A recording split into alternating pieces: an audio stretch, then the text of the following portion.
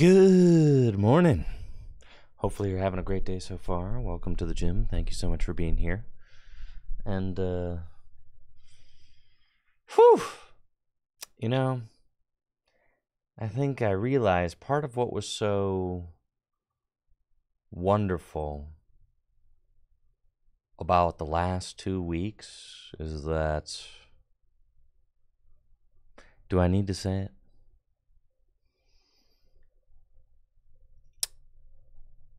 There was something really, really special about the last 2 weeks. I think you probably know what I'm saying.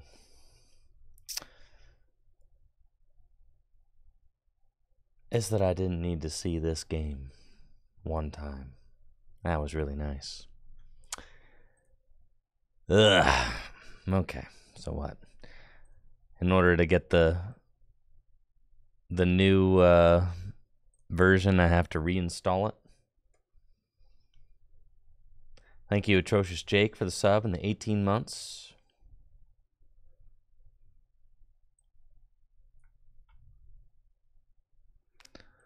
Let's see.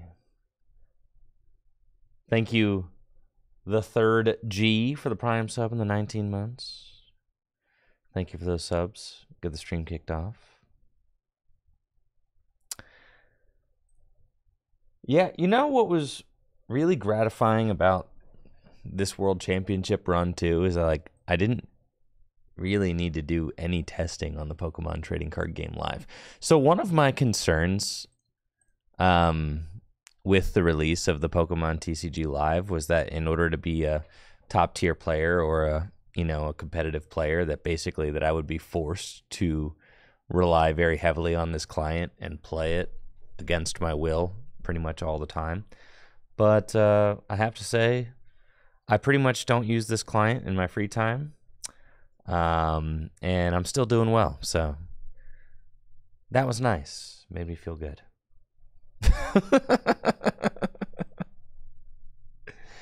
Yeah, that's a thing. But I do play it for a living, so I mean, I guess there's that. It's not that I don't play it at all. That's the dream. One can only dream that you wouldn't have to touch this thing at all. Thank you, Horsey, for the sub and the 48 months. A drawing? You think I got paper? You think I got paper around here?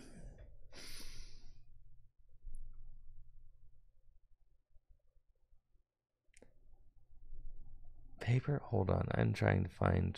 Where's my finder? Oh, the finder's right here. File, new finder window. There we go. Applications.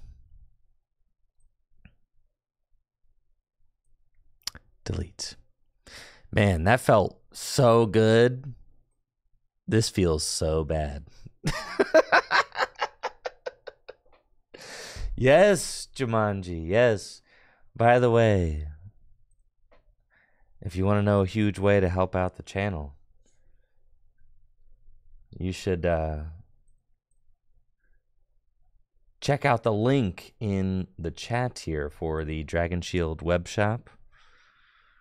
Really helps the channel if you click that link, as I am brokering a deal with Dragon Shield right now, and the more traffic I'm able to prove that I can muster up, the better that deal is going to go for me. So Dragon Shield also has a really sick summer sale going on. You get 20% off your first order over $100 at the Dragon Shield web store. So definitely make sure to click that link.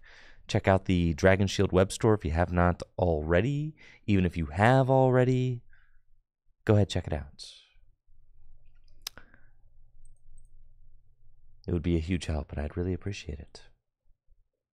Thank you, Davey Broy, for that sub in the 12 months. Appreciate you.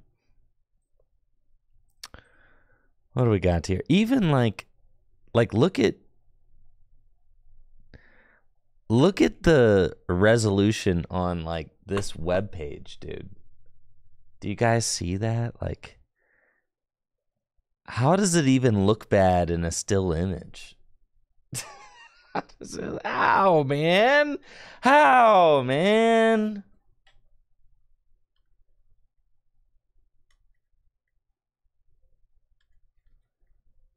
Thank you, it's Thayer, for the Prime sub in the 2 years.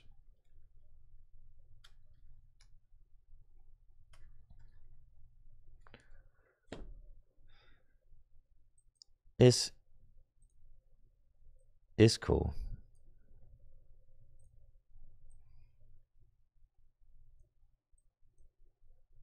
I was talking to somebody from the TCG Live development team at the World Championships.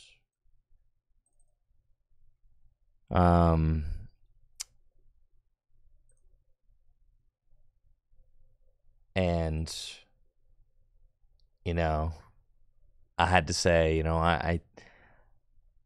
I'm sure I'm not the most popular person in your office.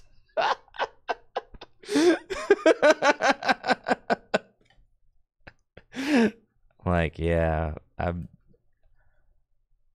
sure they probably got a dartboard with my face on it.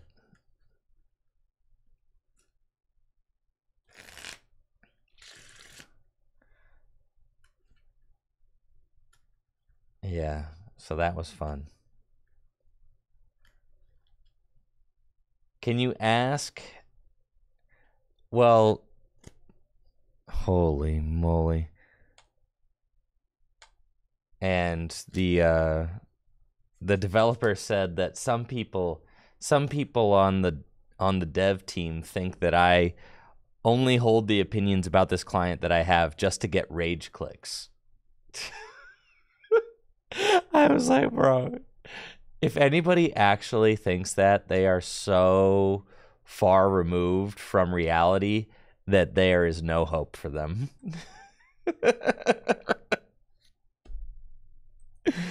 Like, brother.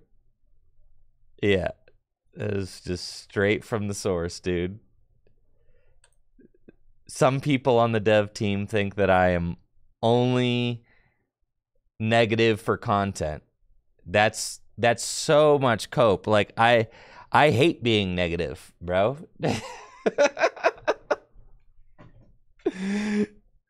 And that's what I told the dev straight up. I was like, listen, I want this client to succeed because I love the Pokemon trading card game. Like, that's what I want.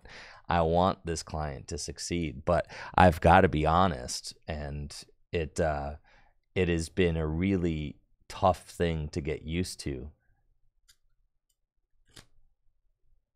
Yes.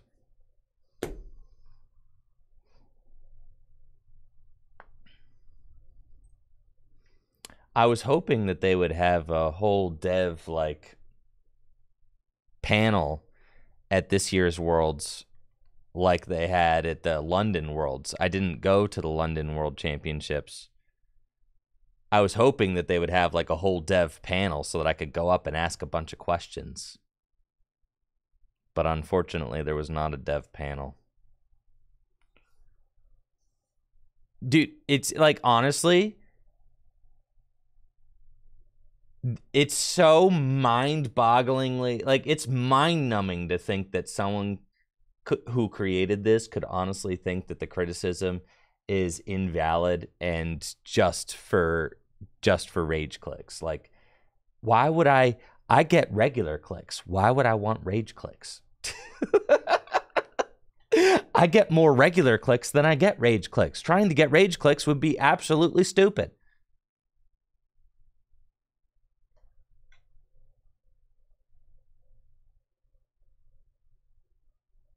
I tried to, I didn't want to.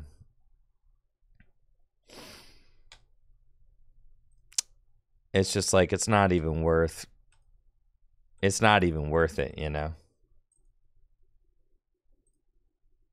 It's really not.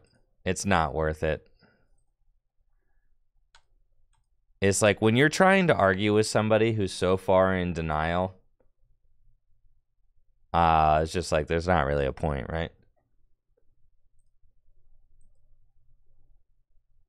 So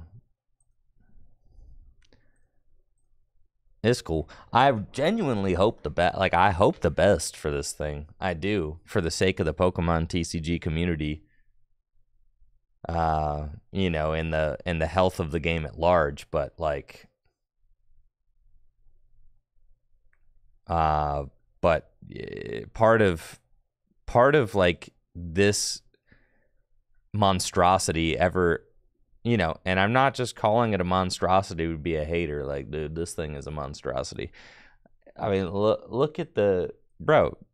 Every day I log on to Twitch, there's like 20 people watching the Pokemon TCG live. it's this is the brand new client for the Pokemon trading card game, bro. It's just like it's unwatchable. It's unwatchable, bro.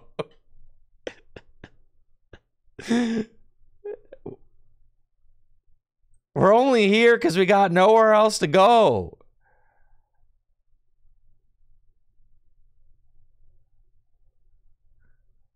You know, if you can't see that and come to terms with what you've done, then I don't know what's, you know, how to.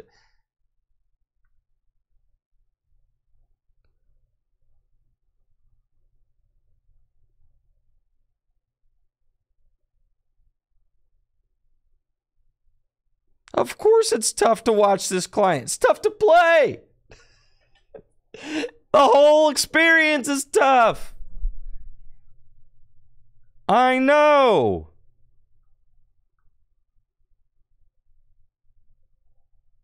I know, man. I genuinely loathe this. I loathe pretty much everything about this experience. I do. There's not a single thing that I like. Thank you, Luna, for the Prime sub in the 2 years. Yeah, it's disastrous. I like the Pokemon trading card game, though. So, here I am. I saw the lost toilet change, bro. Like, that does not matter.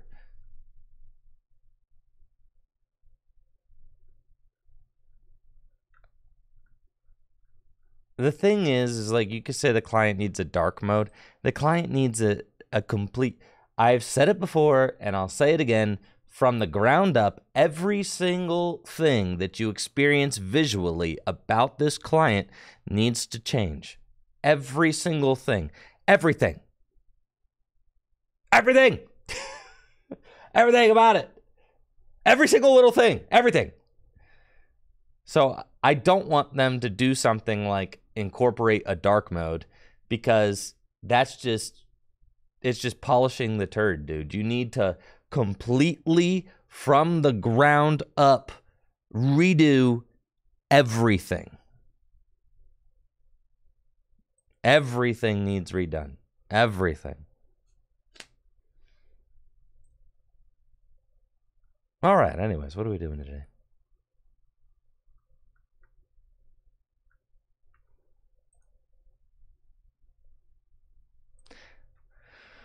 What do you guys want to do? You guys want to play live? You guys want to look at the new matcha Pokemon? I'm not going to be negative. I'm not. It's not worth it. Life's too short. Okay. Back to Japan. Let's go back to Japan, where I could just play paper cards and pretend live doesn't exist. How about that? All right, a new Pokemon named Poltergeist was just revealed by Pokemon in a promotional YouTube video. It's a grass and ghost type Pokemon. Let's watch it and scuff the VOD. Y'all ready?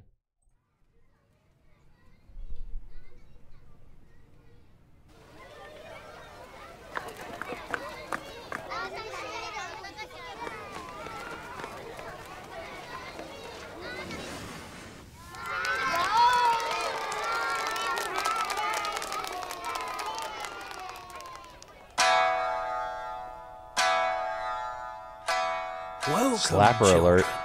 Tonight, we gather as the shadows fall to bring you an exciting, astonishing show. This is a mysterious and haunting tale about a Pokémon. Once upon a time, there was a tea master who dedicated his life to perfecting the art of the tea ceremony, and his pursuit of perfection bordered on obsession. Do not lift the tea bowl so high. Do not step over the utensils. Do not speak while handling the utensils. What are you doing? Strictness soured his reputation. Eventually, not a soul would suffer his company. And without guests to entertain, his pursuits were meaningless. Regret is a bitter sip. As the tea master said this, he fainted from exhaustion. His short temper proved to be his undoing, a truth he never realized.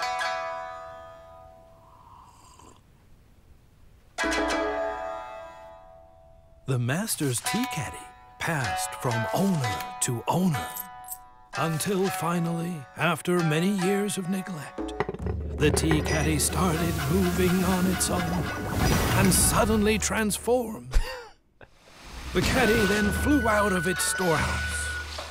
After some looking around, it noticed an ill-mannered woman and approached her. As the caddy sprinkled her with matcha for some reason, she sensed its presence and waved it away, breaking a teacup in the process. Let me tell you, that really teed it off. Its temper rivaled the old tea master's. Later that night, the woman noticed her skin now possessed a peculiar glow. But the glow was short-lived, for trouble was brewing. The matcha steeped in her life force sapped some of her strength as it returned to the caddy. How terrifying! Then it began sealing up cracks with its matcha, starting with the broken phone, then a power outlet, some headlights, even Tinkaton's hammer. The tea caddy in this story is, in fact, the grass and ghost-type Pokémon, Poltergeist. People say the tea master's regret still dwells in this caddy. Should you ever meet it, a proper greeting may save you from a bitter fate. Nice tea mecha! Right then. Now in the land of Kitakami, parents tell their kids, if you waste your food, Poltergeist will sprinkle you with matcha. Even flavoring things with matcha is forbidden there. Huh? Wasn't this chipped? Oh, wait! It's been sealed? Oh no! My skin is glowing. Just fine. Bro!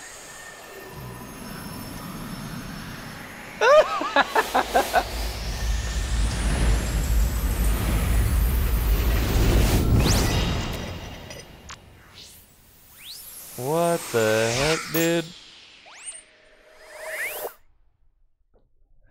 All right.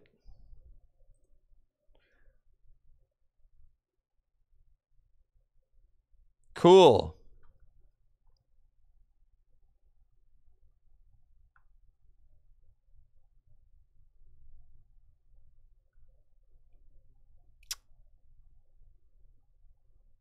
Green tea Pokemon.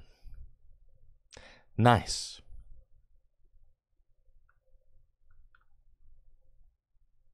Oh, well, that's fun.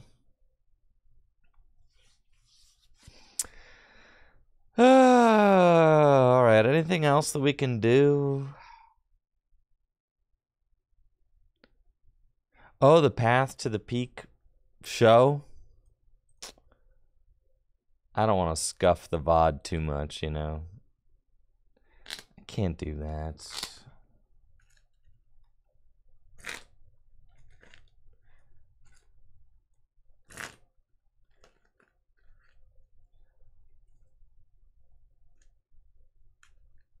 So what? We've got...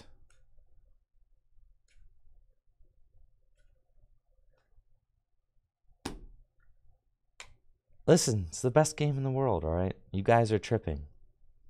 You guys are all tripping. You guys are all tripping.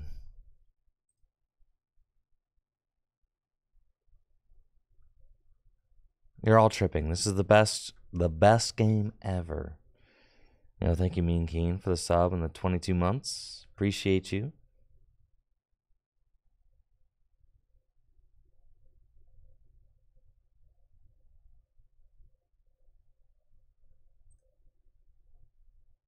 Cope Caliber.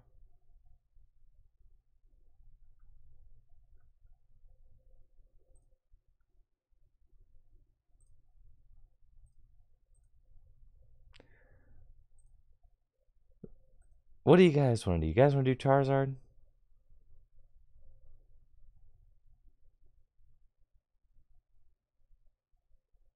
This format's solved. I just got home from Japan, and isn't there a new set out? Don't you guys want to try any of the new cards? The problem is I just don't want to build the deck because the deck builder is just so... Ugh.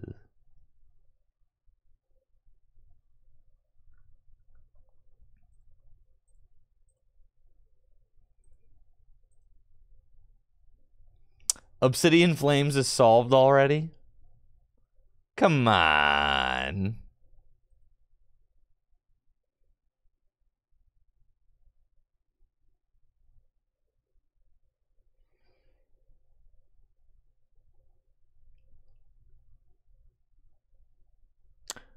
Let's see. Let's get chat up on screen for all the VOD heads out there.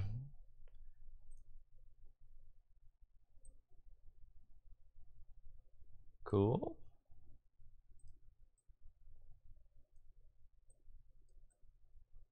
Sweet. Glimora?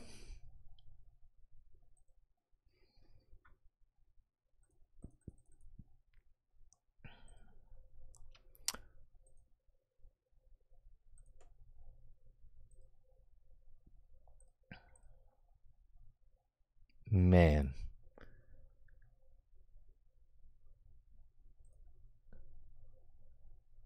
Can you open Obsidian Flames?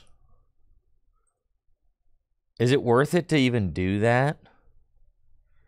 Or should you just craft all the cards you need?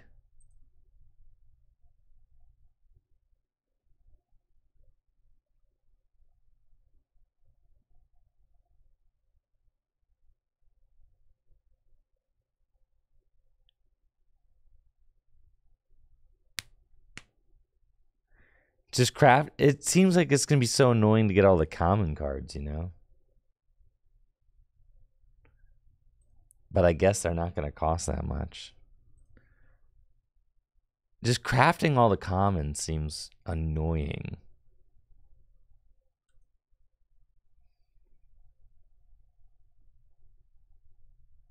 All right, fine, sure. Okay. What's the reason to play Tyranitar? None. It's got 340 hit points. All right, let's craft Pidgeot.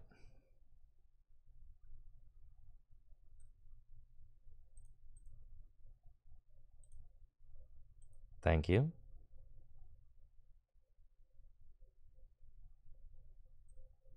Let's craft Pidgey.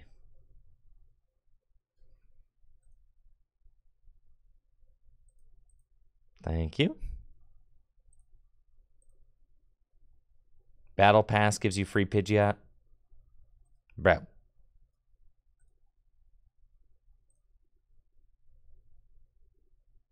Welcome to the Battle Pass. Wow. How do I get all of that? A Charizard?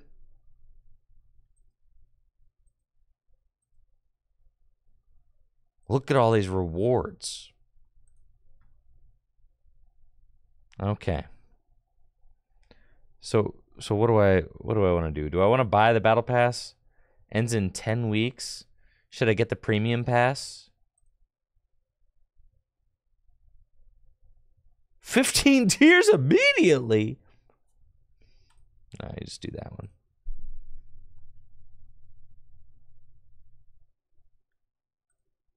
All right.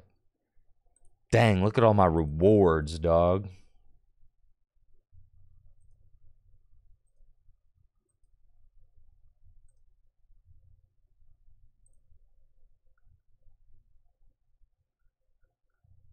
It's like, the thing is that rewards aren't rewarding if the experience of playing the game is not rewarding, you know? That's like one of the major issues with this game entirely from the ground up is that nothing is rewarding. You know what I'm saying? Nothing's rewarding. You cannot have a reward in this game because none of the gameplay is rewarding. That's one of the main problems. Is like you cannot be rewarded, but because of the way that the game is constructed, you literally cannot be rewarded. It's not possible.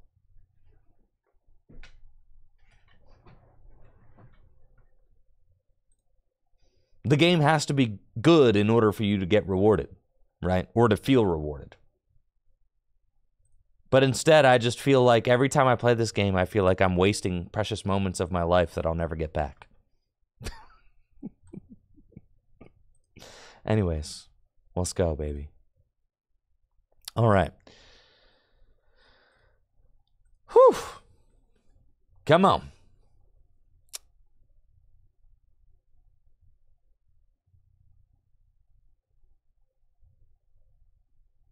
So we got Pidgeot. What else we want? We want Zards. Dang, I already got 2 Zards. That's cool. That's how most people feel like when they're at work. At least.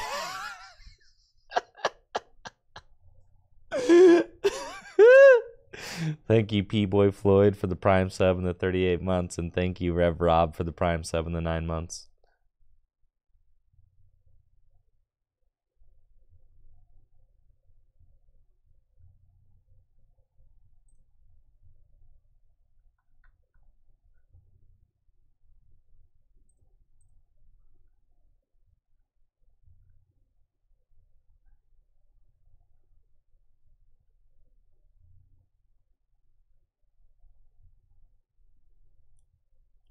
Let's see. We got Charizards. What else we want?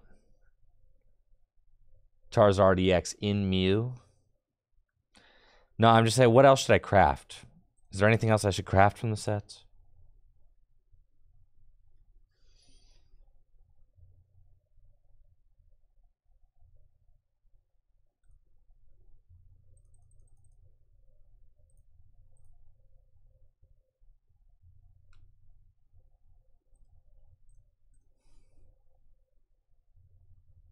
Just the Pidgeot and Charizard, that's all we need?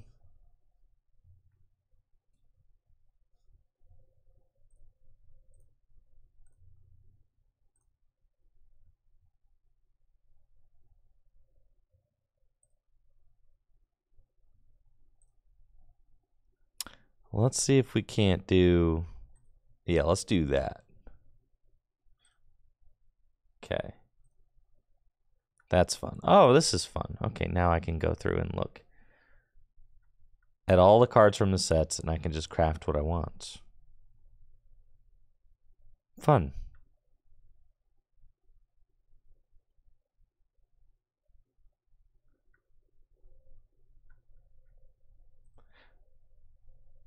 All.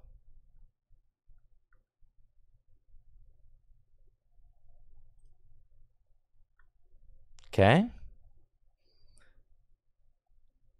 Mm-hmm.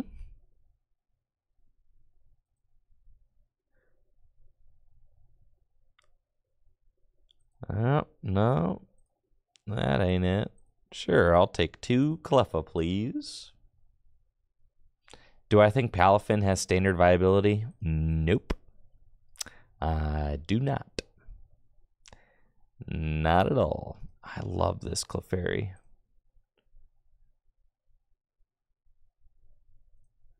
Dragonite EX.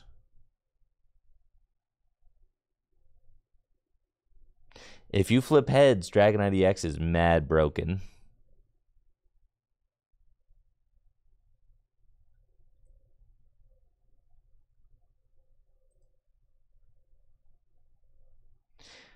What do you guys think? You guys think Charizard EX is real, or you think it's cope?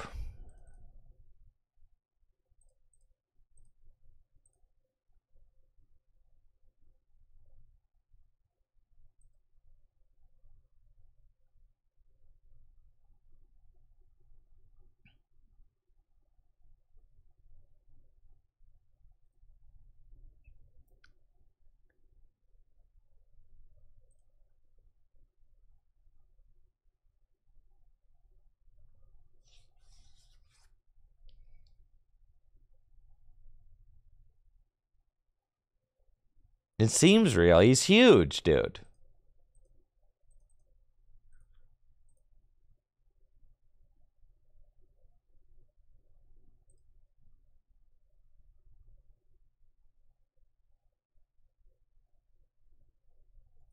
Techno Turbo? No, man. Rapid Draw? I mean, like...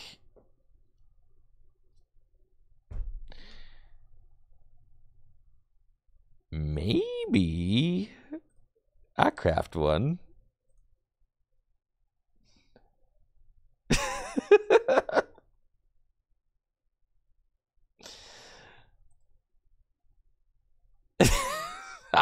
I'll craft one, okay?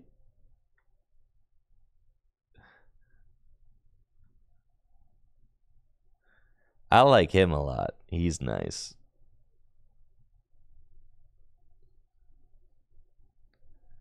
I like his pink border.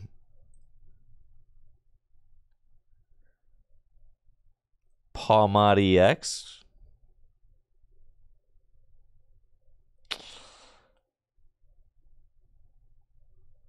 Huh.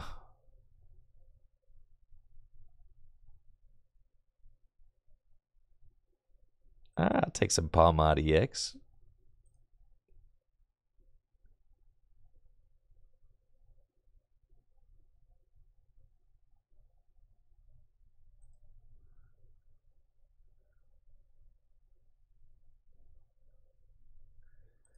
All right, what's up with this? Why have I seen people talking about this card?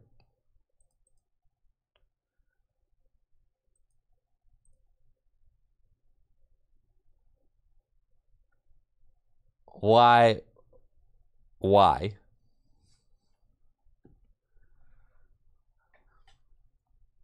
It doesn't even remotely one-hit KO Charizard. It's not even close.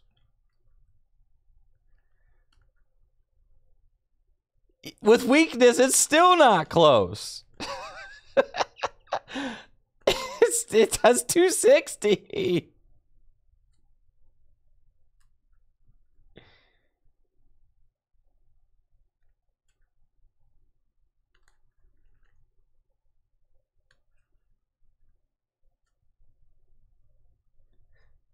Altaria? What the heck does Altaria do?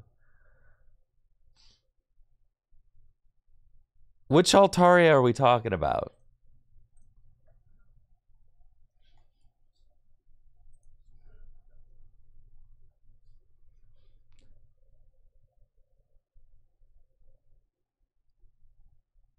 Like, which Altaria are we talking about?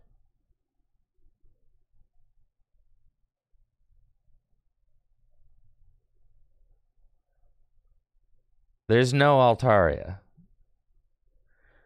Holy smokes. You're talking about the Silver Tempest one?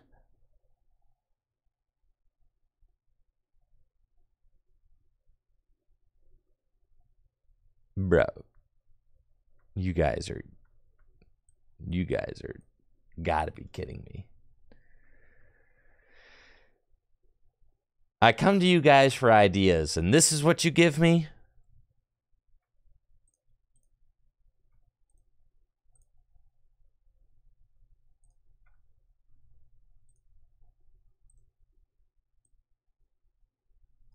This? Do you remember when we tried to play this card? With Superior?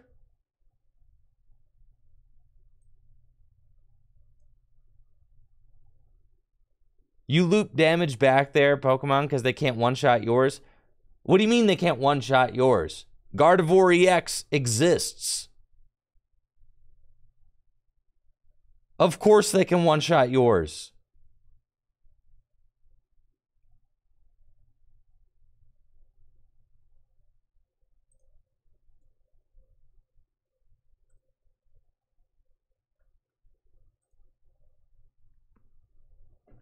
All right, today is a day to play some really bad decks because my elo got reset, so we're at the snubble tier or whatever. Yeah, Miraidon also exists, so does Chempa. Right, exactly. It loses to Guardy, but nothing else. Okay, what about Miraidon? Miraidon can one-hit KO you. It loses to any remotely intelligent player who just doesn't play into it.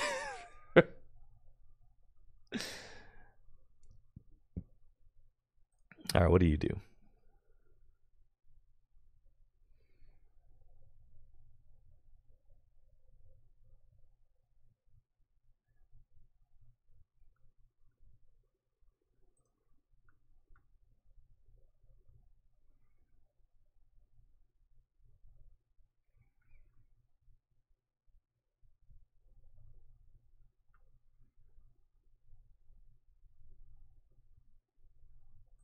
Belly Bolt.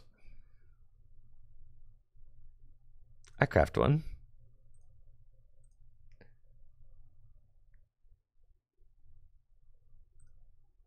He's nice. Okay. Toad Scroll EX. Card is bad. Revavroom EX. Card's bad. Chat's frozen. Dang it. Come on. There we go. I got you. Chat is so back. And that's it. That's the whole set, huh?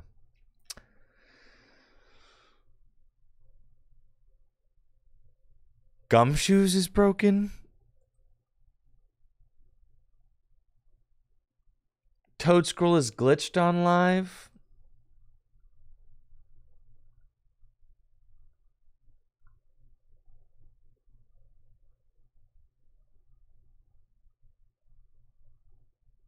Okay.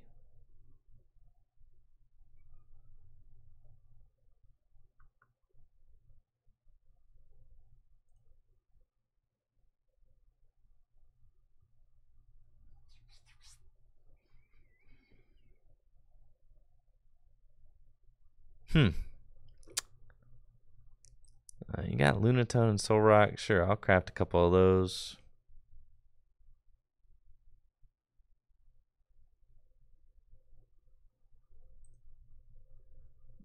Cherim just adds 30 damage.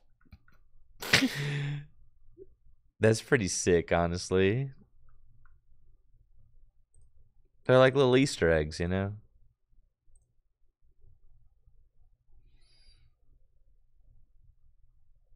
It's like little Easter eggs. We're like on a big Easter egg hunt, you know? Listen, I'm not building a deck. I'm just crafting, but this is the only way to craft Pokemon on this client is to build a deck, okay? I'm not building a deck. I'm just crafting. But this is the only way to craft. There's no other way to do it. Do you understand?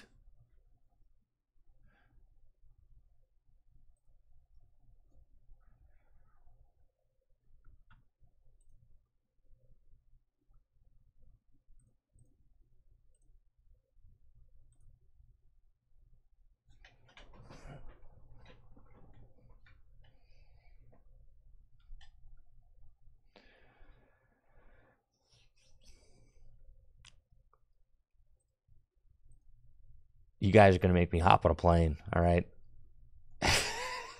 Go right back to the other side of the world where life doesn't exist. Okay.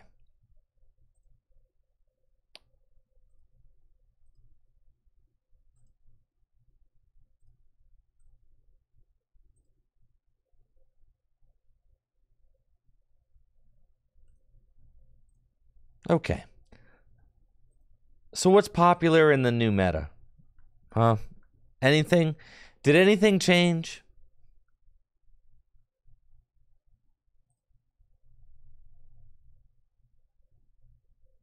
Just Charizard's here. That's it, right?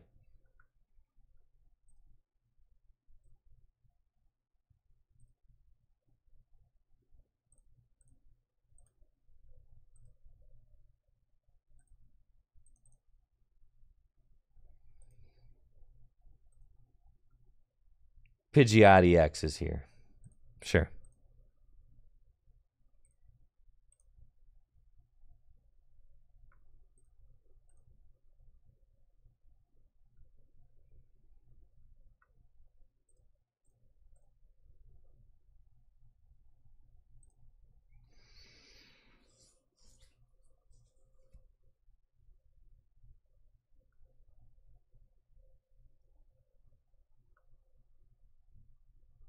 How do I have 2 free spots?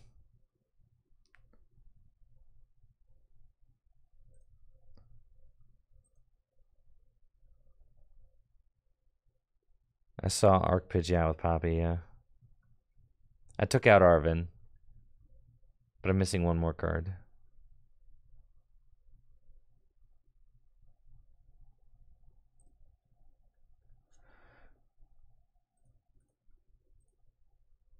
Missing one more card from my world's list right now. I don't remember what it is. Oh, it's Zeraora. Okay.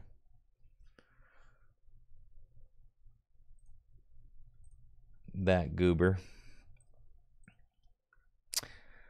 So Mew has to be less popular now with Charizard, right? Like, it has to be. Right?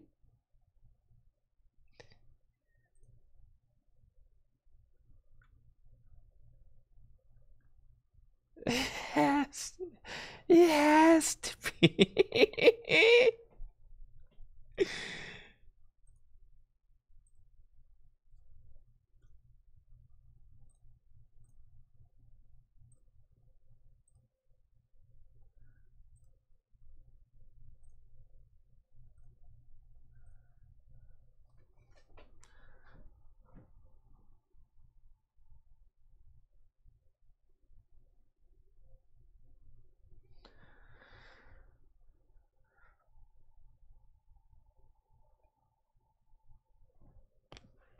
All right.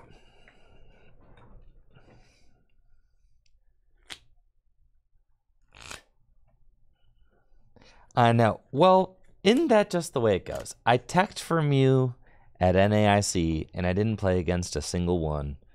And then I didn't tech for Mew at Worlds, and I played against 4.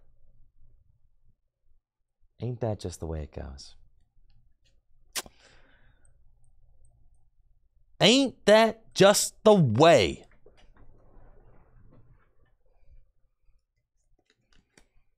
This deck's broken.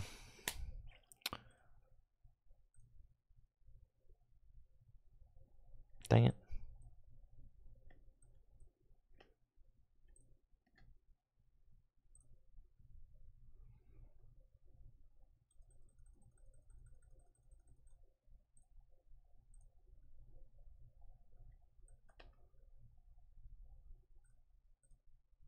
Thank you, Market Dimly Lit, for the Prime sub in the 9 months.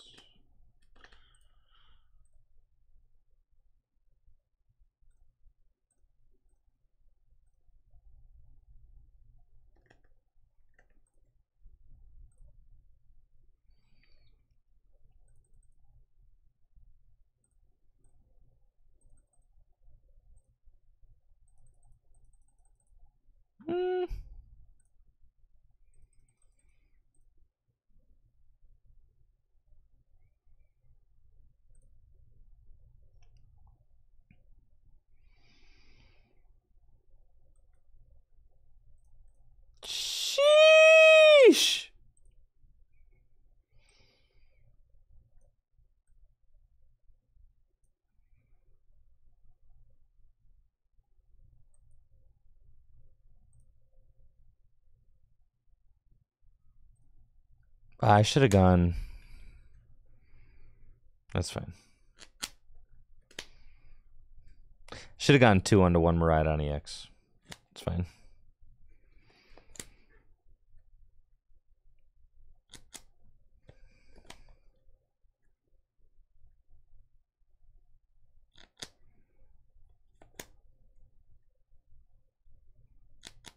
I was very thankful that Worlds went well. My last day streaming, I felt like I was like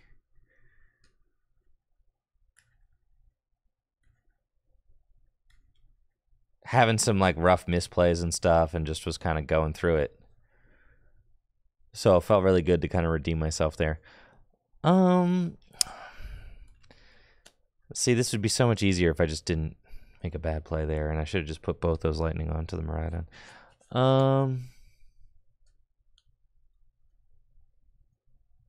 But honestly, like playing online, I play so much better in person than I play online. I feel like I'm just so careless when I play online, for the most part.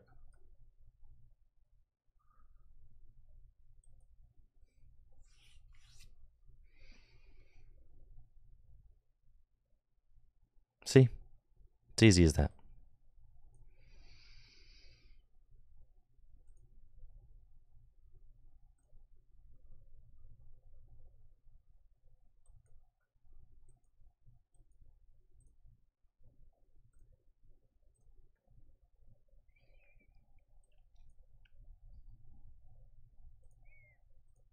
This deck is broken, dude. Holy smokes.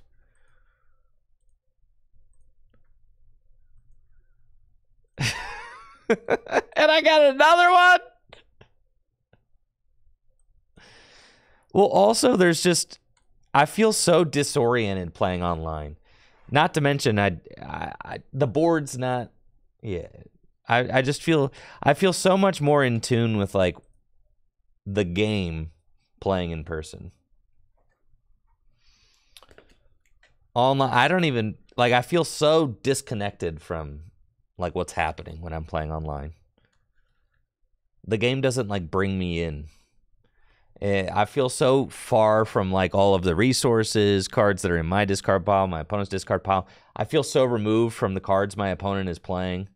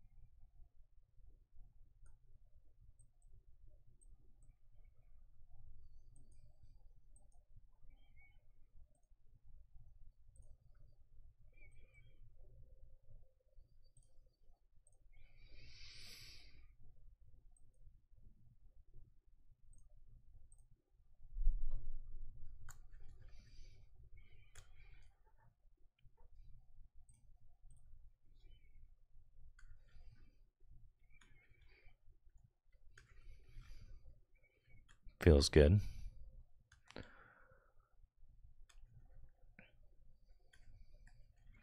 We're so far ahead in the prize trade now, like we should be cool.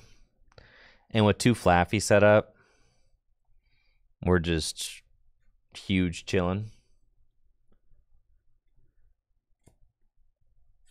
Do you not want to use Zeraora in the Guardian matchup? You can use it at any point. Zeraora is really just there for free retreat.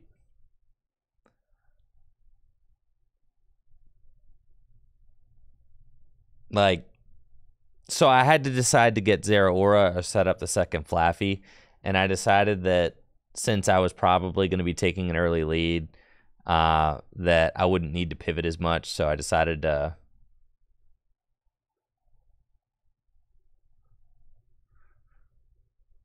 Am I going to try out Lorcana? No.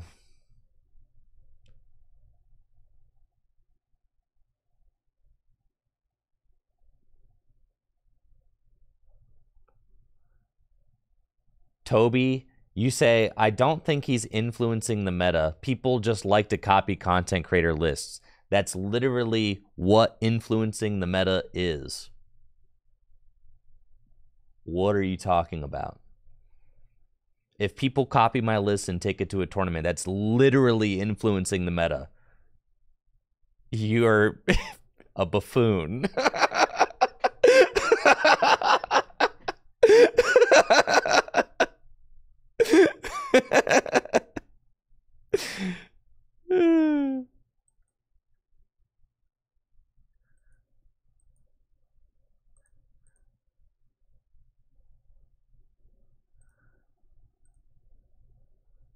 Okay.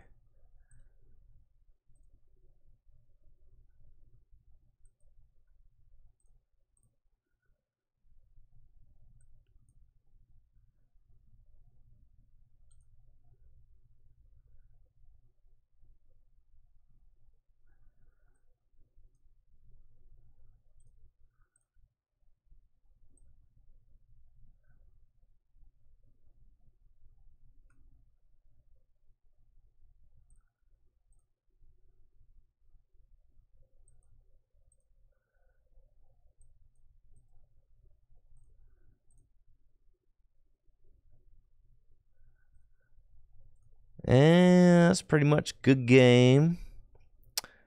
Oh, Lord, help me. God, help me. Oh, God, man. I hated that.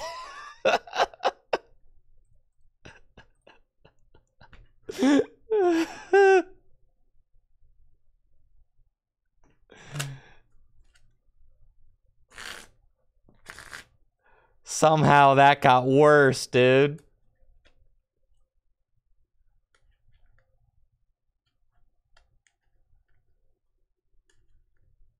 That got worse.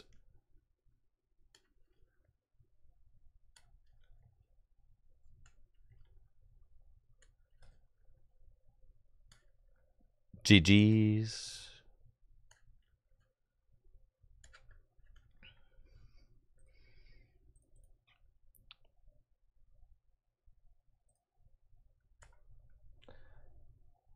Honestly, when I played against Tord, I felt like, oh my God.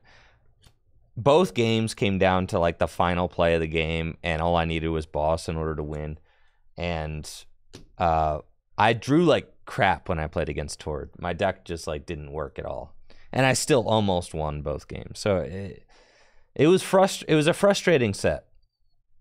But I feel like the Gardevoir matchup for Miraidon's not bad. It's like 50-50.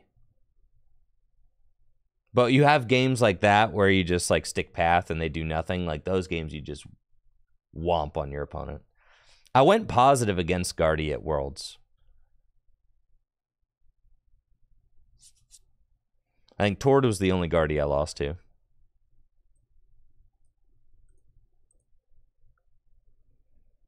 We're Madam, huh?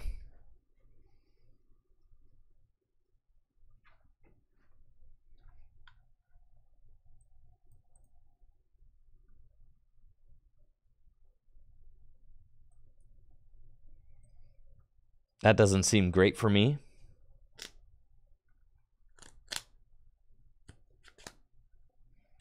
I'm going to be honest.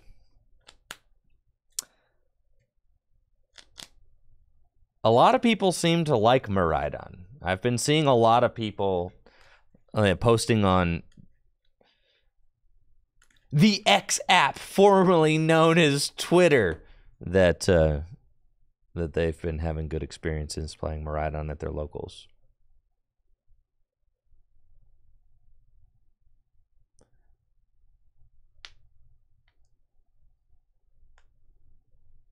I think the coolest thing about playing Miraidon at Worlds for me was that I had a lot of fun. I was like, genuinely, I enjoyed playing the deck very much.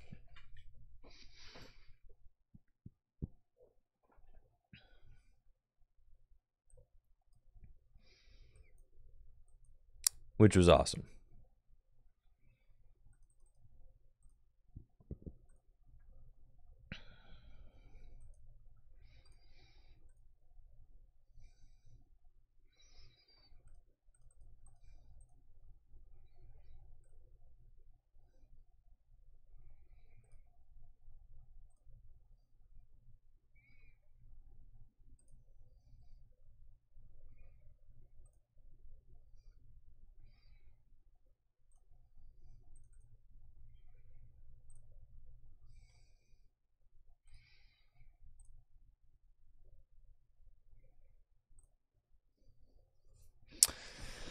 Okay.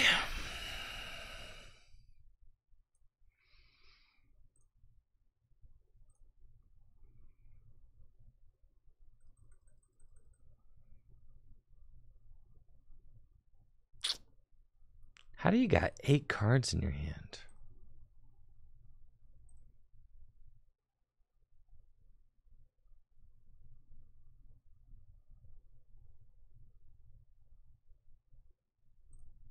You know?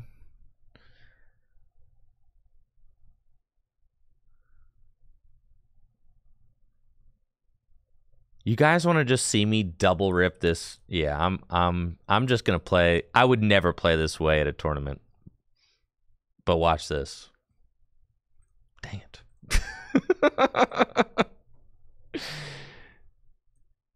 Well, that certainly makes things more difficult. I wanted to double hit it and then retreat and judge. Yeah. Ah! Dang it. It's fine. Pass.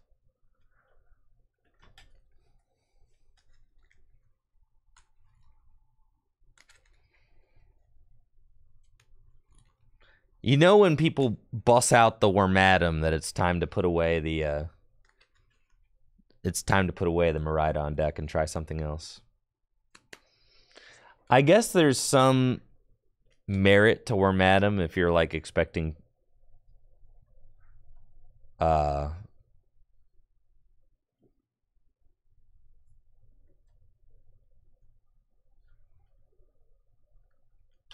Charizard, right? Because you can hit grass weakness. But I still think it stinks.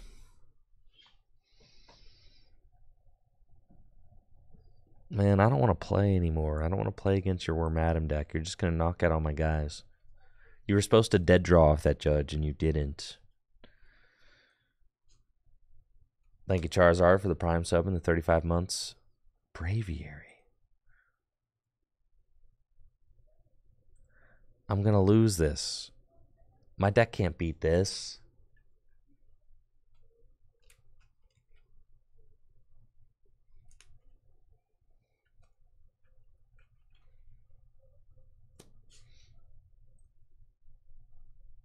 You were supposed to dead draw. Now you've got 2 Curlia set up. There's no hope.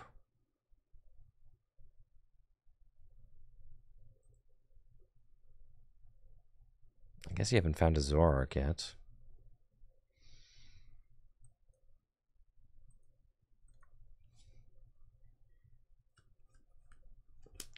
Okay.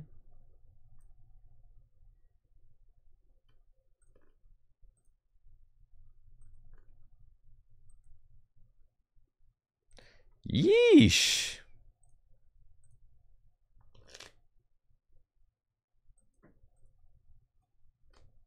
Now, Miraidon's sick. It's just, you know, doesn't love playing against Wormadam decks. I actually think I'm just going to concede this and keep pushing. There's really no point in playing that out. Oh, yeah. I mean, there's some games where you just don't hit generators. You just get used to that. That's okay. You can still win games even if you're not hitting generators. That doesn't matter. You don't need to. That's like the Jimmy Neutron brain blast realization when it comes to Miraidon, is that you don't even need them generators, bro. It's better to generator before the Fleet Foot. Yes, Kevin. Yes. Your deck's got 14 lightning energy in it. And there's not a statistically significant chance that you'll draw into a card that allows you to thin your deck like Ultra Ball, but there is a statistically significant chance you're going to draw into a lightning energy, right? So like you pretty much always generator, because here's the crux of the argument, right? Is that you're not going to Fleetfoot into a card that lets you thin your deck like Ultra Ball. Odds are you're not, right? Odds are you will Fleetfoot into a lightning energy and then play the generator and whiff and be like, ugh. So So the other thing is that you want a generator first to thin the lightning out of your deck so that you Fleetfoot into more live cards. That's like, so it's a double-edged sword, right? I mean, there's literally those two sides to it. You play the generator to thin your deck of lightning energy so that when you use Fleetfoot, you Fleetfoot into better cards, right? So it goes both ways.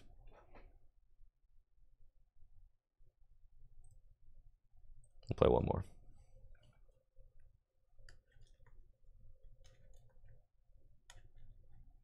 The first argument is poor statistics. All right, then why? Give me a solid argument for why you would Fleet-footed before the generator.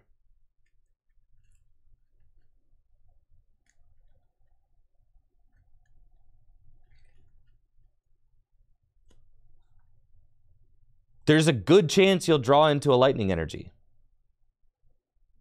Right? Like a good chance. So don't you want a generator first?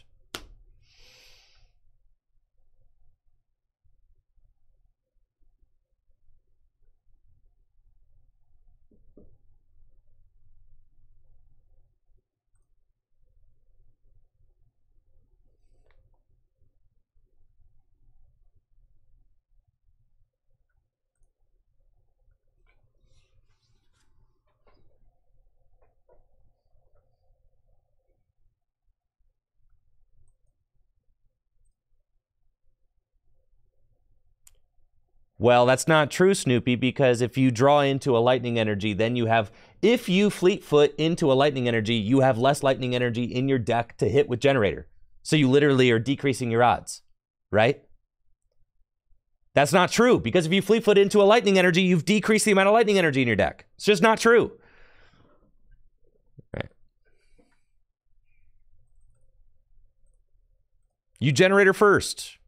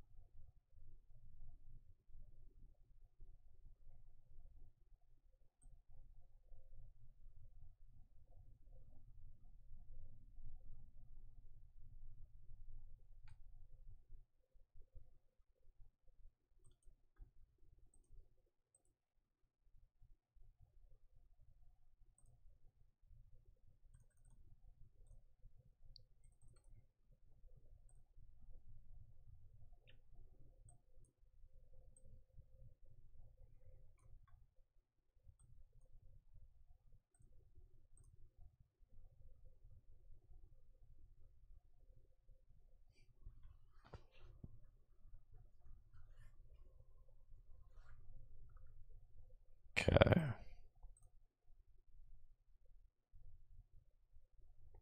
Cool. Now there's a chance that the stone gets vacuumed there, but you just take that chance. It's fine.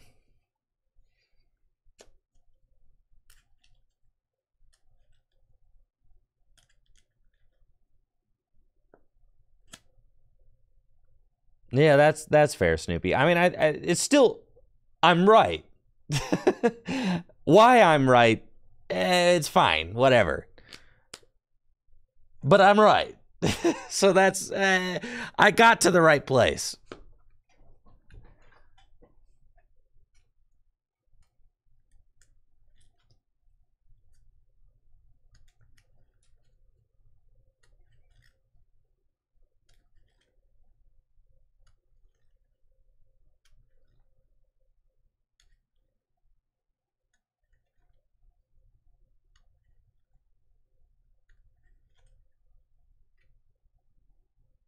Let's see, my opponent's got the turn one. Now, Lost Box matchups I was undefeated against at Worlds. It's really, they don't. And it's like when they go rope, you send the Miraida. And this is exactly what happens, right? It's like they're going to play a rope. You're going to send up Miraidon, right? Because he's just the chunkiest, most worthless guy, like, in your arsenal, right? You choose to go first versus everything. Yeah. Going first with Miraidon's broken, because then you don't have to whiff the turn 1 attack. You just guarantee the turn 2 attack.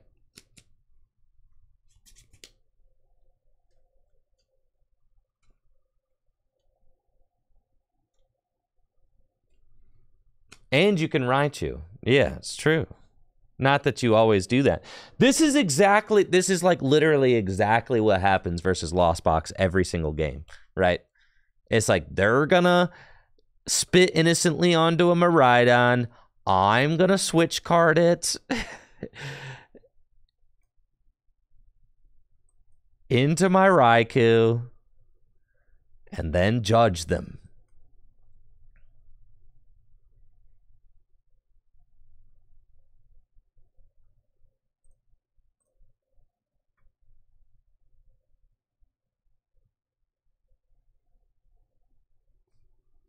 All right, so they're at 5 in the lost zone already. There's a path down. So that makes me think that it's probably Tina.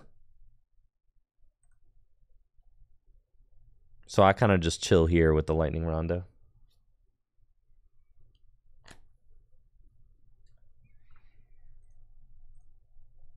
And by basically with that play, you just have made their first turn completely irrelevant, right? Because he's got 140 hit points left, so he's out of Sableye range, and he's out of Cramorant range.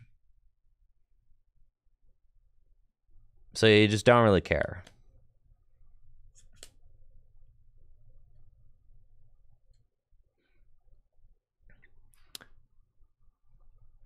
Now, I do wish that I had seen a generator or something and I had more energy in play. That'd be good, because like if they bench a Tina here, I'd really like to be able to use my my stone and just go gust it up and knock it out. But it doesn't really look like that's what we got on the agenda right now. So it's also possible that they just don't do squat here because they've already got 2 Colress down because they lost zoned 1. 3 path. They got 4 Sealstone. I don't really know what they got going on. I don't know if this is Lost Tina anymore. But we'll see what they get with the Nest Ball. A 4th Comfy, sure. Turbo? You think it's Turbo with 3 path?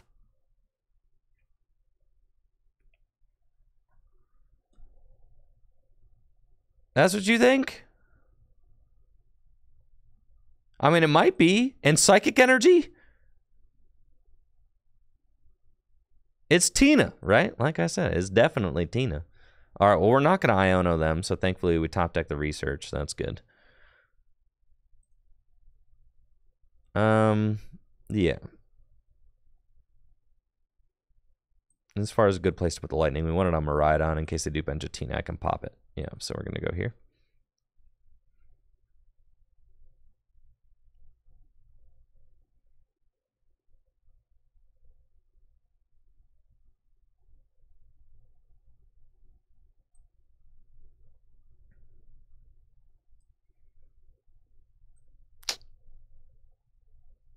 I guess that's fine.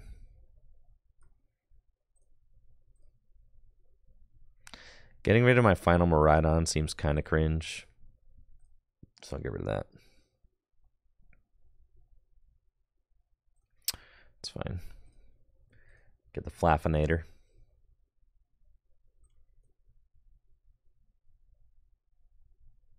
Now we generate her before we fleets. Do we all agree? Unless, all right, there is a situation where there are very select situations where you want to fleet before you generator. It's like if you're trying to draw into a lightning, obviously that's the only situation. Whereas like if you want to draw into a lightning to attach from hand and then hit 2 with the generator, like if you have to do that,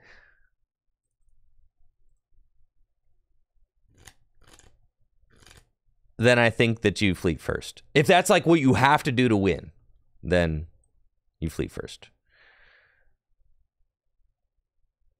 And we always put 1 on the Flaffy because getting your Flaffy stuck is bad, okay?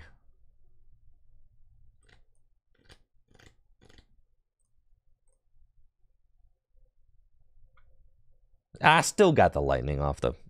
Anyways. That's fine. Give him the old rondo.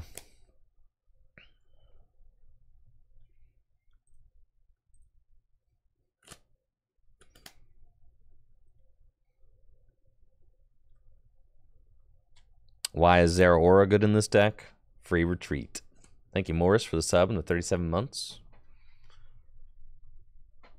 Free retreat, and it doesn't get knocked out by Radiant Greninja. Those are like the 2 big things. So you like, if you're like, well, if it's just here for free retreat, then why don't you play the Rotom? Where Rotom only has 70 hit points, and you can get Flaffy and Rotom both knocked out at the same time by a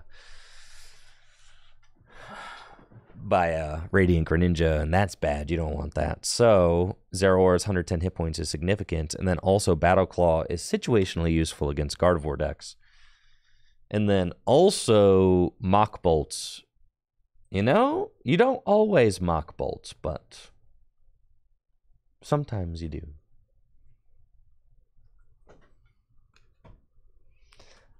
What about Cyclizar? How about no, because Tandem Unit can't search it out. Tandem Unit gets him.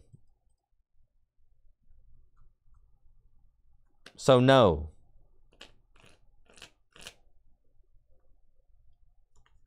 Yes, free retreat is very good because you want a free retreater to promote after a knockout so that you can play Generator and Dynamotor to a benched attacker and then put it into the active. Flying Pikachu is kind of a meme. I'm not a believer in the Flying Peak. I'm big Zeraora pilled.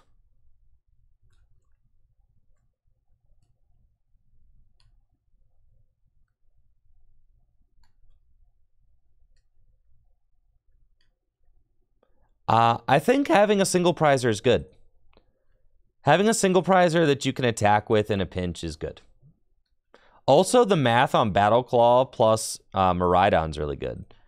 You do 60 to V-Stars and then 220, so that's 280. So that's good. No, Jonathan, you do not need... You already play 14 Lightning Energy. You do not need Super Rod. Absolutely not. No, I have not I have considered it. It's not worth it. No. You already play 14 Lightning Energy. That's so many. And you've got Flaffy, which can recover Lightning Energy.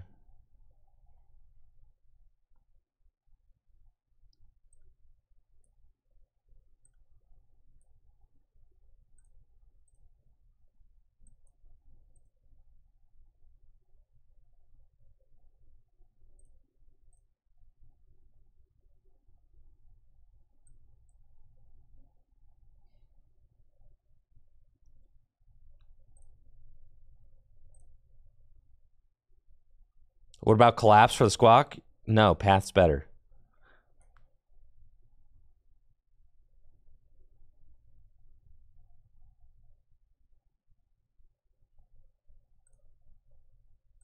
What is my dude cooking over here?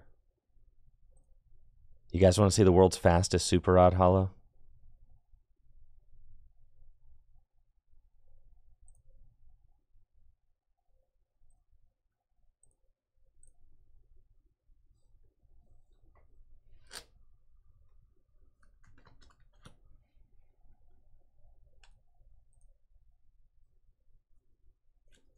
Do I think Path is the best stadium in the current format? Absolutely.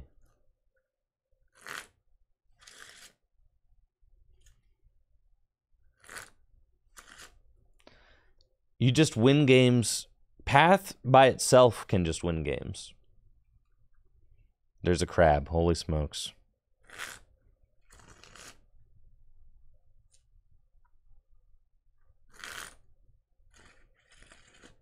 I don't think Path is annoying. I think Path is great. Why didn't I boss the Sableye in case my opponent benches something better? Sableye only gives up one prize, but if my opponent benches a V, then I want to boss that. The Sableye, who cares? They probably play more than one. There's no point in... It's like a case of just because there's a card in your hand doesn't mean you play the card. Right? It's a... Boss's Orders is a valuable, limited resource in the deck that you want to use for game-winning plays.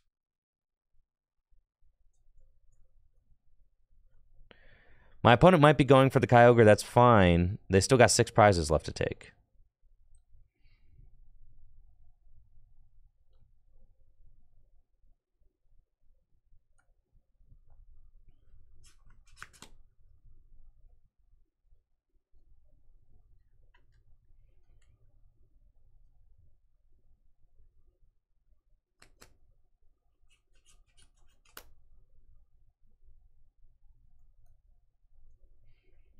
You know, they haven't taken a single prize yet, so if they go for, like,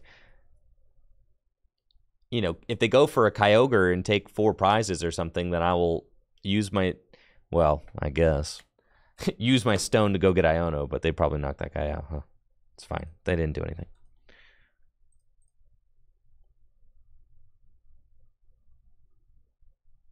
All right, I got one more Miraidon in me. Oh, God, not the reward glitch. Not the reward glitch!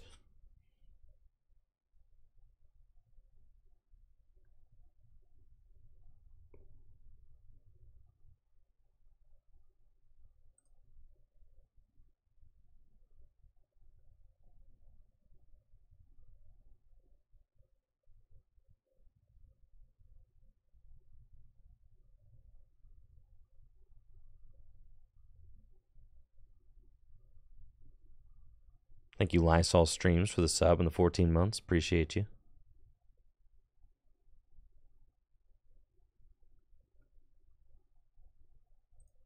I'm definitely doing a... Oh, yeah. Broken.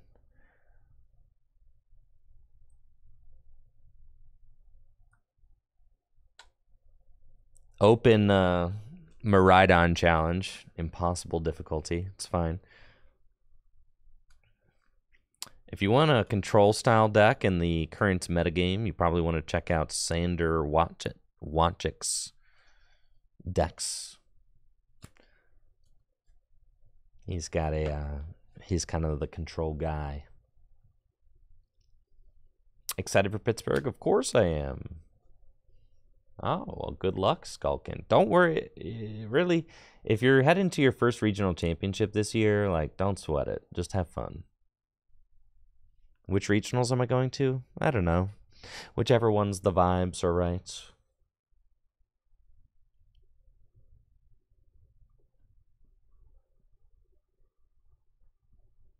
No, you always choose to go first with Miraidon. I think the only matchup that's like you might choose to go second with Miraidon is against like Urshifu VMAX, just because you might want to try and cheese them. Like if they don't open Battle VIP Pass and they just open like Irida, but they can't play it, and then you go turn 1 attack. Like that's like the only thing where no, I'm competing for Worlds for sure. In the mirror, you want to go first so you can slam Path down. Yes. In the mirror, you set up Path, and then they pretty much don't do anything.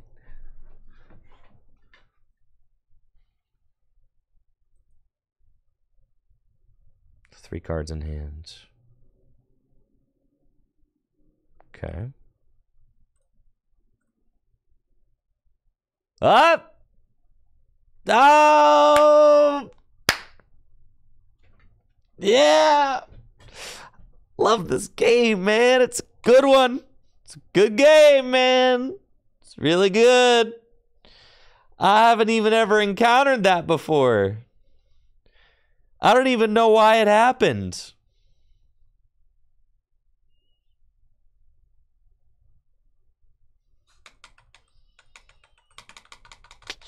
Huh. Huh. I had the turn 1 boss knockout on Frigibacks, dude.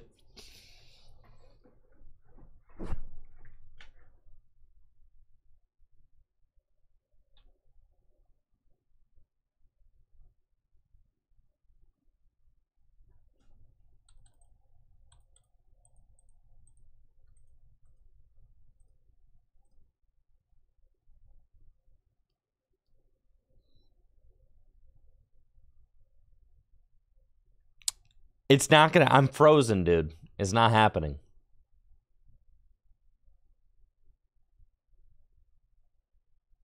You can't wait it out. It's done.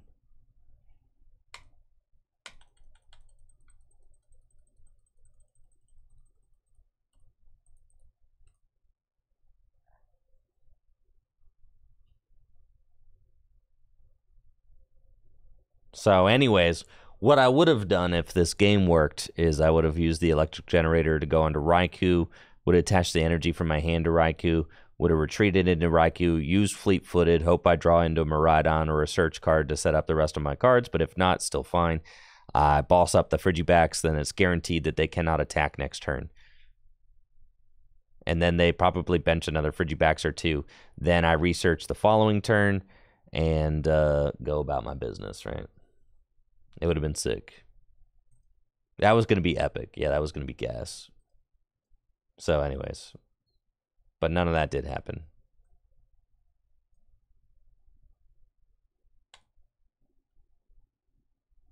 None of that will happen.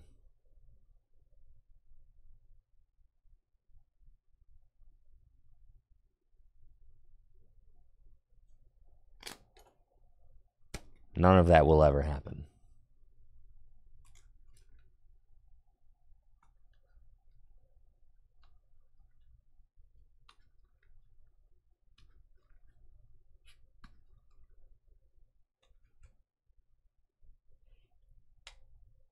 Yo, Craig. You still here, Craig?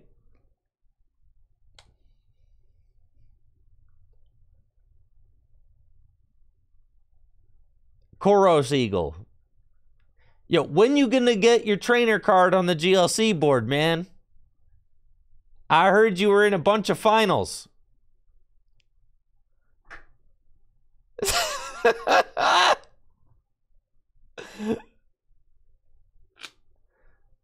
Not rude, I'm just asking a question.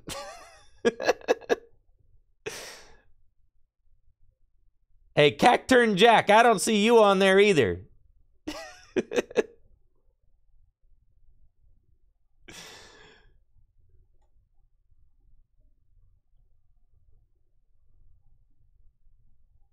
Craig, what I am curious though, what decks did you play the 2 weeks I was gone?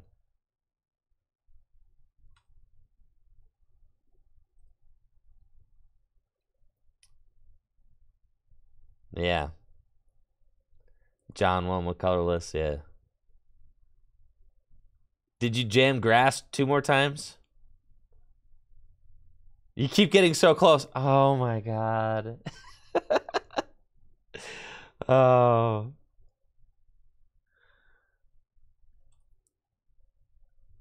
All right, what do you guys want to play Charizard?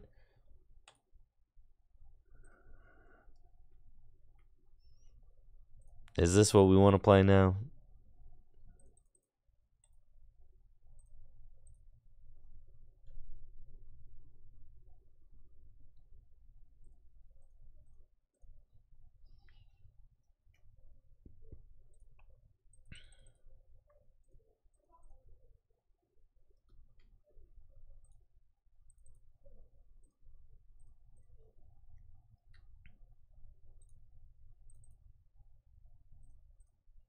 I have to say, I'm pretty stoked with like my first draft Charizard list. I feel like, I mean, we made that list like a month ago, you know, when there wasn't a lot of resources out for Charizard yet. And I feel like it's held up pretty well. It's like not a bad list by any means, which is nice. It feels good. There are obviously lots of different ways to play Charizard, but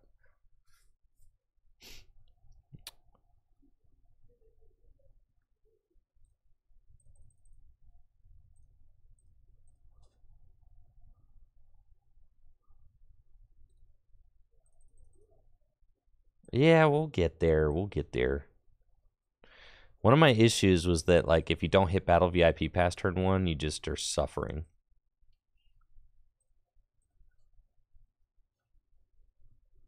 For Colress, I mean, that's fine. Whatever supporters... Oh, yeah, you can't type in Fire Energy. That's not going to work. Whatever supporters you want to play, it doesn't really matter, okay? Just, you play some supporters. It doesn't really matter what the supporters are, okay? They can be Research, they can be Iono, they can be Colress. I mean, just like whatever. Just jam some supporters in there, right? It doesn't really matter what they are. You're probably going to want a boss. Is like, so long as you've got boss in there, that's the only one that really matters, right? Everything else, just so long as it draws cards, fine. 4 workers not the worst idea, right? Because this deck hates Path. Which is why I played 4 Pokemon Search Stadiums in my original list, which is also, like, not bad, right? It was Artisan, and I hate Mesagoza, but, like, you just need more search cards. 2 Nest Balls probably more realistic.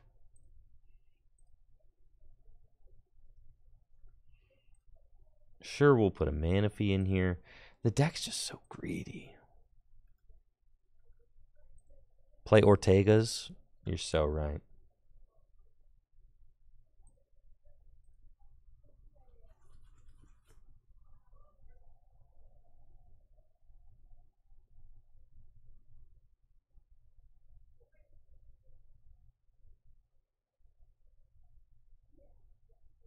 Candy? I guess.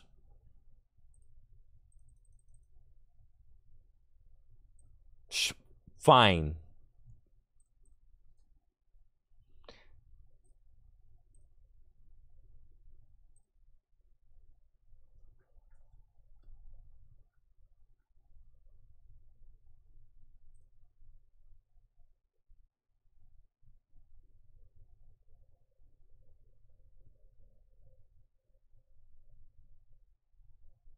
You want a choice.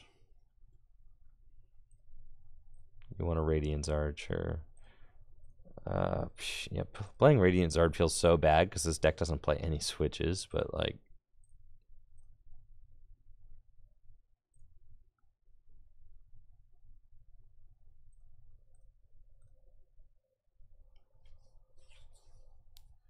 I really don't think you need double turbo, but like 1 double turbo is fine. Radiant Alakazam could be good too. I agree with that. I think that locking yourself into Radiant Zard is a mistake. I think that like doesn't need to be the card. Thank you, Find the Yeti, for the Prime sub in the 7 months. The only reason I'm being convinced of the 1 double turbo is so that you can... it's a retreat helper. I like that. That's it.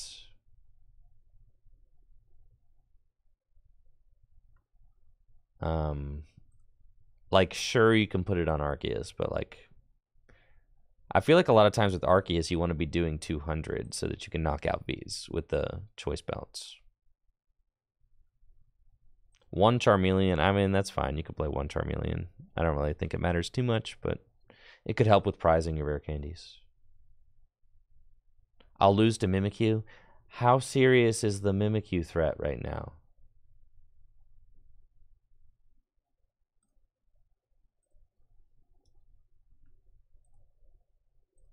That's why I told you this deck is so greedy. It's the same story as Baxcalibur.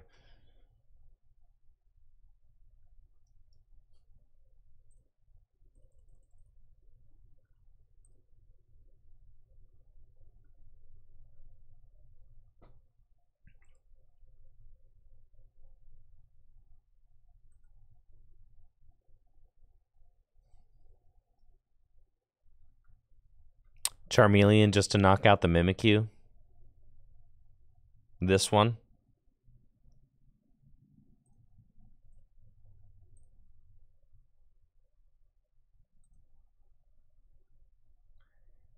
He tackle. Isn't Mimikyu gonna have a pot helmet on it or something?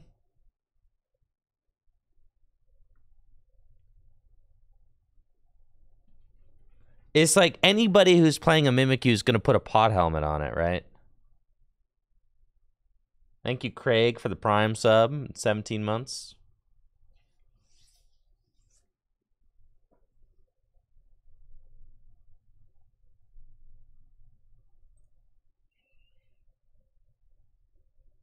Whatever. This one can do 100 damage. Who cares?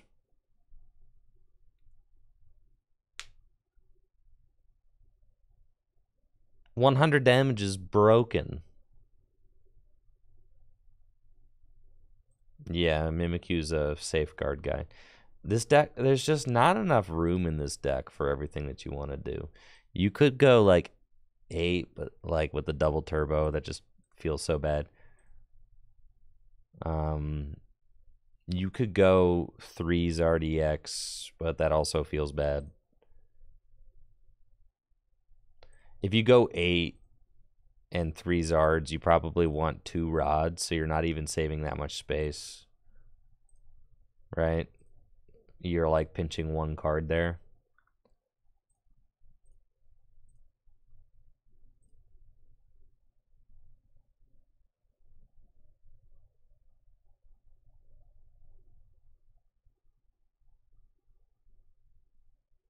Vitality Band? Rather just play a second choice belt, I think. But honestly, I like the 4 Zard. I like the 9 Fire, so here we are. Well, let's try that.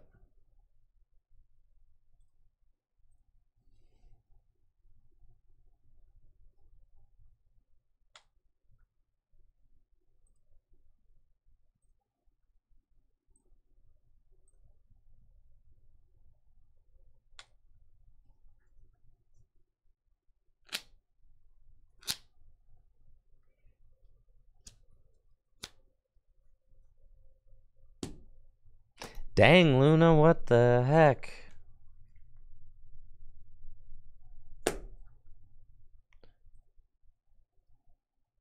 Zard hater? Look at that. The dubs are that easy.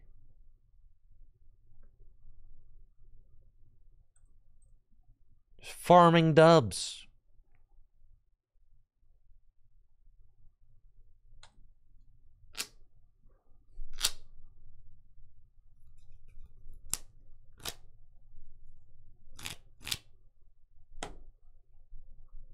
Big dub skis.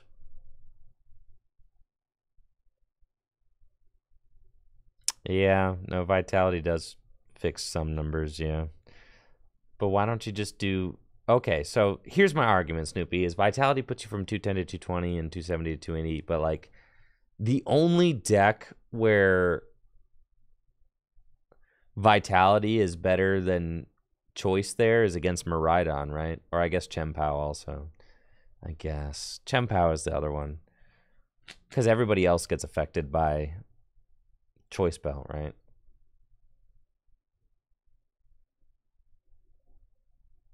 Holy moly, this deck is... Okay, that's fine. Dude, Bax Caliber. I don't think I'm going to play a deck with a rare candy in it all season. On as much as I begged for rare candy decks to come back, I'm so glad they did come back, because then my opponents will actually play them, and then I could just get to beat those decks easier. That's the best thing about rare candy decks coming back, is that other people want to play them. That's the best thing about them.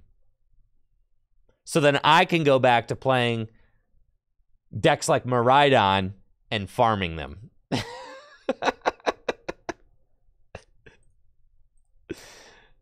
Yeah. Yeah, thank you, Trainer Joe. Appreciate you. Oh my god. Okay.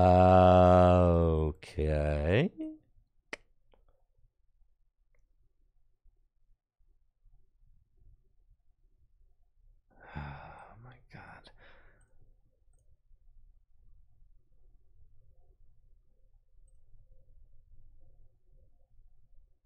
That's fine.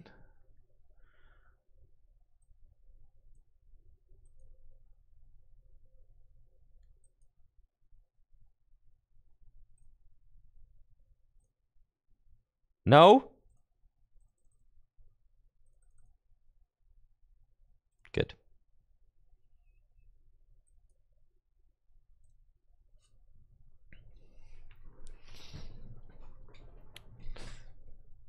Very good.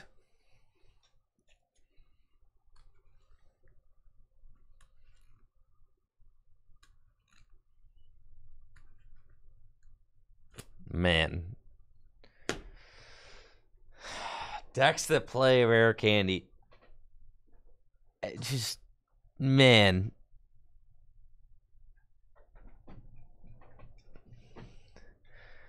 All right, so this is the dope thing, though, is like we can knock out this Arceus turn 2. That's why you have to play Choice Band, right? No!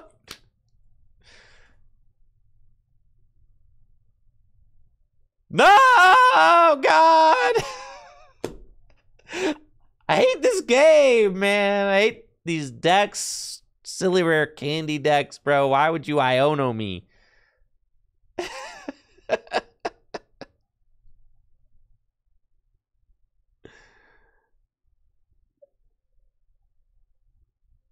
All right, we're chilling.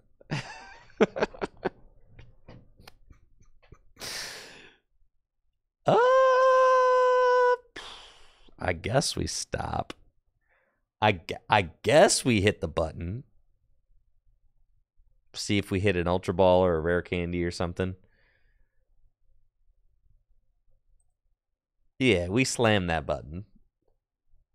Okay. That's fine. See you guys. So then we're going to get... I need... All right, here we go. We're going to Ultra Ball these away, first of all. And then we're probably going to go get Pidgeot. And then we're going to Starbirth for...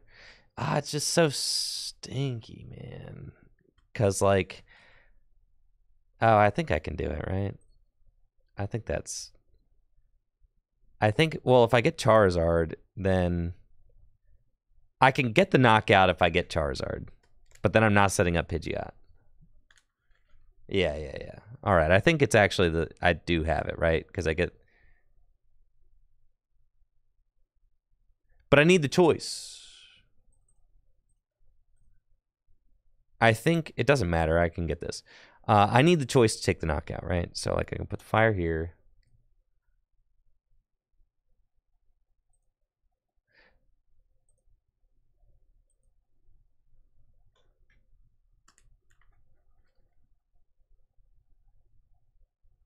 Right, and then I'm candy choice.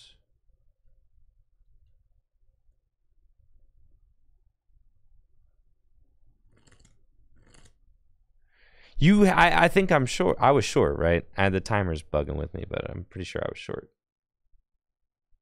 Yeah, you need the choice belt, so I had to skip the Pidge. Yes.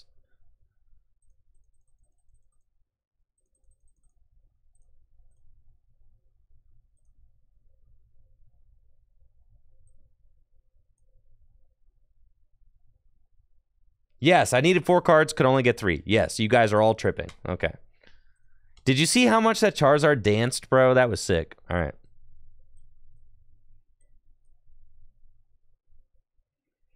Man, he was really all over the place.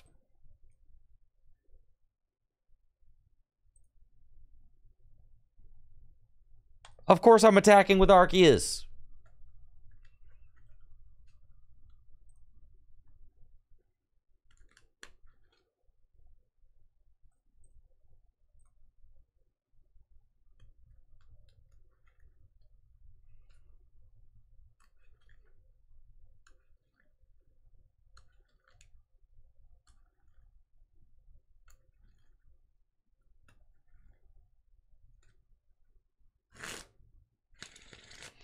If they return knockout, we're hurting. Of course we are. But imagine if I had set up and they knocked me out. If I gave them the Arceus without knocking it out, they guaranteed would have... they guaranteed would have knocked me out, right?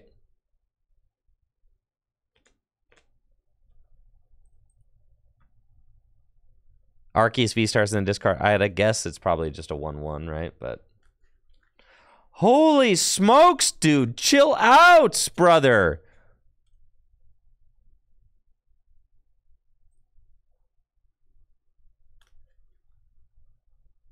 How could I have powered up the Charizard, guys? I had to retreat the Pidgey. And then I put 3 energy on the Arceus. What are you talking about? What are you talking about?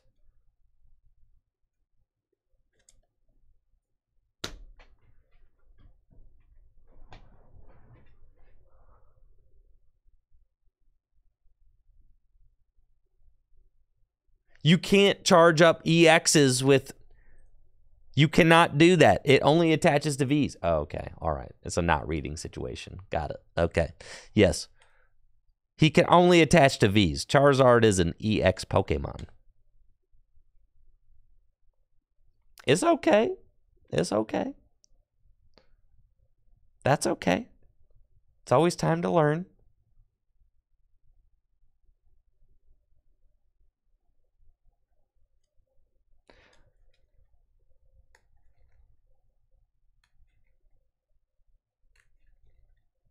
Now, we're still big vibing here. We don't even care about those Charmanders. This is fine.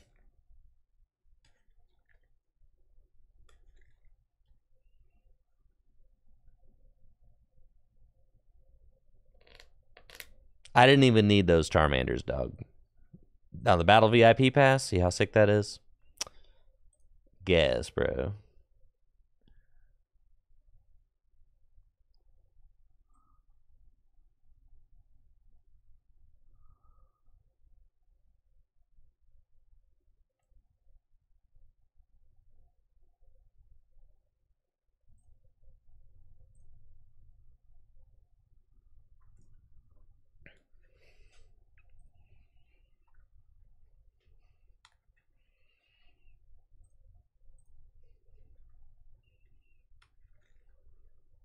Yo, thank you, Jake, for the sub and the 45 months.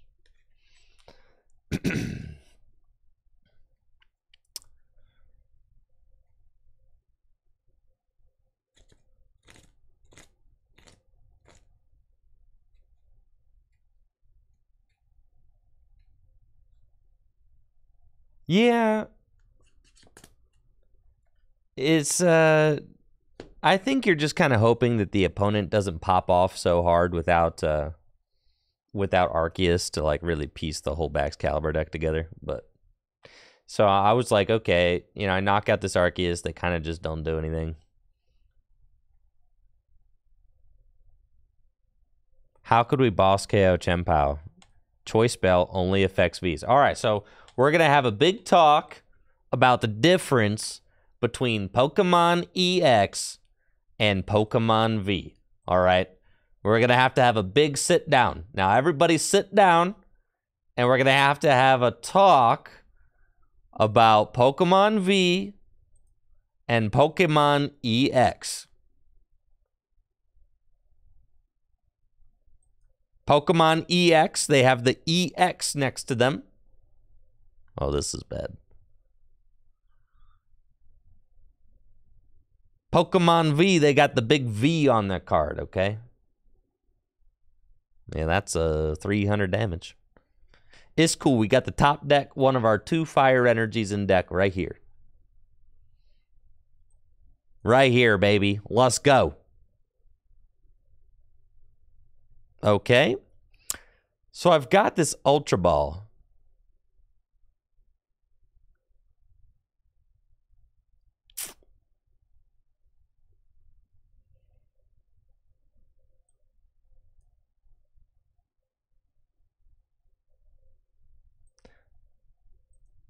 I could play it for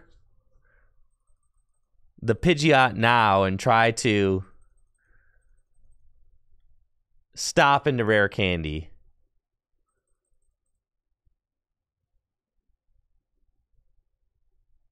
I think that's probably the play, right? Yeah. Come on, baby. Woohoo! Oh, God. Woohoo!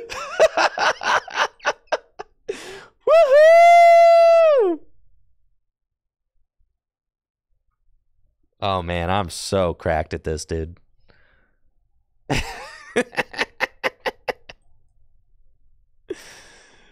Oh, man. Okay. Quick search.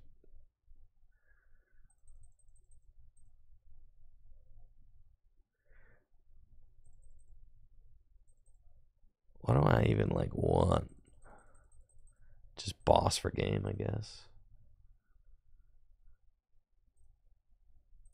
3 hundo. And we just hope they can't do it.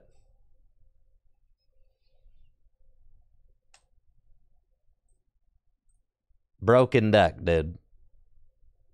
Broken deck, bro.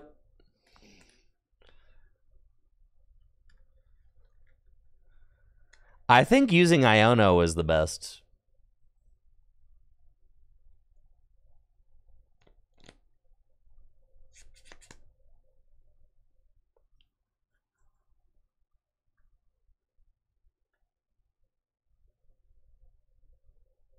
Why does benching Manaphy feel bad? They have 2 prizes left. I wanted to stop like an escape rope knockout Pidgeot. Why does benching Manaphy feel bad? They have 2 prizes. That's right, baby. Easy. Easy dubs! Not in my house, dog.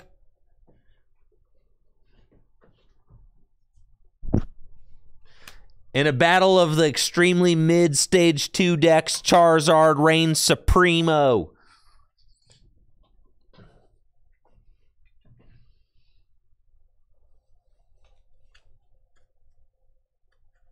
They could not have trapped the Manaphy because I still had Rod in my deck.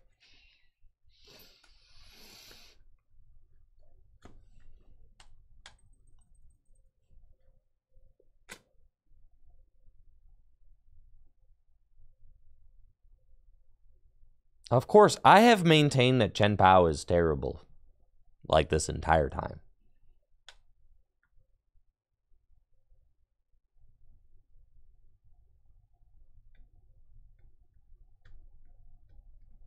Oh, holy moly cow. All right.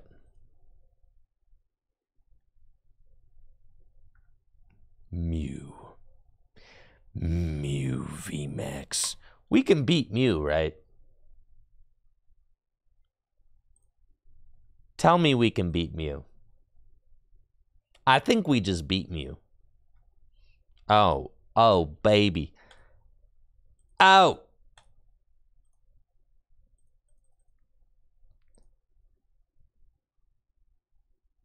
Oh, yeah. Dang, look at all this. Dang, why can't they all be this strong? This is crazy, dog. Like that? He's got it like that? Sheesh.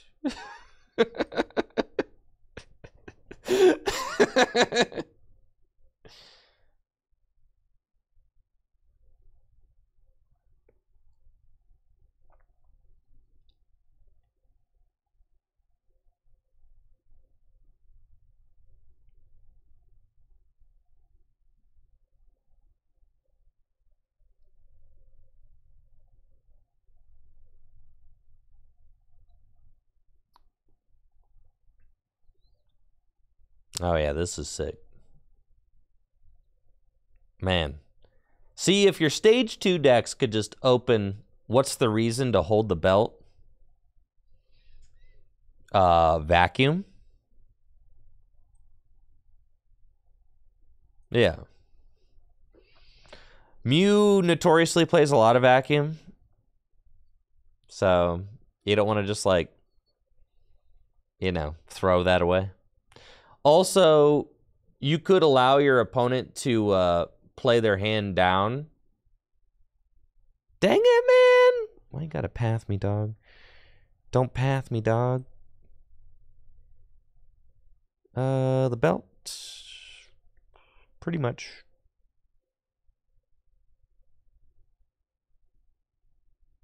Doesn't matter anywhere except for like there maybe. Let's just research.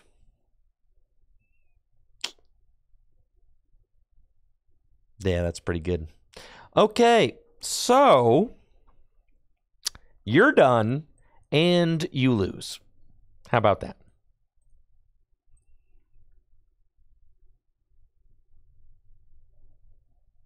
Dang it! This card stinks!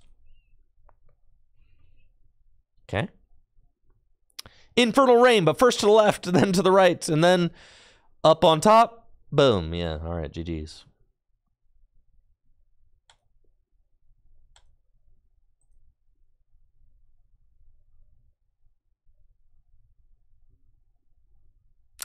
I have advanced from Snubble tier to Bulbasaur tier.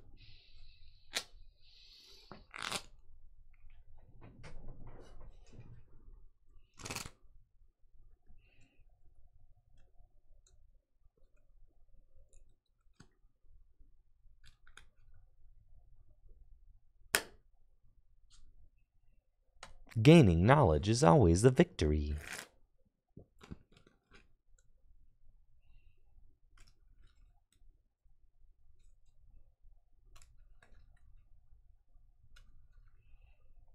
Mesagoza is listen, I don't like playing Mesagoza.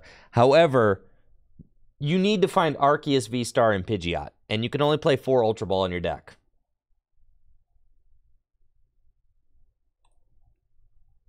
So there we are, right? It's like turn 2 Arceus, V-Star wins games.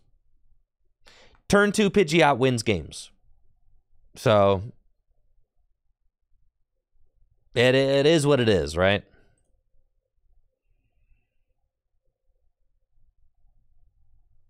You don't love it? I wish I knew if I was going first or second, man. But I don't. Because this client doesn't tell you.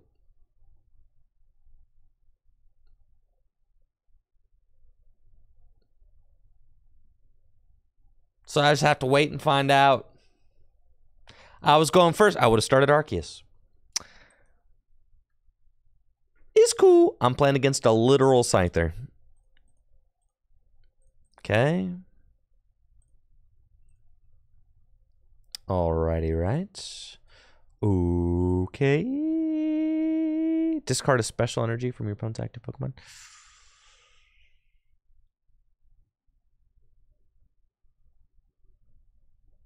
Wahoo! Enter.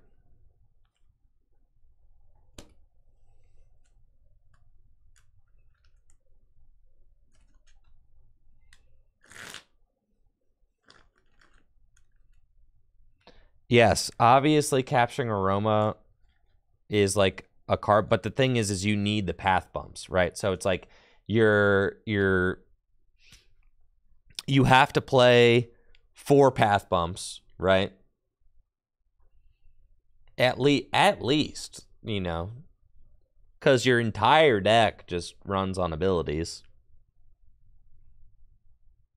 If my opponent, what are they doing with a Scyther, dude? I think there's like a Scizor that does what, 50 damage times the amount of... No, it's Scizor. It does 50 damage times the amount of abilities or something.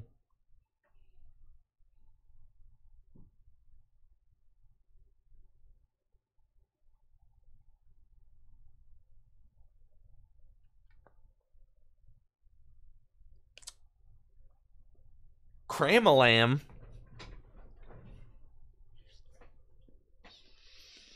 Okay. Sure.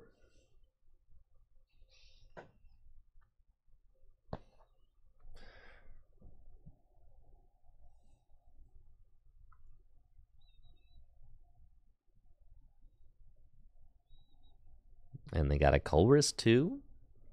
Wow. Wowie. Put some cards into the lost toilets, yes. Now you can retreat. Oh, we need another one. And they need to find a switch. I'm about to get schooled. Do you think so? I don't think so. I think I'm chilling. Your guys are so big in this deck. They're huge, dude.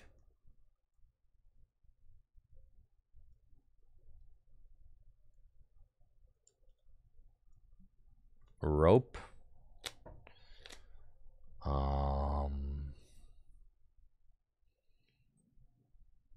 That's fine.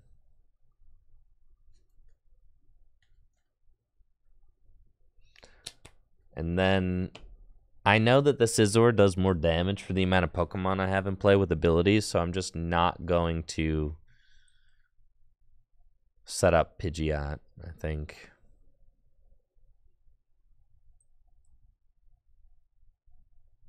I guess I gotta watch out for Radiant Greninja.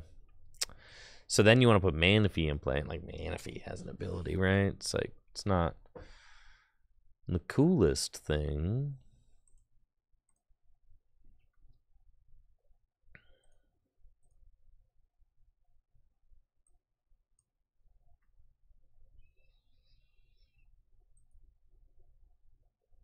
Just evolve them all up.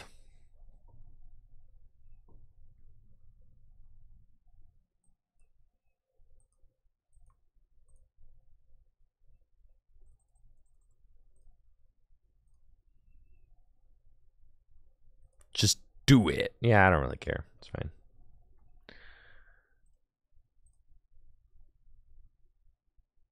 Flip one coin. It's kind of cracked. I don't even need to use my V-Star power, dog. Kind of sick.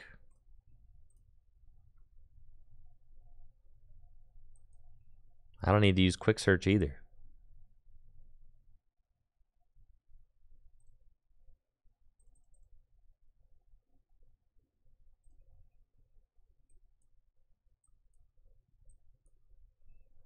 Okay. Quick search.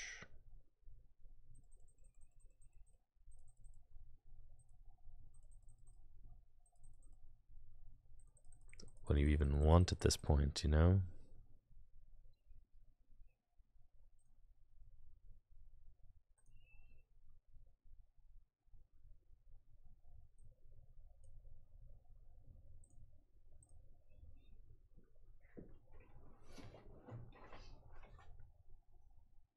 Yeah, you always quick search. Sure, yeah, but you don't have Starbirth. You can just save that. The deck is very satisfying when it pops off. Extremely. And the Pidgeot engine is extremely satisfying to play. You know? It feels like you're pulling off this really cool trick, and then you get to... And then you get to kind of do whatever you want. It's fun.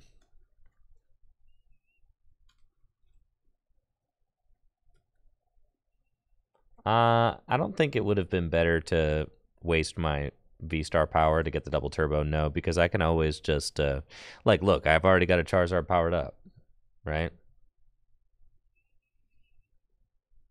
So, like, what do I even... And you can always just, like, quick search for the rod to put the fire energy back into the deck, so it doesn't really matter. Or you can Starbirth for the rod. Saving the Starbirth is sick.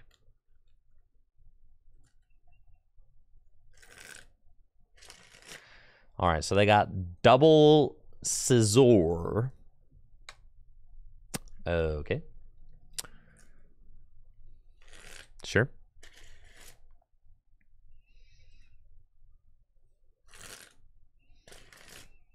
So I think I just probably retreat the Arceus and Charizard. And then, like, they don't even have an attack, dog? Oh, you're Dundozo.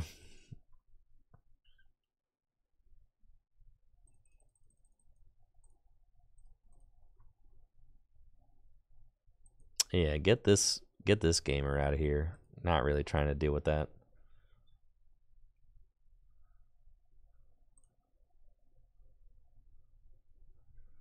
That's fine. Take my prize card. There's Manaphy. Hello.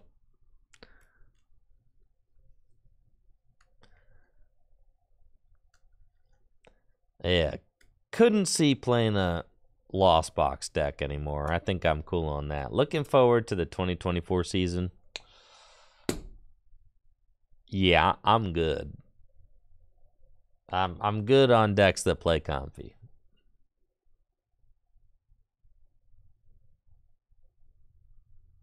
Why would I pull the energy out of my deck? Arceus can only accelerate to itself. Why would I put 5 energy on Arceus? Arceus can only accelerate to Pokemon V, and Arceus is the only Pokemon V I have in play.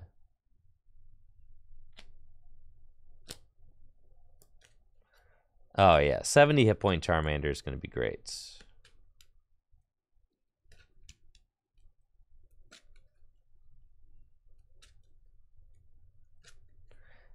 I just don't... Like, Lost Zone Box will still stick around until it rotates. Of course it will. I just don't want to play it. So I'm not gonna.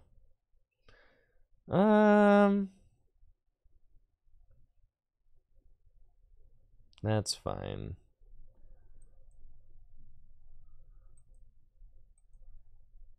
House I live in, I bought it. The car I'm driving, I bought it. 'Cause I depend on me. Do, do, do.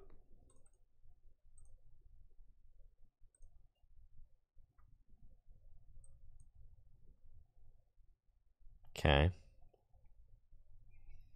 I don't want to Iono my opponent's hand too bigger, so I'm just gonna chill. Wait for them to actually knock out this Arceus.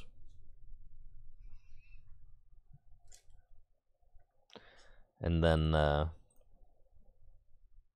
go from there.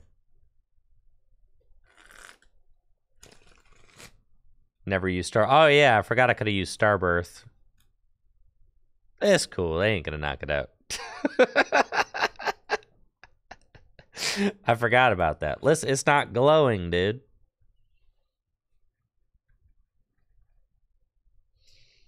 How am I supposed to remember to do anything if it's not glowing?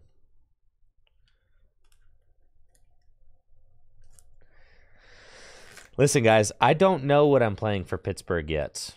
All right? And if I did know, I probably wouldn't tell you. Yeah, I probably... Yeah, you're right, you're right. I should have candied the Zard this turn, yeah.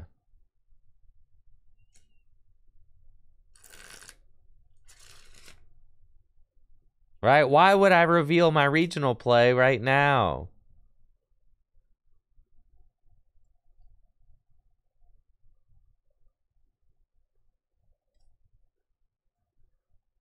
It's like showing your hand. Why would I reveal my hand?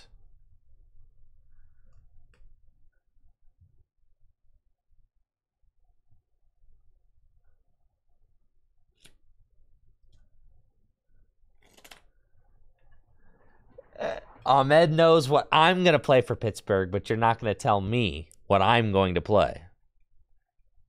That's kind of sick. My opponent has a 1-card hand. Okay. See, I was kind of planning on not evolving up the Charmeleon, like, ever, so that they're not doing any damage with Scizor. I think that would make them mad.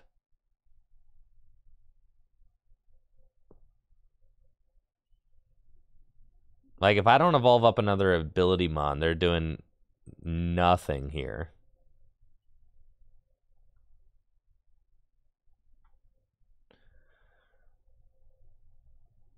I don't even want to Iono them. Like, what's the point?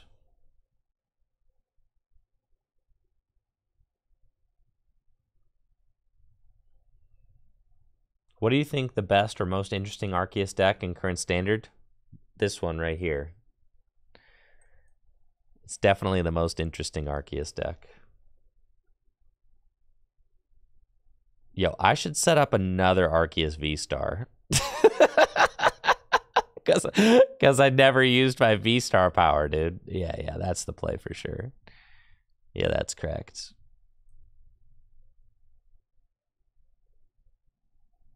See? Yeah, that's broken.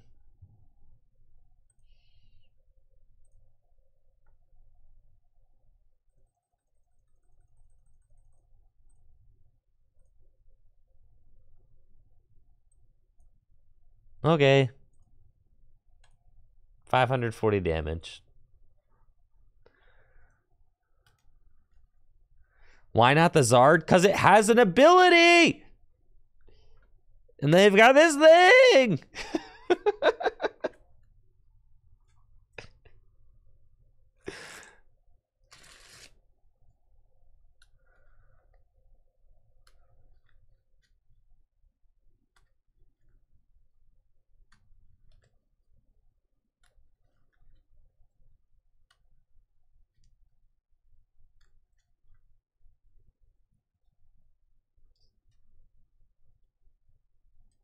If they pick up the 90 HP, that's true. I guess. Thank you, D-Shin, for the Prime sub.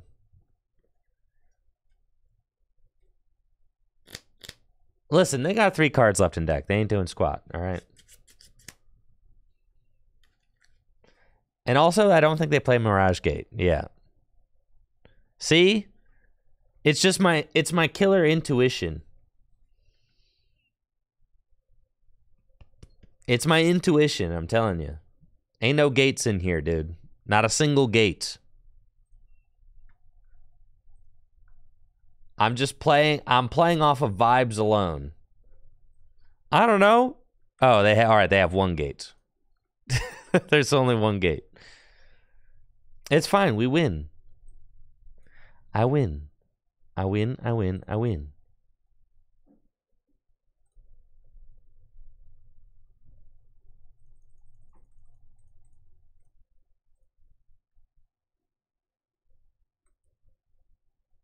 Super Rod.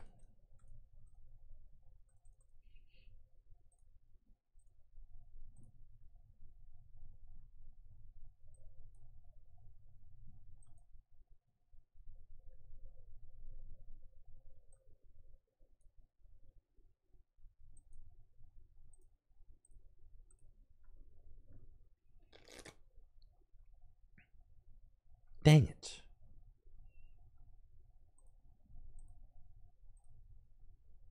Starbirth.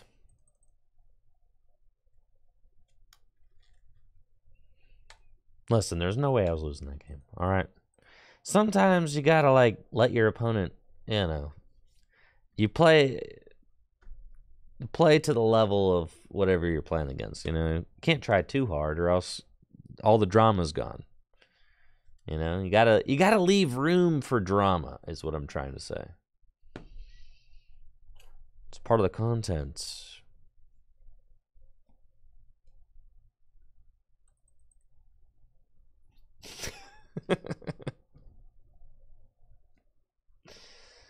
What's the counter to this deck? Playing a good deck. It's for the emotion, chat. Yeah, the counter to Charizard is like any halfway decent deck. How does Mew win? It doesn't. It actually loses.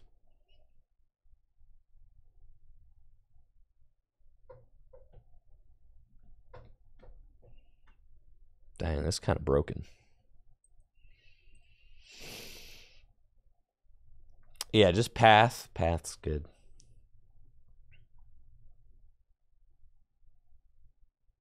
The Charizard Mirror?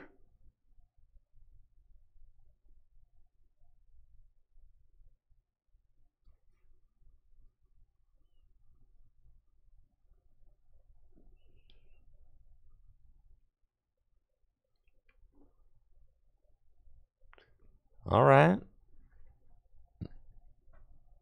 I'm not going to lie, guys. Going first seems like a huge buff in this matchup. Going first seems crazy.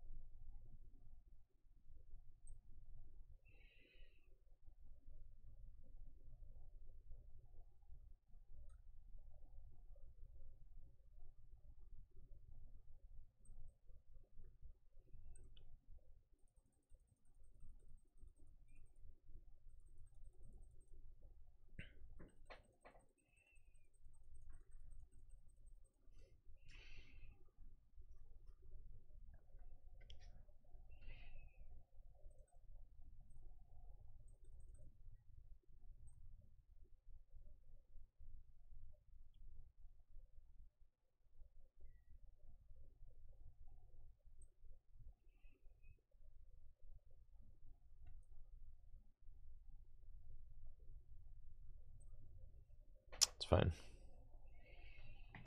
This matchup feels kind of 50-50. Yeah, 2 Pidge would be fine. I should have gotten the other Pidge. That's fine. It's fine. They're not going to gust turn 2. Setting up to... and I only have 1 Pidgeot EX in the deck. But I still should have gotten 2 Pidgey. There's no point to have 4 Charmander out here. Well, there is a point, is if they're probably going to knock out a Charmander, and then I have 3, and I can just set those up.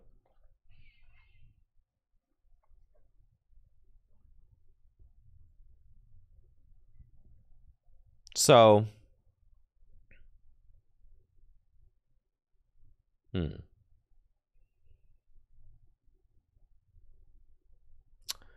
So. You're playing against a deck that has the exact same technology that you have. And they went first. Mm-hmm. Right.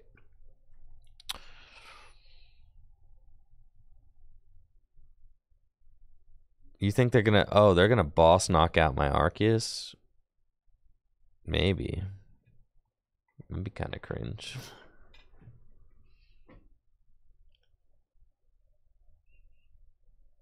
I prefer this Charmander because he does 30 damage.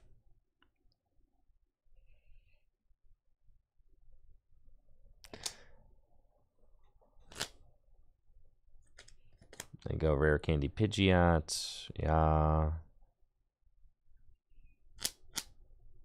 Yeah.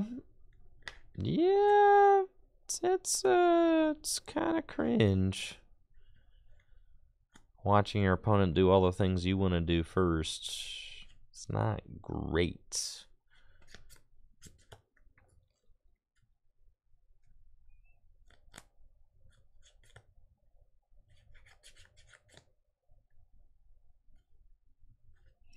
Yeah, they're doing the thing that they want to do. They are doing that, yes.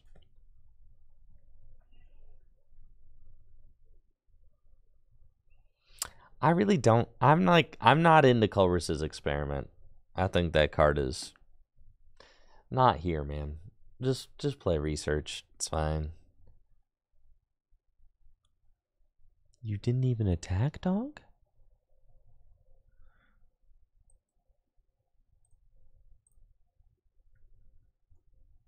Flip that coin, baby. This deck stinks. What the heck, dude? Okay. You guys want a flamethrower?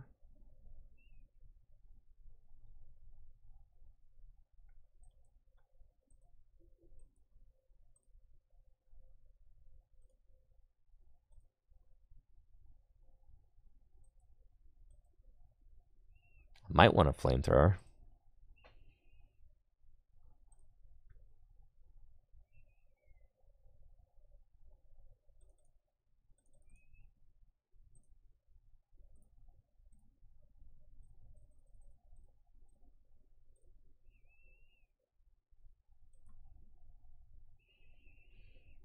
Or I just go in with... You probably just go in with Charizard, huh? Yeah. Just go in with Charizard. Flamethrower, that is like way too cute.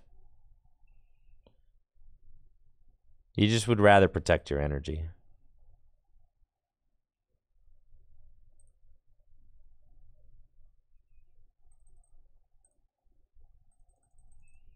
Charizard. Okay, we'll do that. But not before I bounce all over the screen.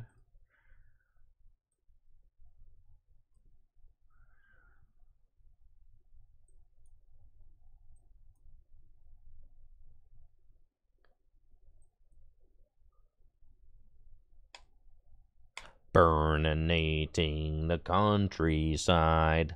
Burninating the people.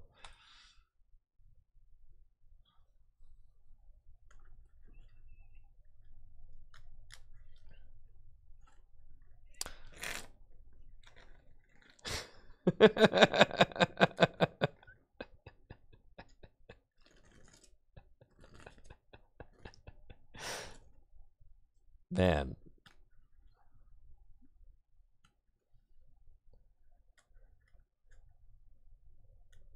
It's been a while since I've seen that. Some ancient internet content right there.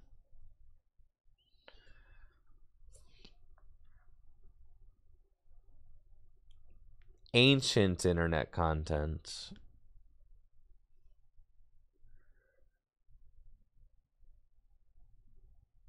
You ever think about like how your brain is just like this wrinkly mass of meat that can just remember things like that? Yeah, think about that. Think about memories. Kind of mess you up a little bit. Mess me up a little bit. Brains are kind of poggers, really.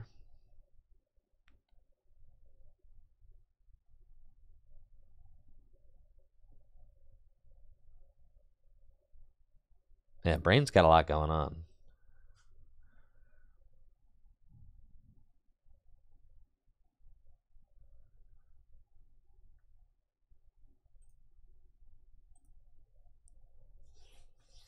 Okay, they're setting up now. So, like, you just start swanging, right? Like, that's just what you're doing. You're like, guess I'll just swang.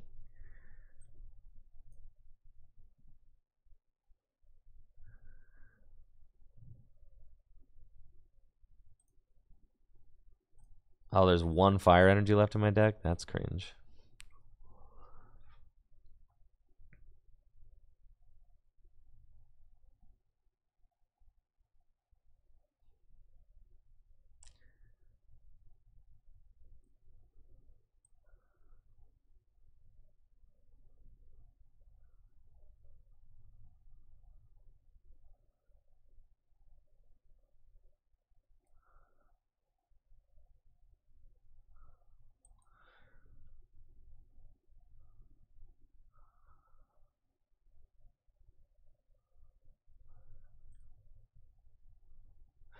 Probably is ideal to play Collapsed in this deck, huh?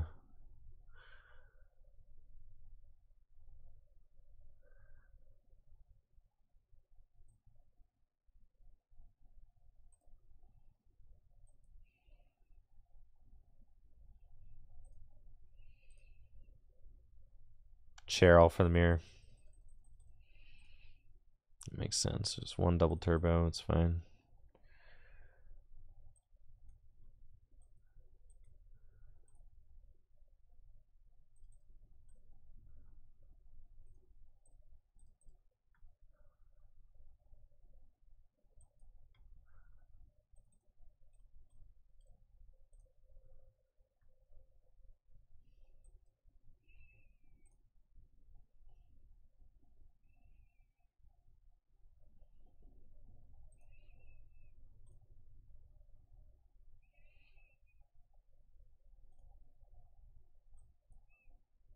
I'll keep the other two fire alive in my deck so I can just decide where to put them. It's fine.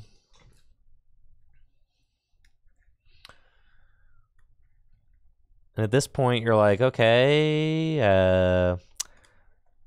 I guess Cheryl is like the swinging card that could like change the race. But you're just going to be like doing this awkward 2-hit KO thing for a little while. I'm out of rare candies. I think I'm down all 4, yeah. So I cannot ever get this Charmander into play. We know that. Okay, so then I've got 2 fire energy. We probably want to put those on Pidgeot. It's got more HP left than this Charizard. You could play a Collapsed. You need to not get to 5 prizes. That makes sense. Yeah, so I'll boss like a single prizer here eventually. Probably this Charmeleon. And I only play 3 boss, so I got to keep an eye on those.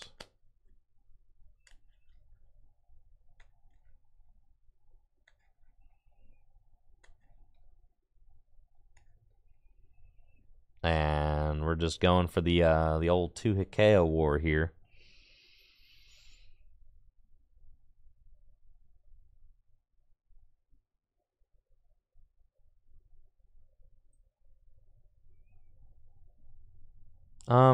Okay, so choice.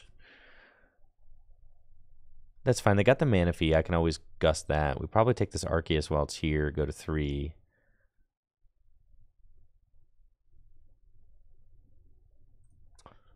Quick search.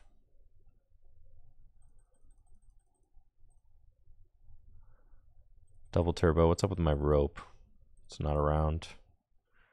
Okay, it's fine.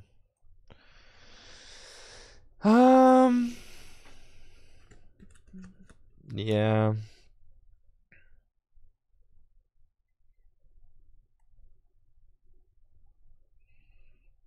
A choice belt does not matter. If I take 3 prizes, they're doing 240. That's fine.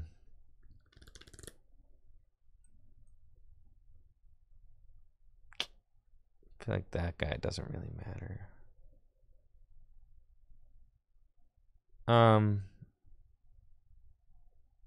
That's fine.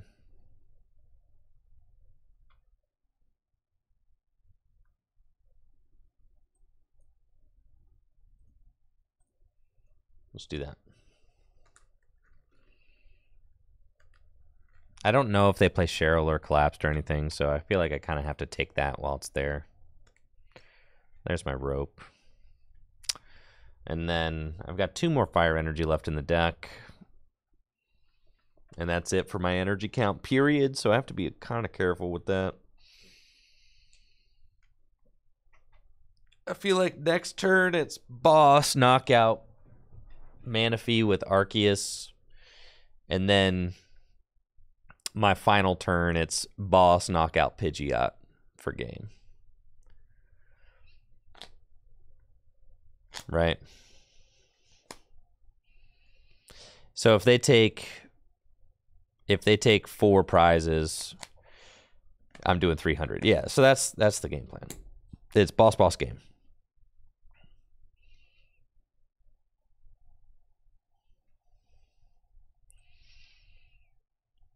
And I guess Pidgeot's got free retreat, huh?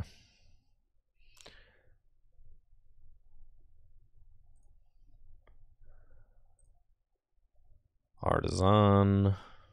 Does it matter? No. Quick search. Well, I guess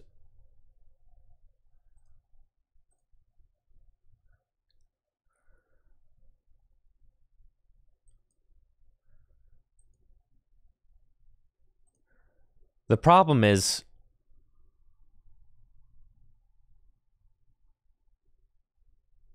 the problem with this game plan is that they can go boss. Ugh. And then I just lose, right? Because I don't have 2 Pidgeot set up. So you have to set up 2 Pidgeot in the mirror. Yeah. Okay. There you go. Right. So you have to set up 2 Pidgeot in the mirror. Kind of cringe.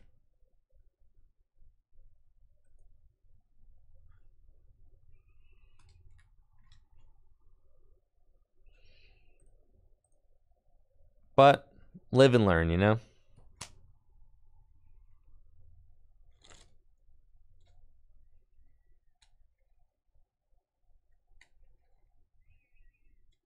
You got to set up 2 Pidgeot.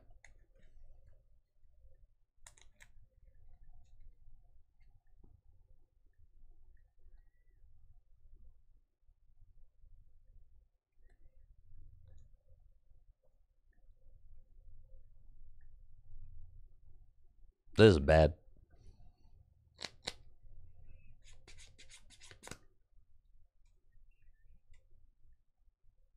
And now I lose. I'm attaching the last 2 fire to help me top deck the game-winning boss here, dog.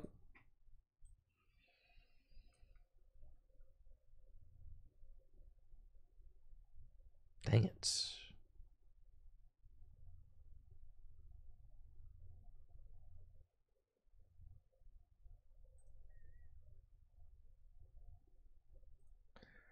Maybe they have like a mental glitch.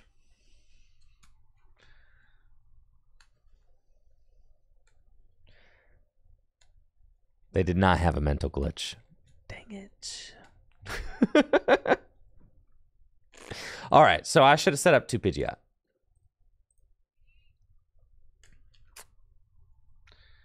It's weird because going ahead can put you in like a compromising situation, because then your opponent can hit the numbers, can hit the good numbers before you can hit the good numbers, right? So it's the first time I've ever played a Charizard mirror. You do probably want to set up two Pidgeot, and you probably want to set up 2 Pidgeot versus a lot of decks, because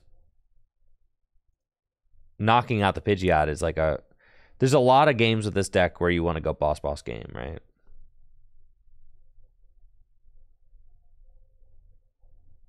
So that's good to know.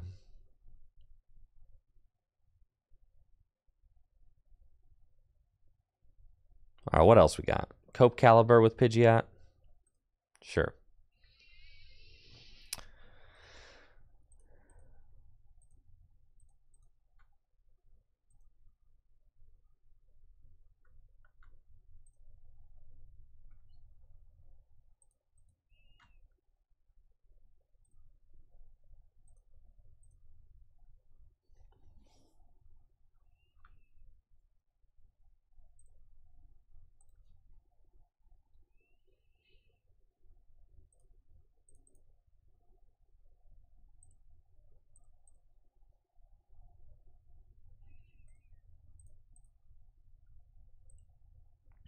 Okay. This all seems well and good.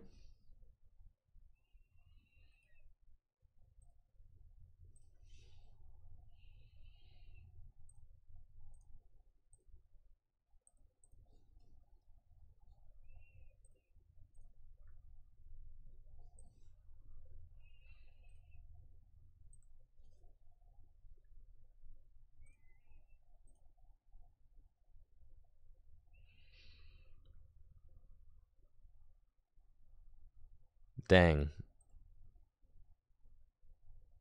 I don't think there's enough room for a Bibarel in this deck. And we got no stadium in here right now. Holy moly. Oh, I got 2 vacuums, though. But you only want to play like 1 vacuum.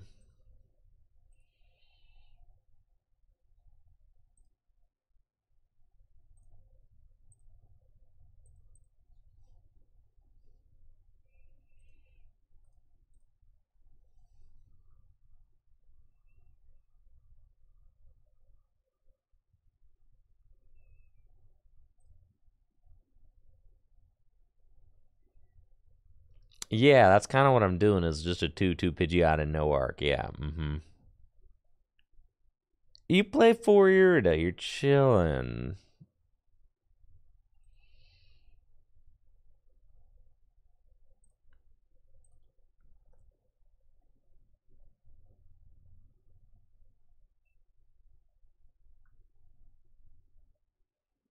One research. I hate this deck, bro.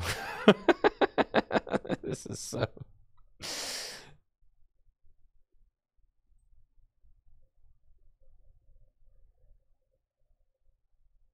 Any other cards to search out evolutions? Just Ultra Ball and Mesagoza, huh? That's it. Yeah, we're going 4 candy.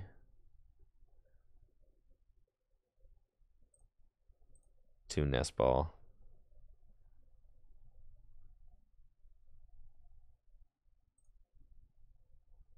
Alright. Is 10. Yeah, that's fine. Okay. Listen, they don't call it Cope Caliber for nothing.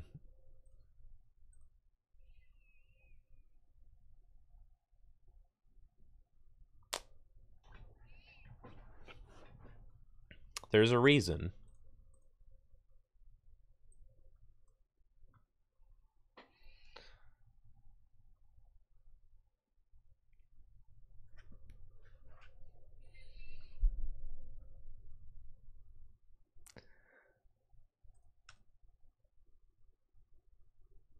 We got Mid-Caliber and Midizard.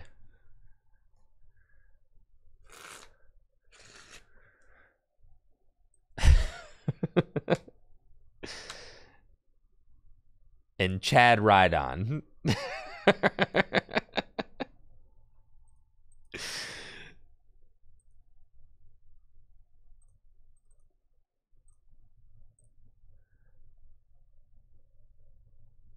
No, Chad Rhydon. Yeah.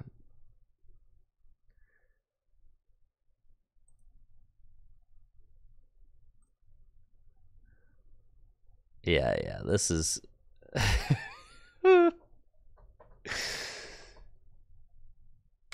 Broken deck, man. Broken deck. Charizard and Mid-Rhydon. Bro, I would play against any Charizard deck with Mid-Rhydon any day. Easy mode.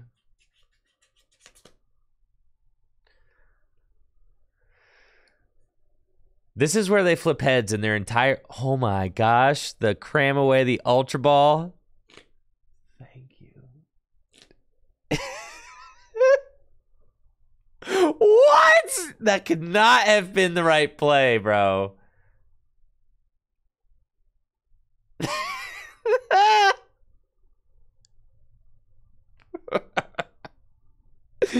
What? The cram away the Ultra Ball with Nest Ball in hands. Holy moly, man. My turn. Okay. Now, I top deck the Ultra Ball, but I cannot really play it.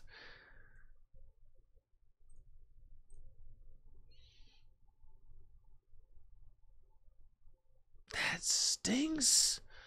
It's fine. Escape route. Check this out. Give me somebody. I need to get a water energy into my hand. Dang, bro.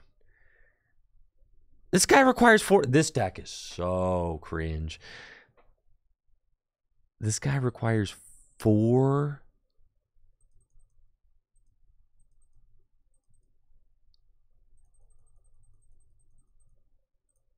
I've already got Ultra Ball and Rare Candy.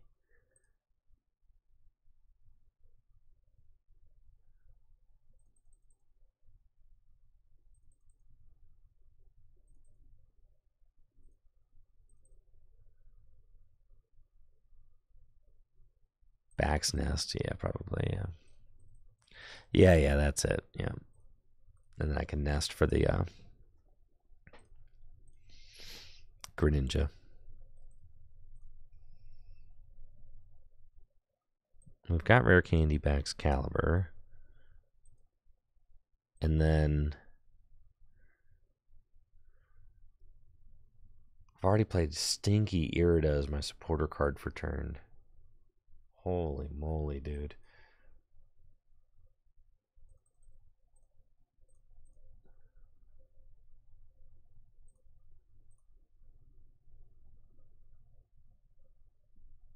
What a disaster. This deck stinks! Absolutely not. When we were testing for Worlds, like, I think it was JW. JW, like, put his foot down and was like, if anybody says the word Chen Pao again, I'm leaving. He's like, we need to start taking our Worlds testing seriously. So nobody better not mention Chen Pao one more time. And that was the best thing he could have possibly said. No, B. Burrell is just better.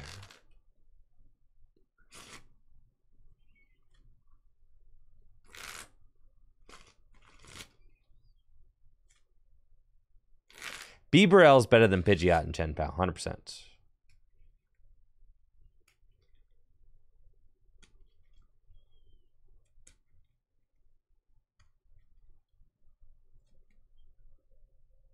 I was shocked to see Reagan Retzlaff was playing Chen Pao at Worlds. I was absolutely shocked. And, like, the meta was pretty well poised for Lugia, and he had been playing Lugia all year. I feel like he kind of maybe thought himself into a...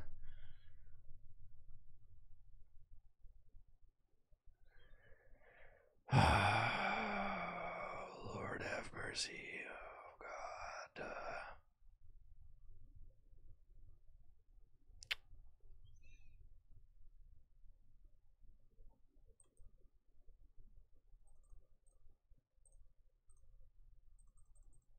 This is so atrocious, dude.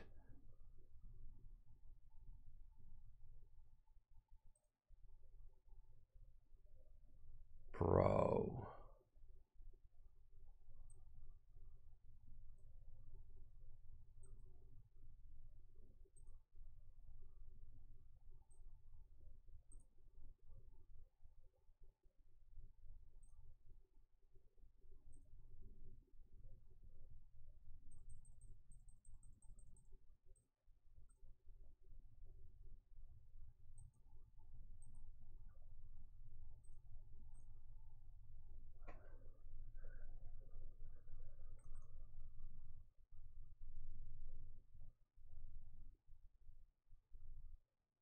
Listen, but a lot of people played Chen Pao, right? A lot of people played Chen Pao and none cracked the top 8. Not a lot of people played Miraidon. So it's unfair to compare Miraidon's results to Chen Pao's results. Because Miraidon got 2 top 32s and nobody thought that was a decent deck. Where a lot of top players in the world played Excalibur and it didn't get a top 8. So there's like, you know, there's multiple different ways of looking at it.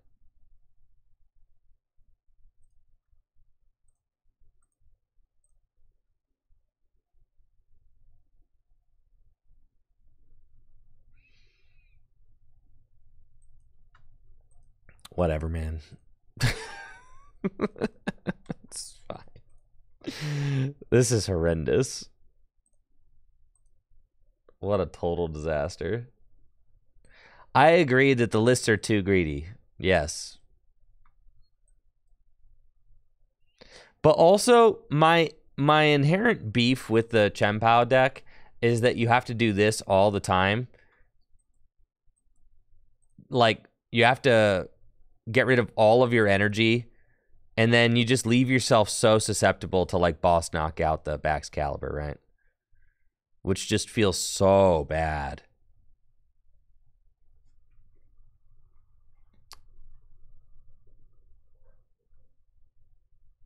It's just the whole thing just feels so bad.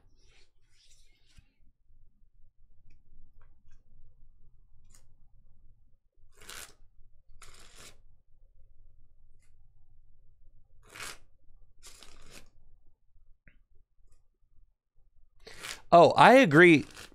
Pidgeot's bad. This is what, my first game with the Pidgeot in Chen Pao, and it's not it.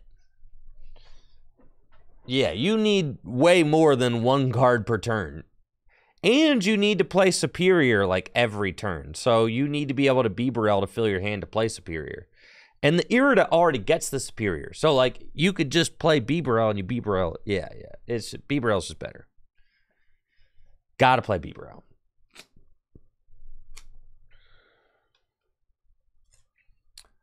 Yeah, I think that the argument between Excalibur and Chen Pao is that, or the argument between Miraidon and Chen Pao is that a lot of really talented players played Chen Pao at Worlds and didn't do well, but not many people played Miraidon, and it still got 2 top 32s.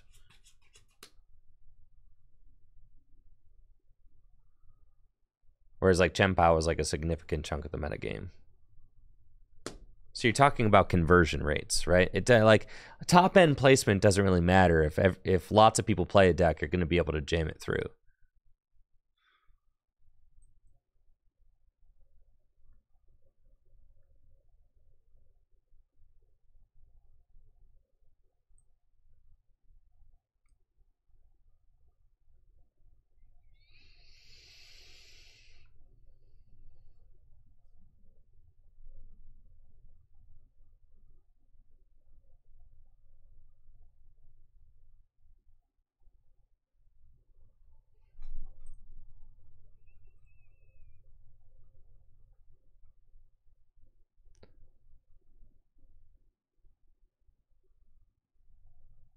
So what? If there's 2 water in my deck, 4, 5, there should be 2 water in my deck. Oh, and I have quick search. Oh, you're bodied. You're turbo bodied. Okay. I did forget the Pidgeot as free retreat. Thank you. It's cool. It doesn't matter. I forgot about that. Yo, Pidgeot's broken.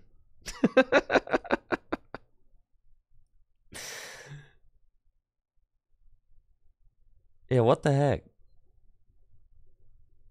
There should be 2 water in my deck. Yeah, yeah.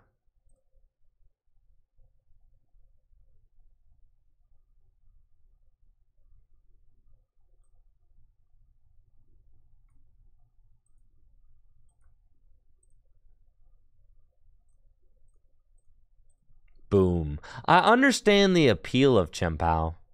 Going boom is fun. Go boom. Right.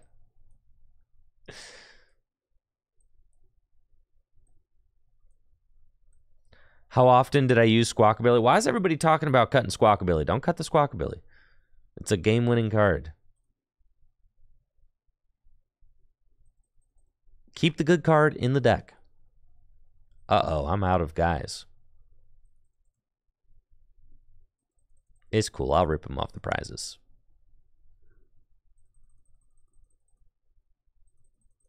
Uh-oh, I'm out of stadiums, too.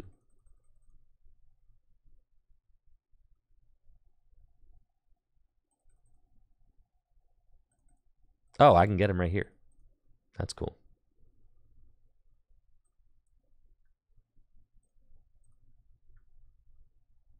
Oh, get the second backs out, boss. Yeah, that's probably true. It's all good. Here we go. Hellblade.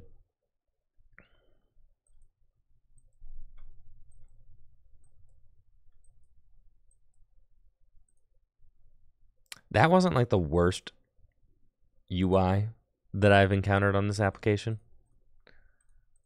for discarding the water. Thank you, JB Gamble, for the Prime sub and the 50 months.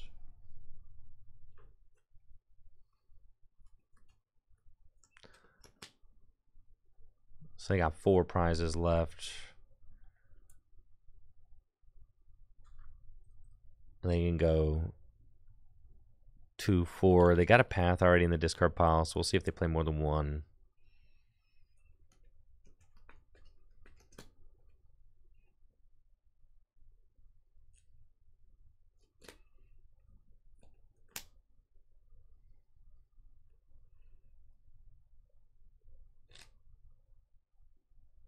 Yeah, Chien-Pao's, I mean, it's not bad. When I like to be hyperbolic when I'm talking about decks, okay? It's just more fun.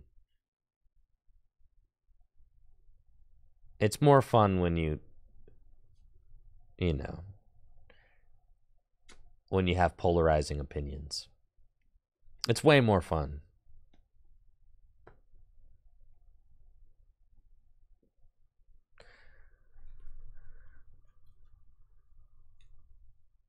Chien-Pao's obviously not a terrible deck. It's just not a deck that I'm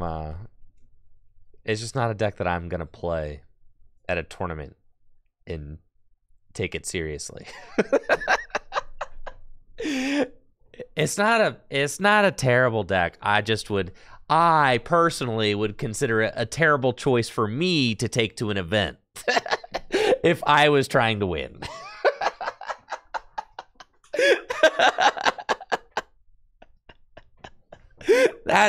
That's all I'm like really trying to say, is that not in a million years would I ever take it to an event where I was trying to like win anything.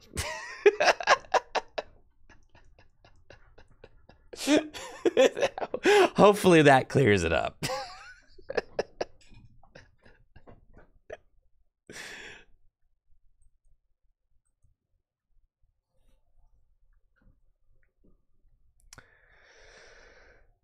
Alrighty then. This is pretty good.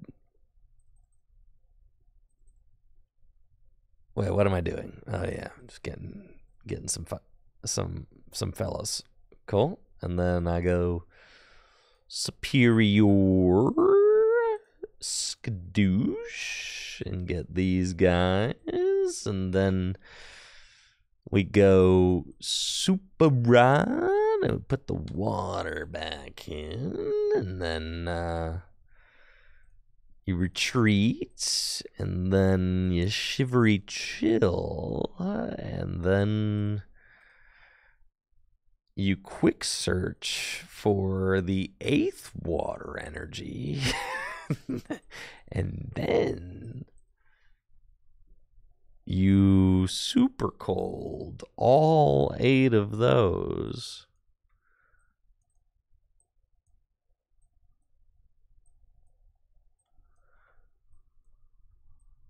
Yo, shout out to my opponent for letting it happen. And then you wait for the game to stop bugging. Wait. There we go. Okay. And then you Hail Blade. And then... yeah, I take it back. I don't like this. I don't like any of it. No, it all just... I feel like I'm playing a... man, like tabletop sim or something. Ta-da! There you go. GG's. Of course.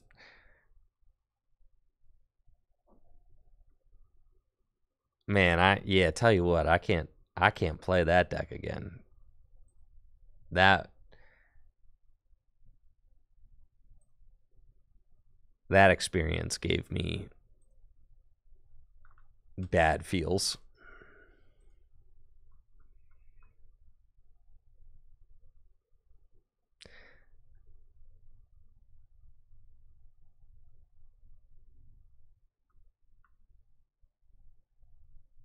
You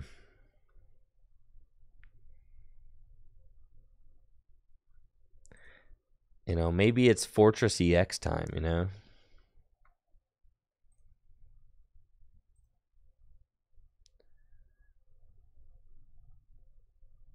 Not enough people are talking about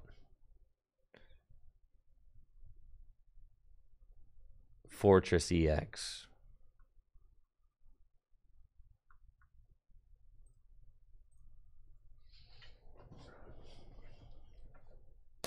Tell you what, this deck would destroy Charizard.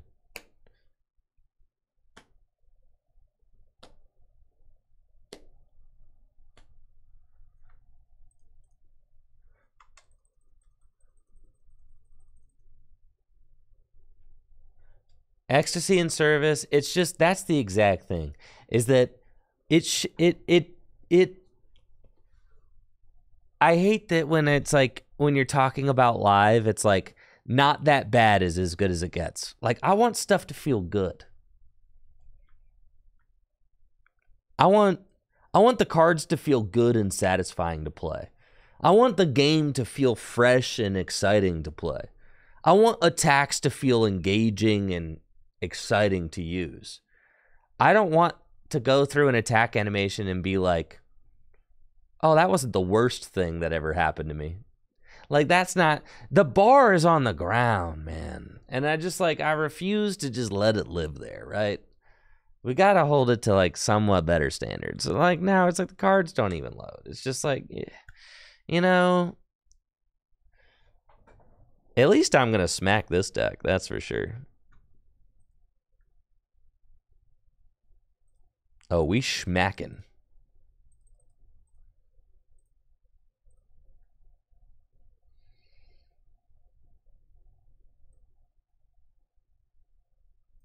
Guess the Arceus can do 230. That's fine.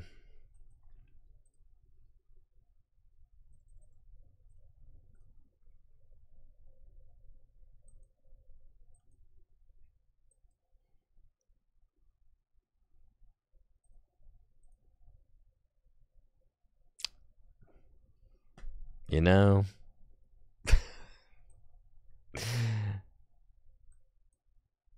all right. Sure, I guess.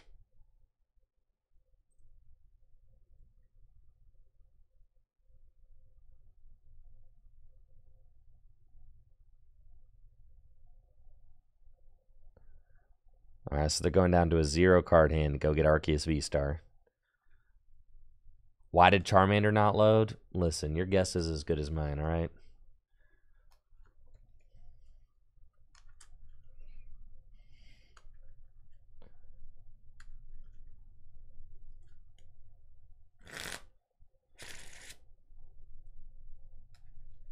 Getting Iono'd? Sure.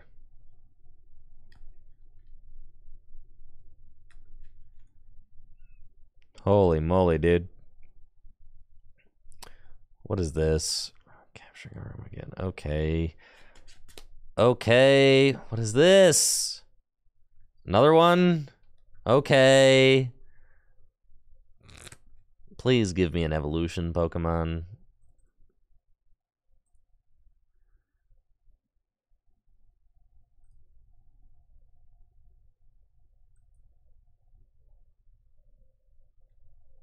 This is so unfortunate.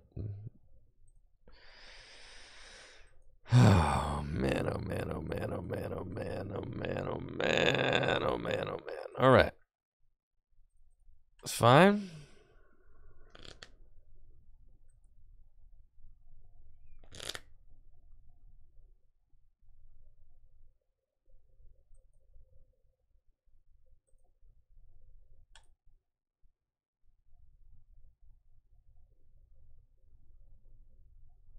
Bruv.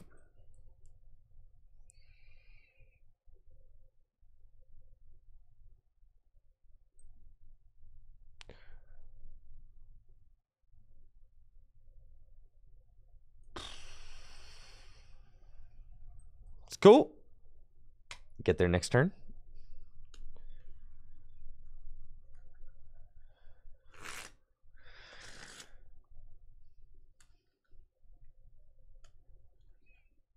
Boss.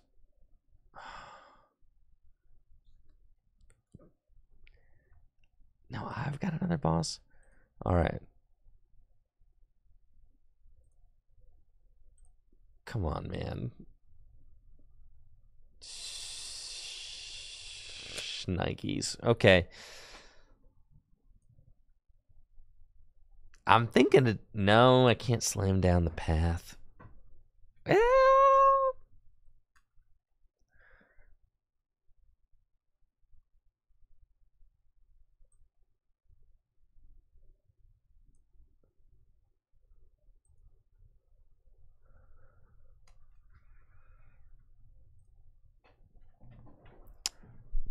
can I accelerate energy onto Bibarel with my... Oh, this is riveting. Oh, man.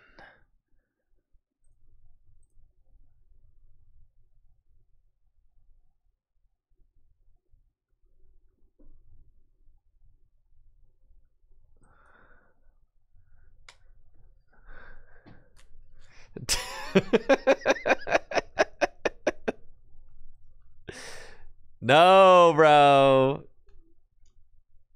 You better not have a rare candy in that hand. No, they don't. No, they do not. Holy smokes, dude. I can't even Industrious Incisors. That's fine. Oh, God.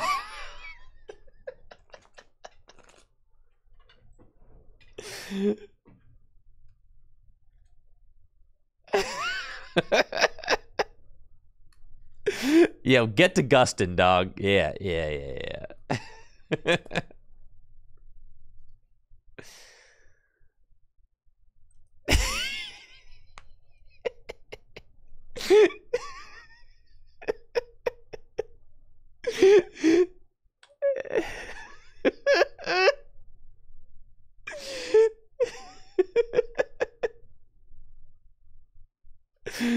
Bro, you're not going to believe this next play.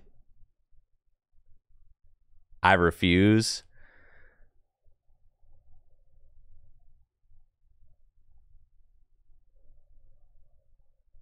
Oh, What a nightmare. Okay. Your go, boss.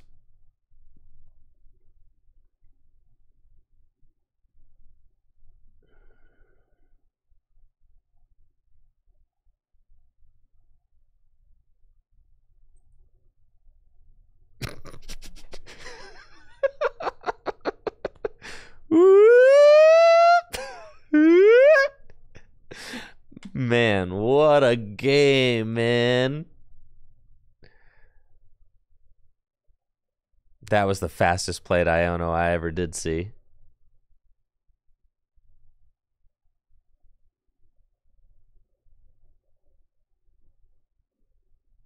Okay.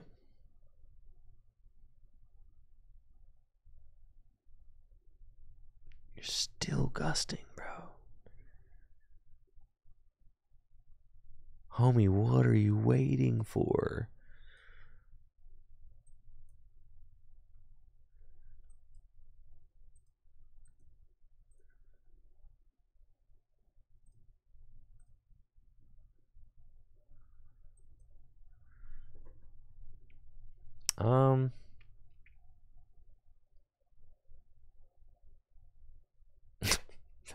That's fine.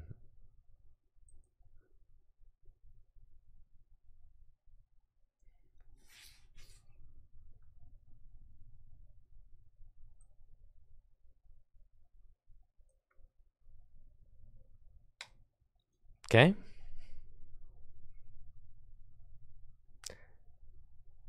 I can't use Fortress because Path is out.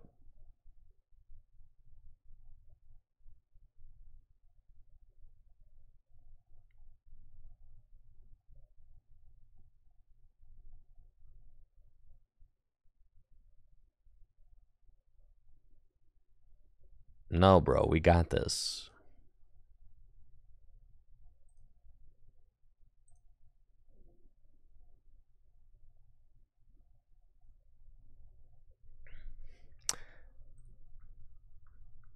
We got this for sure.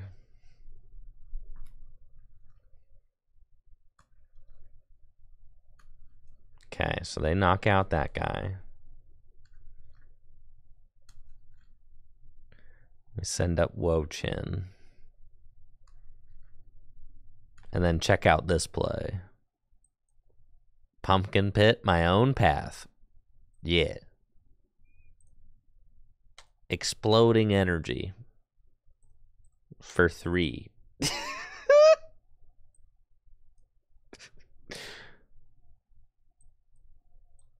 Oh, baby. Isn't that exciting? Okay. Go ahead, take your 2.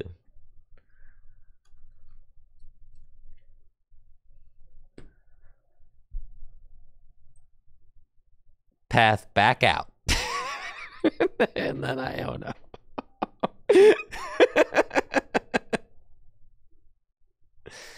Okay.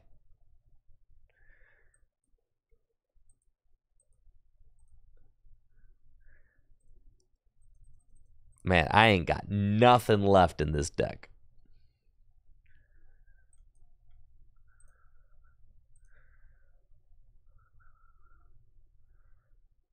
Okay. Forest Blast.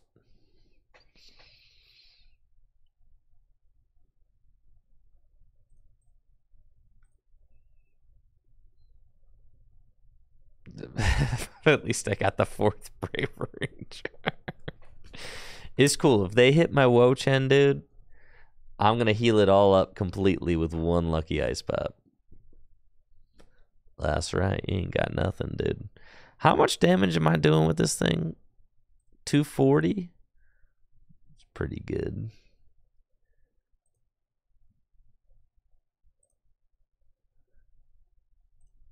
Oh my gosh, I gotta drag it! Oh, there's a Manaphy? Ah, dang it.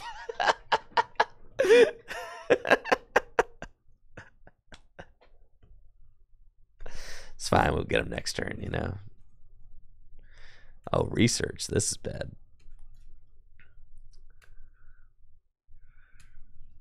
It's cool. It's cool, bro. It's cool. It's cool. It's cool. We got him right where we got him right where we want him. Check this out. Not ready for this next play.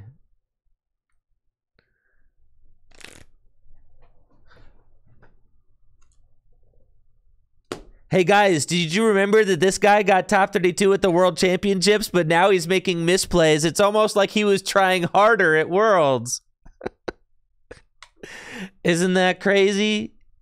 Man, I can't believe he's not putting forth the same effort with his Wo-Chien EX deck on the TCG Live ladder that he put at the World Championships. I can't believe it.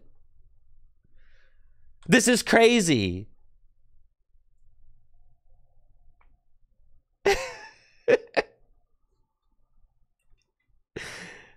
I can't believe he's not taking this ladder game with his Wo-Chien deck so seriously.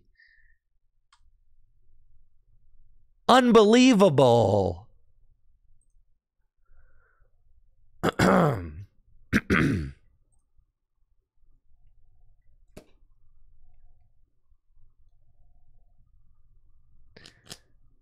don't want to deck out, dog.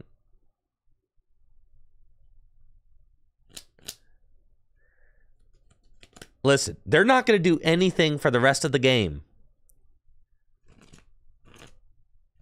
I'm just going to keep slugging. You better not. No!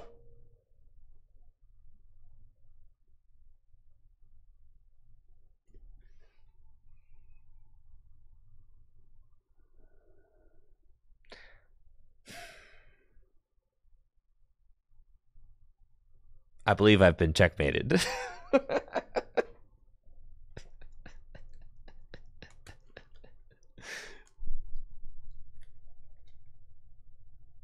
Can we win? We can't win because of the mana fee.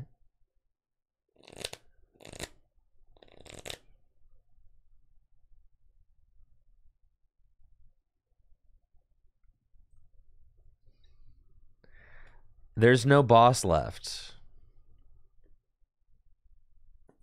This is so nuts. All right, let me check. I'm pretty sure there's no boss left in this deck.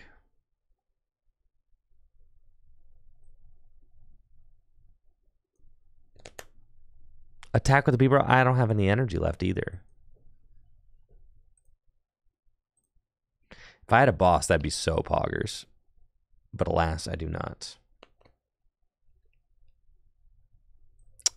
Dang it.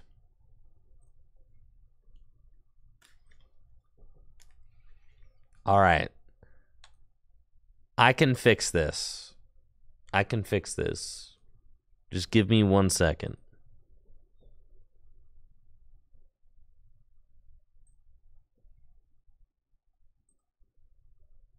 Just give me 1 second. We were working with a suboptimal pile, all right?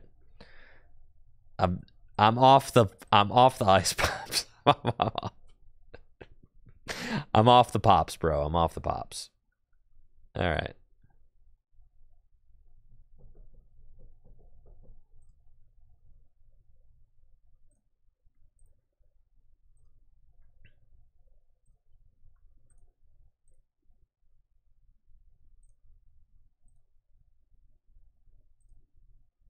Hey, thank you, Murtog, for the sub in the 29 months.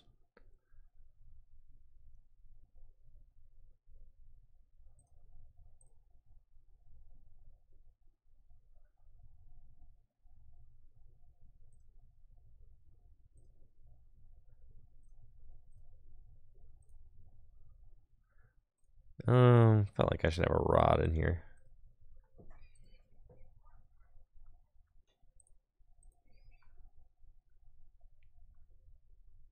A cologne? No.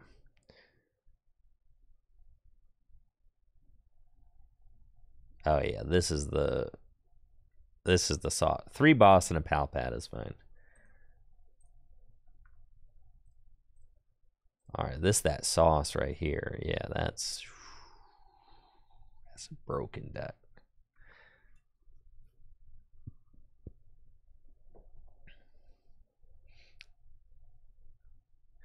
4 boss in the snipe deck. You're so right. Yeah, 4 boss in the snipe deck. Yeah. Oh yeah.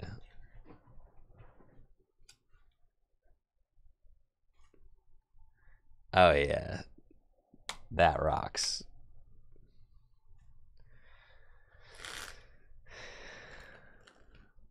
Yeah, Tinglu not affecting EX Pokemon is part of what makes it not very good. You can't snipe the Zards. That's why you got to boss them up.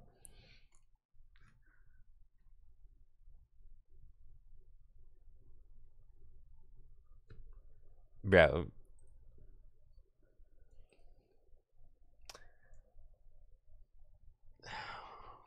God, please. All right.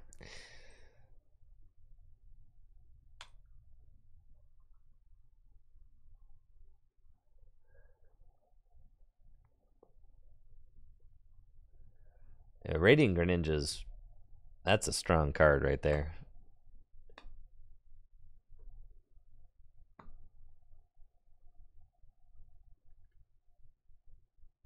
Play Lost City to send Manaphy to the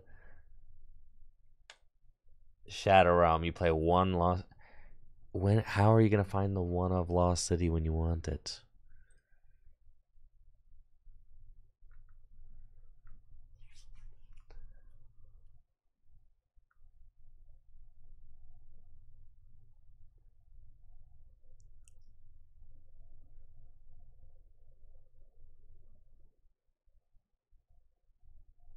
Should we play 3 Bravery Charm? All right. So like, what if?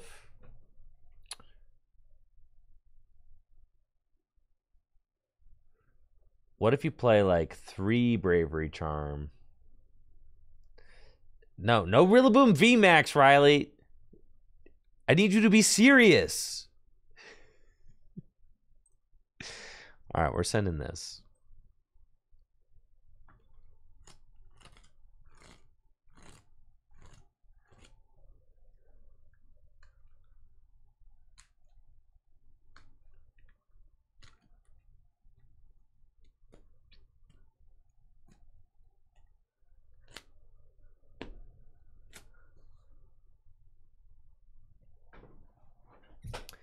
Rillaboom. All right, should we just play Rillaboom VMAX with? Hold on. What's the best way to power up a Rillaboom VMAX?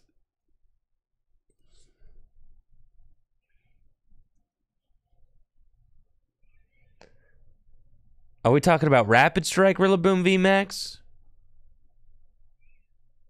That's the only legal one. Holy smokes, you're talking about Rapid Strike Rillaboom VMAX. I started my Pumpkaboo. I miss Japan. Man, why am I playing against a deck with Sableye in it? You realize Rillaboom VMAX is not a very good Pokemon.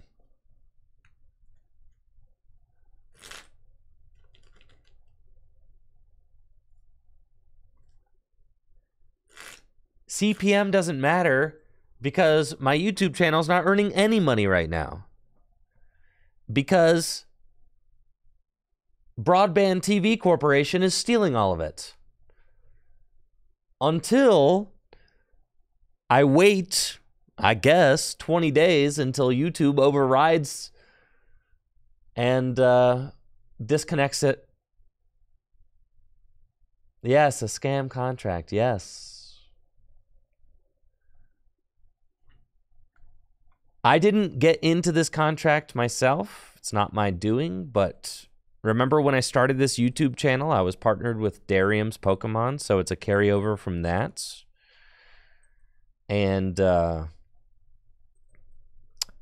Darium's is no longer affiliated with this channel in any way. It doesn't have access to the back end, none of that. It is just my YouTube channel, but then I still had the carryover of the broadband contract from the Darium's days, and I've been trying to negotiate and end the contract, which they said would end in August.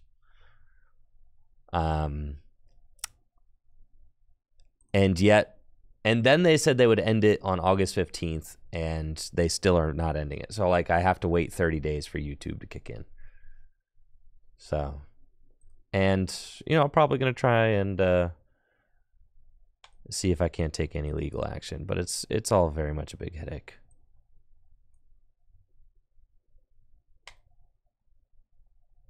Yes, they've decided to just be cartoonishly evil. Yes.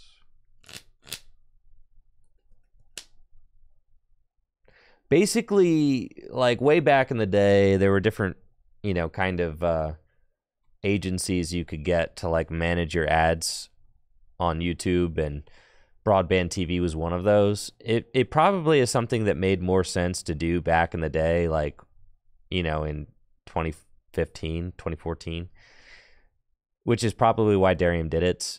It was supposed to be a 90-10 contract split, but apparently this scam company has been taking 40% of my YouTube revenue for 5 years. 40%. So I'm about to get, man, hiring an editor just got so much easier. As soon as this month, yes, they just revealed that they have been taking, because they offered me a 95. They're like, we see that, and in the scam contract they sent me that said that I would be up in August, you know, I was like, okay, fine. Just, and they said that it was a 90-10 split. And I was like, whatever, you're taking 10% of my revenue. What's another couple months? I'll just wait till August and we can cancel, right? And, oh, well, I can't play this game, yeah.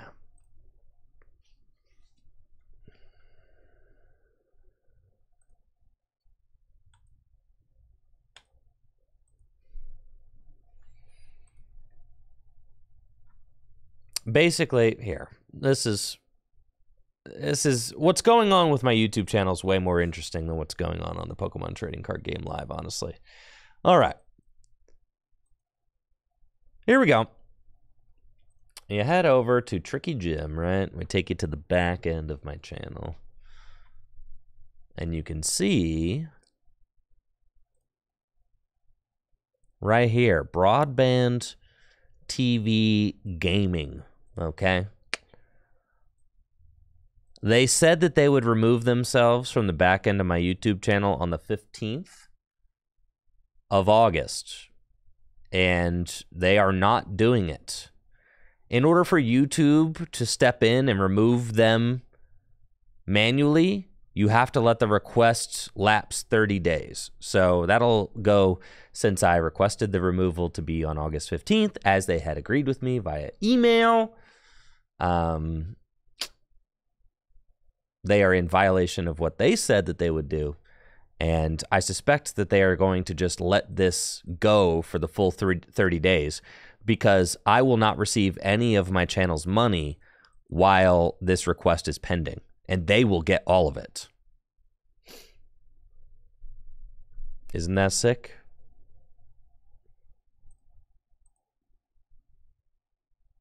So yes, that's what's going on.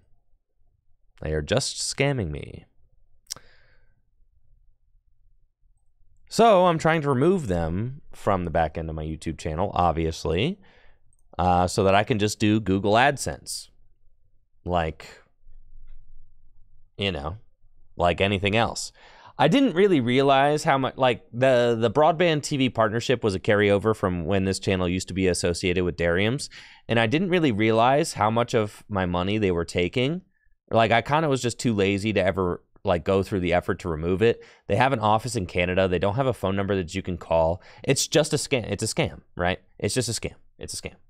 So I didn't realize how much of my money that they were taking until we started the Tricky Gym VODs YouTube channel, which gets about a quarter of the views that the Tricky Gym main channel gets, but earns half the money. And that's when we realized that there was something up, right? Because the Tricky Gym VODs YouTube channel makes 50% of the revenue that the main channel gets, but it only gets a quarter of the views. So, like, that's how we kind of figured it out. And so I was like, you know, I've been going through the motions of getting myself removed from the broadband TV partnership. And what you can do is, like, you can just let the partnership, like, eventually, like I showed you, right? You can, if you go in the back end here and you request the network relationship to be removed from your channel, it takes 30 days. If the other agency does nothing, right, then it takes 30 days, and then it'll automatically get removed by YouTube. YouTube cannot step in and remove it any sooner. They will not. So you have to sit here and kind of just wait. During that time that you're waiting, broadband TV is stealing all of your money, and you can't get access to any of it, right? And they said that they would remove themselves on the 15th, and they're just not, right? So, and this revenue here, that's only 60% of the revenue that I should be earning on my channel, because they're stealing 40% of it. And have been for years. They are giving me only 60-40. So I have to go through the awkward process of basically letting their scam contract time out. No, I never agreed to anything, dude. I never agreed to any of this. I mean, if I show you guys more, it's all just a huge scam.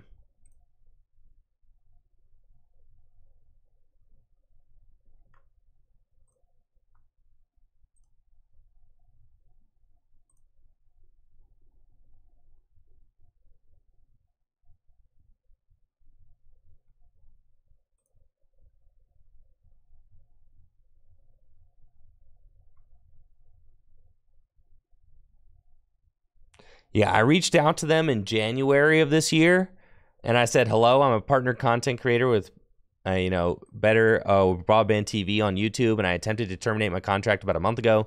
It still says that the removal is pending, and I have not received my typical payment. So they literally, like, stopped paying me, right? Yeah, thanks, Gabe. They stopped paying me, and it's like, and they basically, back in January, they told me, like, oh, well, if you want to continue getting paid, you got to cancel the request to end your partnership. And they're like, you can't. And if you try to cancel your partnership now, we're going to keep 2 months of your money, right? We're not going to pay you, right? So back then I was under the impression that they are giving me no services, nothing, never. They have never provided anything in the 5 years I've been with them. Yes.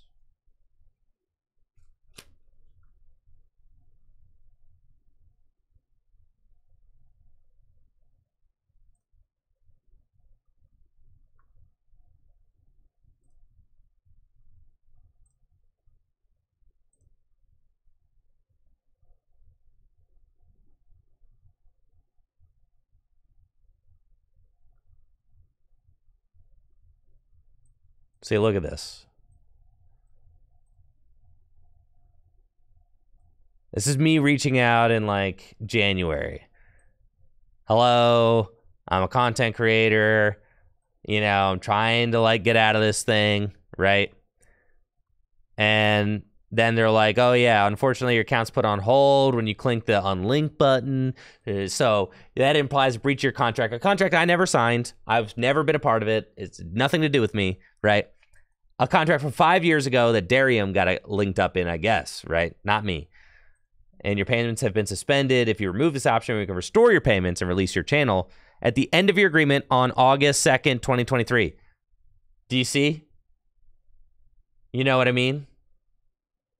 So, like, then they're like, okay, if you decide to keep the button on, the payments will be retained and you'll be released after 30 days. See what I mean? So, like, literally, they're like, we will steal your money, If you try to keep canceling, we're going to steal your money, and then we'll let you end your agreement on August 2nd. It's literally August 22nd now. It's 20 days late. Right? It's a nightmare. It's a nightmare getting out of this, right? Oh, yeah, they don't like the fact that I'm sharing this, huh?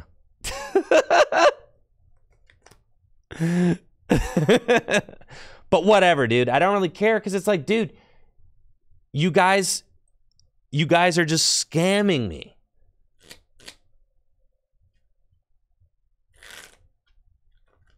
Doesn't matter. Right, I'm ending the contract anyways. And I have to do it. And it's like, so they just kept me on the loop for even longer until August. And then I've been trying to talk to them about ending now that it's August. And now they're just, Ethan Klein sued Broadband TV for like $600,000 or something.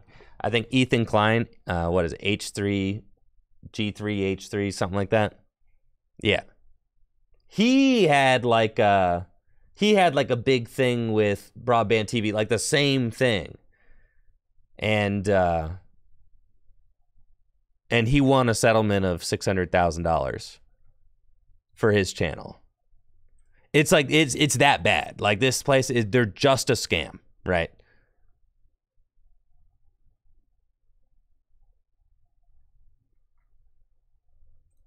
So then I reached out to them about canceling again. I reached out to them about the same thing about canceling again in like in August, and they were like, "Oh, we see that you're set up for a 60-40 agreement now. You know, what if we offered you a 95-5 agreement?" And I was like, 60-40? Who agreed to that? So nobody did. Even looking back at Darium's original contract, it says 90-10 right at the top of it. So now I'm like, you know, I sent a bunch of information to my lawyer, and you know, we're gonna see if there's anything that we can do. But it's all a mess. What was ever the value? There was none, ever. I don't know. I'm not the one who got into it, right? Yes, this is all in writing, yes.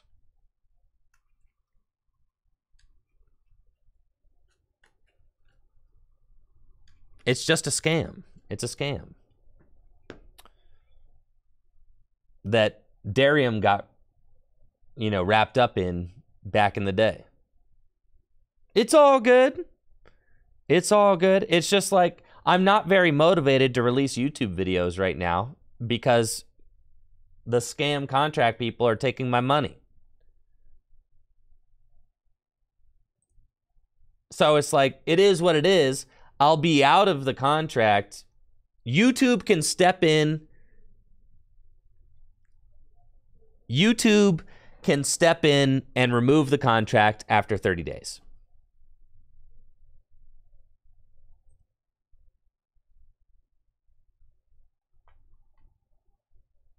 But that's like, I have to wait until like September 17th to release my Worlds videos. That's so late.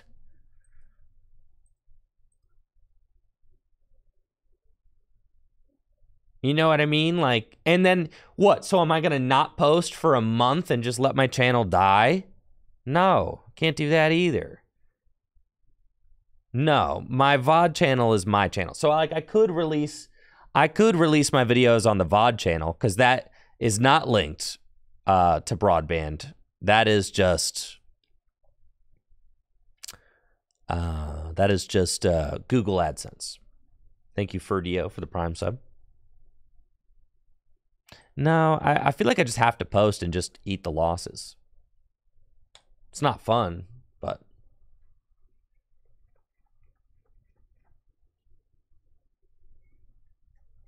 I like have to keep posting. You can't just not post.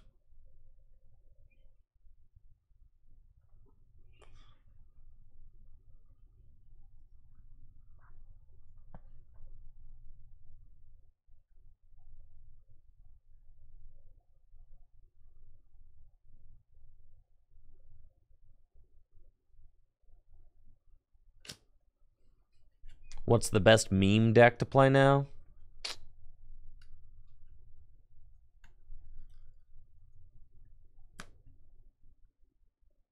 Baxcalibur. All right, let's see.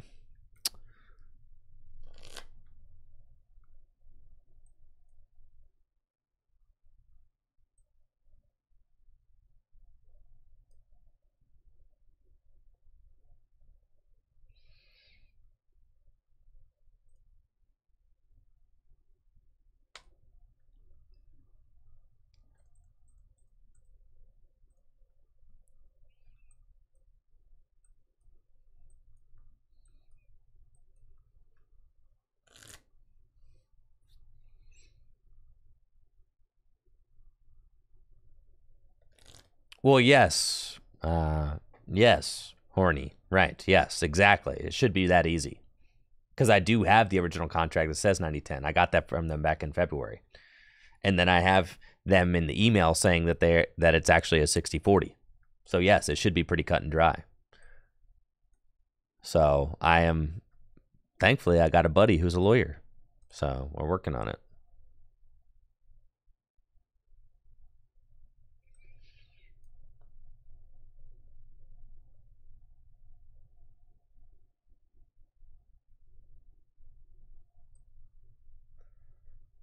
Italian. It's fine. It is literally cartoonishly evil, yes.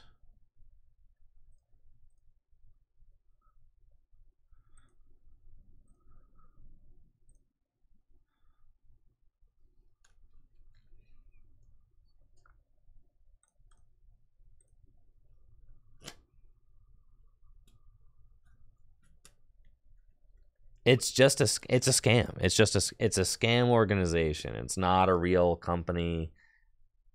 It's a scam. It's just a scam. It's not a real company. I'm ashamed that the channel is wrapped up in it at all, but I'm not the one who got us into it, so like I don't feel bad about it. Like it wasn't like it was a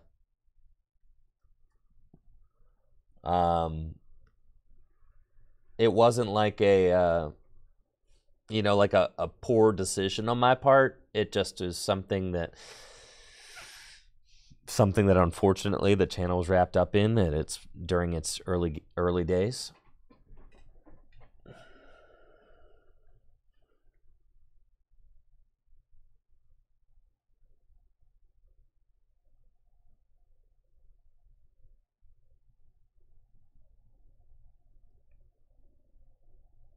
I'm hoping to find, I guess they've got Octillery. So I can Covetous Ivy the Octillery. That's what I'm going to do. I'm going to knock out the Octillery and hopefully put Path down.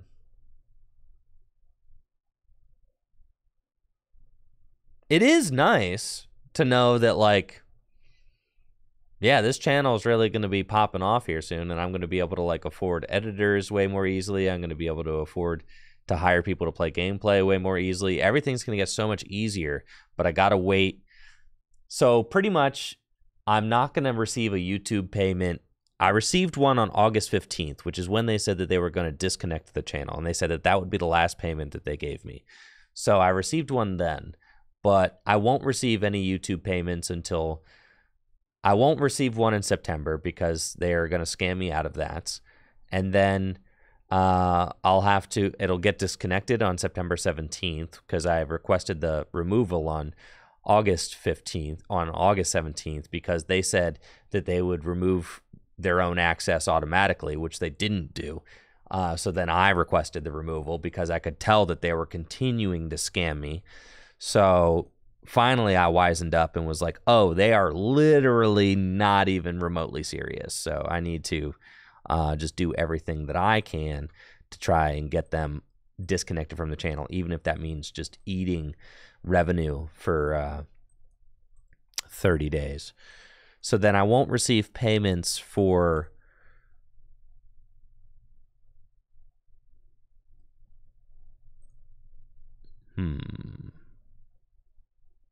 They returned it to themselves. This is bad.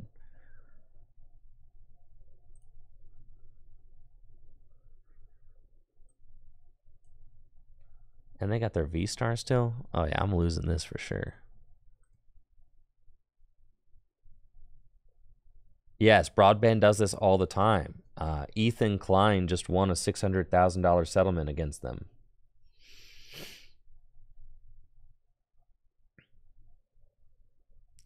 So the only cool thing is like I can Iono them, maybe find a path.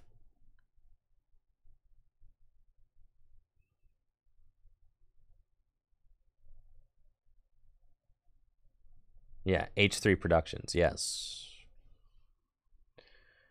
But yes, this kind of thing happens. They are just a total scam.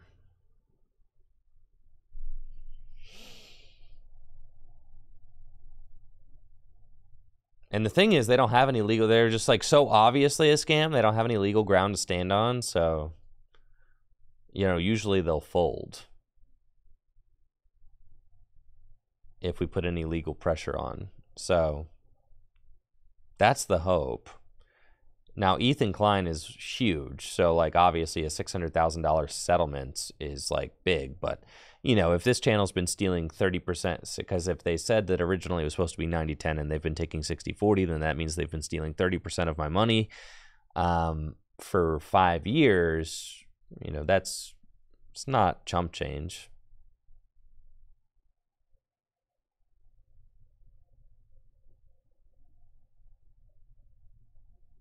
Yes, there's a plan in place at least. I will be free of this YouTube prison on September 17th, theoretically. And I might even try to reach out to YouTube and see if they can't do anything about it sooner. But I did reach out to them earlier and they said that they could not do anything for 30 days.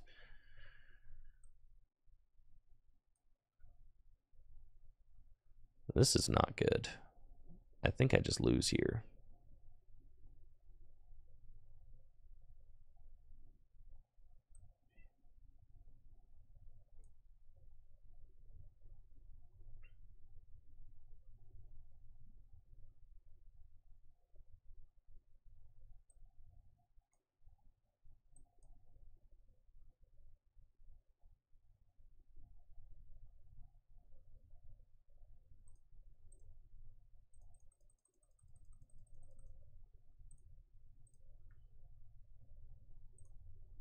I really would like to find a path.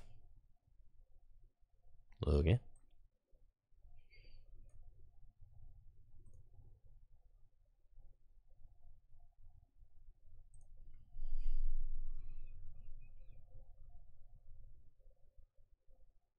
So then they can G-Max Spiral for 70. 70 and 140 doesn't do it. Oh, Charm on Pumpkin, right? Yeah, that's the play for sure.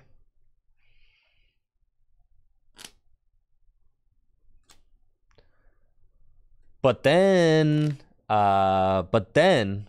so I won't be disconnected from my partnership with them until September 17th, and then I won't get paid by Google AdSense until like another 40 days or something after that. So I probably won't receive a YouTube payment until November. So that sucks. Doesn't it? But that's fine.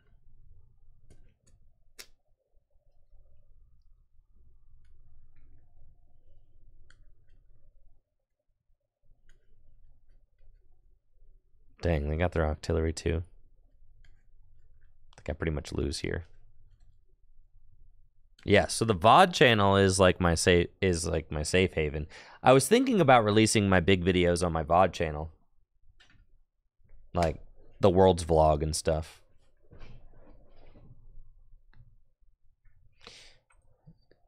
No, I'm probably not going to bring any attention to it. It's annoying. I'm just gonna let it go.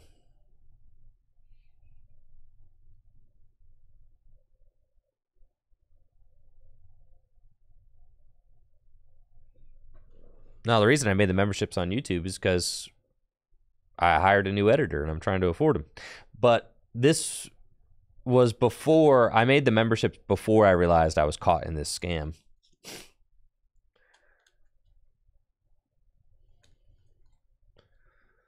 And thankfully, things are going to get a lot easier once I get a 40% bump in the back end for my YouTube channel.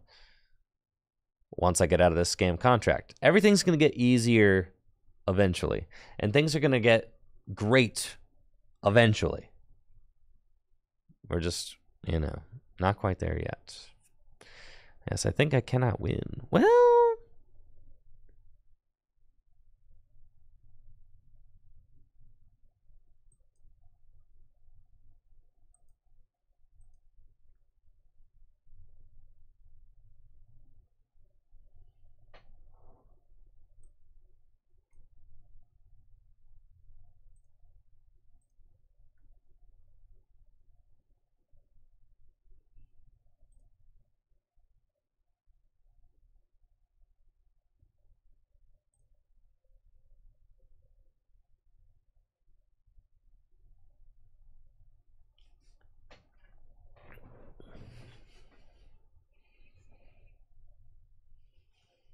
I need to find some energy to manually attach.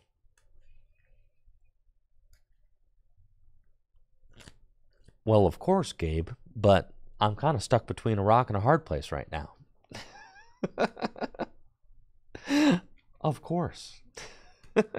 I don't have any good options. They're all bad. All my options are bad. Waiting till September to release my Worlds video is waiting till mid-September to release the Worlds video is like, that's cringe. I don't want to do that. Not getting paid for the Worlds video that I spent 2 weeks filming, and you know, I'm going to spend probably another 2 weeks editing is also cringe. So don't want to do that.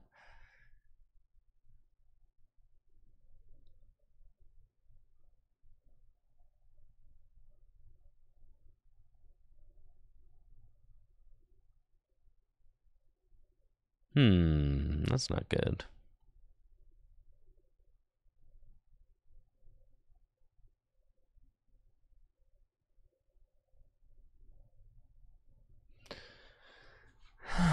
When I can Iono to 1, hopefully find another path.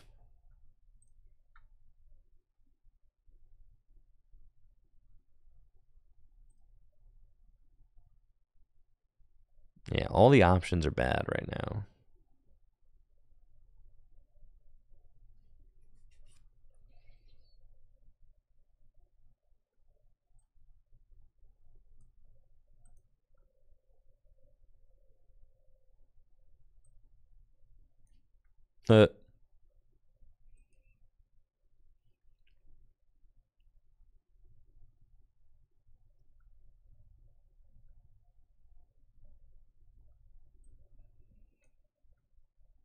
Path? Dang it.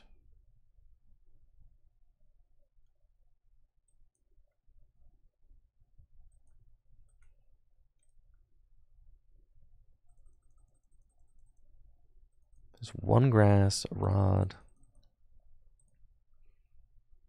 It's cool. They ain't got it, bro.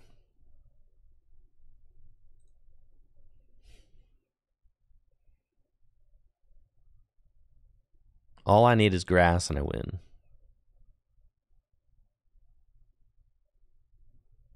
No! Cut that out. Stop that. They can get like their one of rope. Energy retrieval. Can they do this from the bench? They can. They just win. Oh, frickety frick. Dang, bro. We were so close.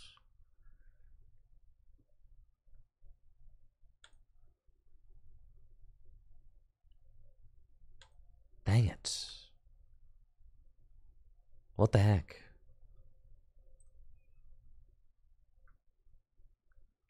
This deck's not very good. Turns out. Man, All right, back to Miraidon.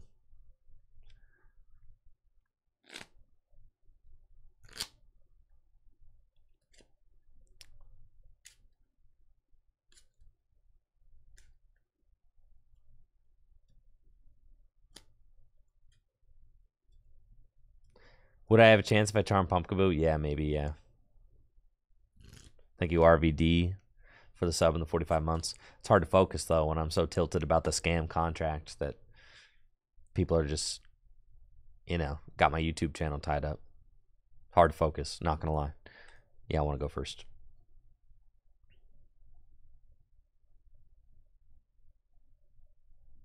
I know, Riley. It's tough. It's tough out here.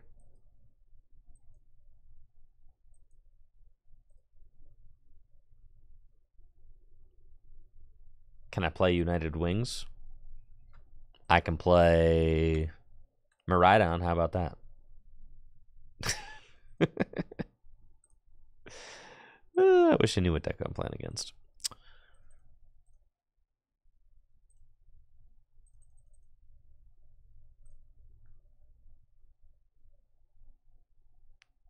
Yo, 5 games a day for 3 summers. Let's see.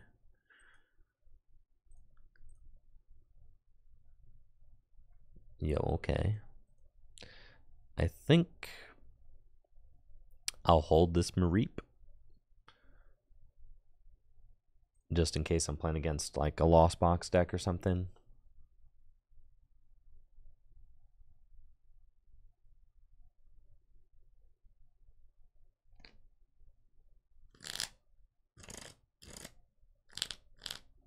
On-screen chat is frozen. Does that? Why does it do that?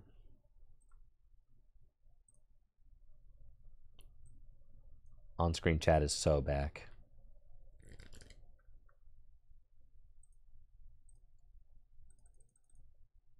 On-screen chat is back in a big way. See, they are playing Radiant Greninja. But what deck is this? Ah, it's Guardy. Free matchup. JW did go to Worlds, yes. So did Jesse, so did Riley, so did Michael Zealy. That was our Worlds testing group.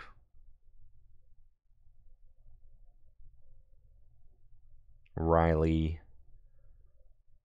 JW, Zealy, Jesse, and I.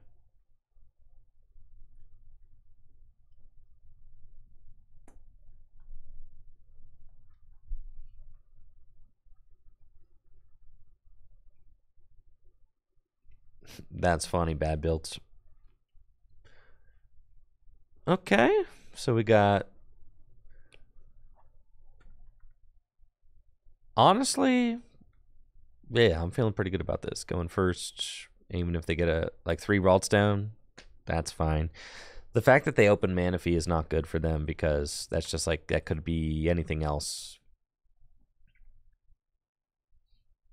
And it's not.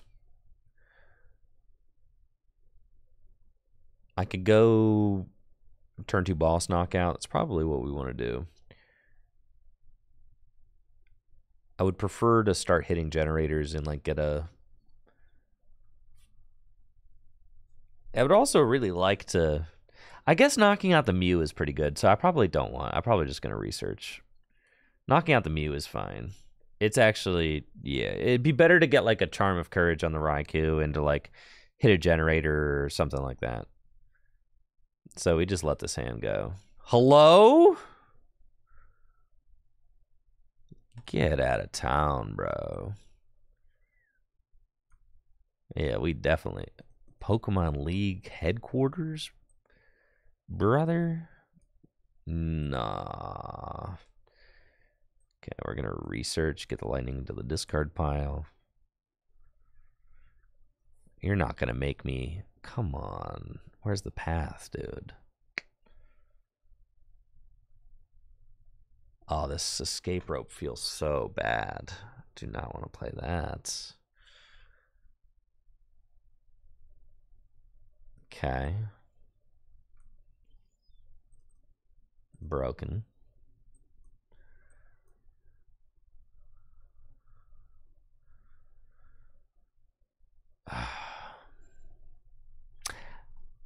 Come on, this deck's got 4 path in it, man.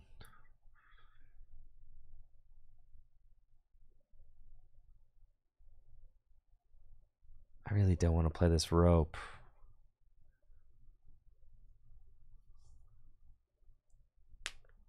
I mean, yeah, I can escape rope into Zeraora, but like then I'm knocking out the Manaphy. I don't want to knock out the Manaphy. Fleetfoot, yeah, but I want a generator before the Fleetfoot. Thank you, Et Maka, for the tier 1 sub.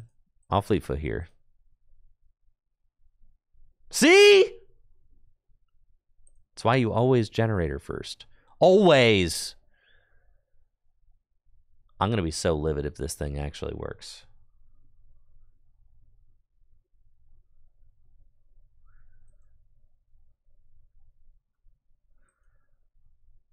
Ah!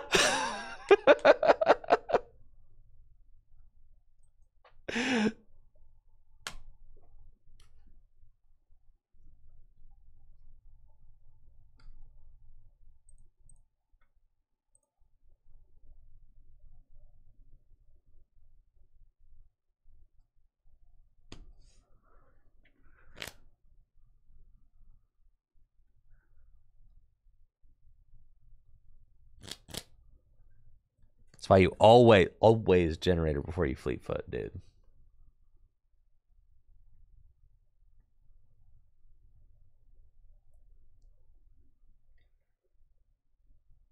Always. Well, now I feel pretty horrendous. I cannot believe the league headquarters stuck, dude. I've got 4 stadiums in this deck. That's so cringe. 4. I've got so many, dude.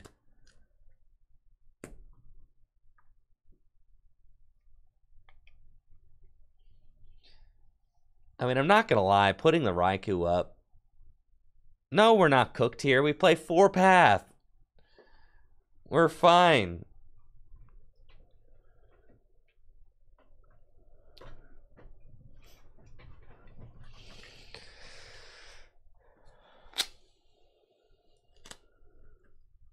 And by fine, I mean there's a game plan at least.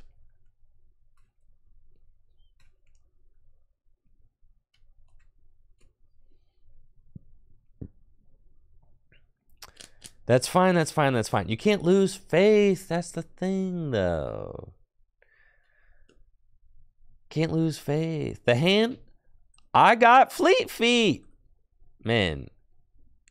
You know how many cards Fleet-footed draws? So many. Next turn, I get a top deck. That's 1. And I get Fleet-footed. That's 2. That's so many. Is for me? Yes. Nice. Thank you. My lovely wife just got me Jimmy James. I was waiting hard, so I decided to order it, and now I think I'm feeling worse. So. Of course you are. Yeah, I always get sleepy after I eat a midday lunch. I usually just wait till I get home to eat. But can't deny free Jimmy James. Free Jimmies. Do something, why don't you? Just, all right, pass. Good. And you probably feel so validated that you're one of league headquarters stuck against the Miraidon deck. I am livid. All right, Fleet Feet. There's the research. Okay. The 3 energy Raikou knockout Curlia. Holy smokes. 1, 2, 3, 4. They got so many energy in the discard pile already.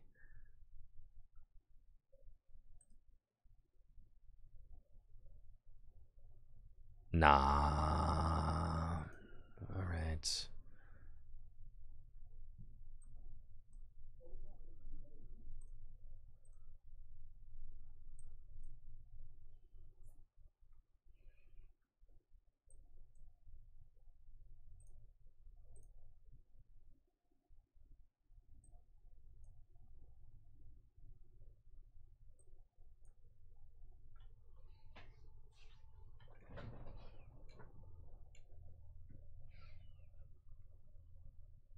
Okay.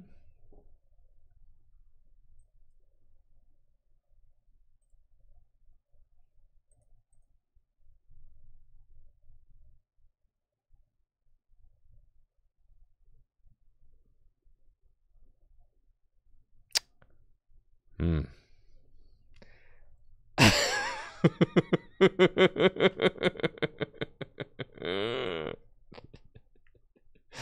Forgot that I already retreated. Yeah. Huh.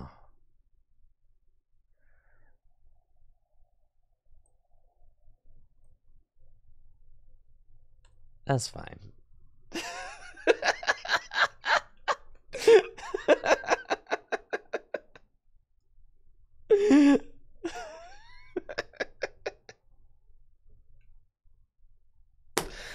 Nah, we still got it, bro. I still got another path in my hand.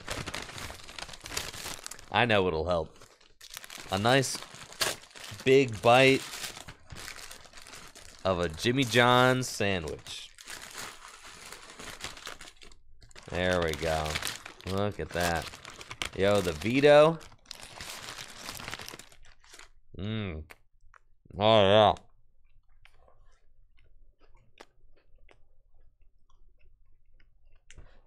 Gotta be the veto with peppers, dude.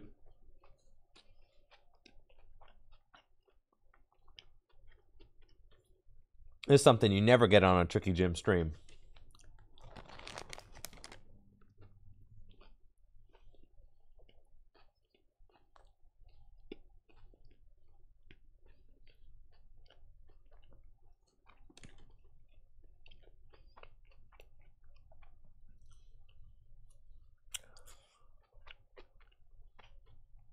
Celebrating being back in America by eating Jimmy John's. So true.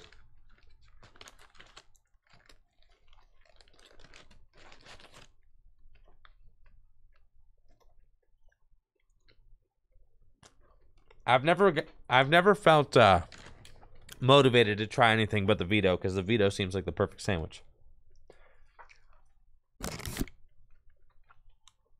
This is a calculated move. Well, this is a mind game right here.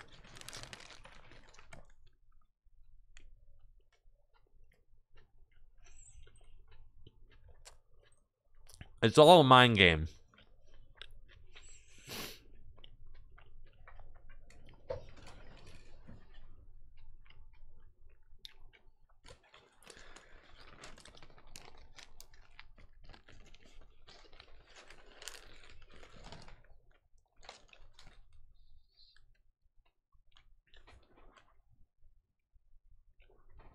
Man.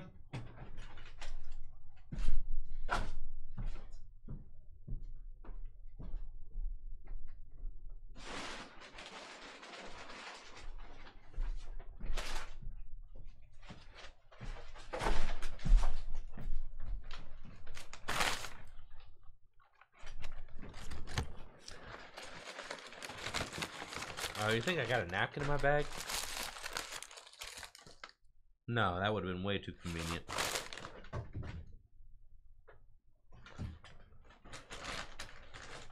You think they're gonna let me play?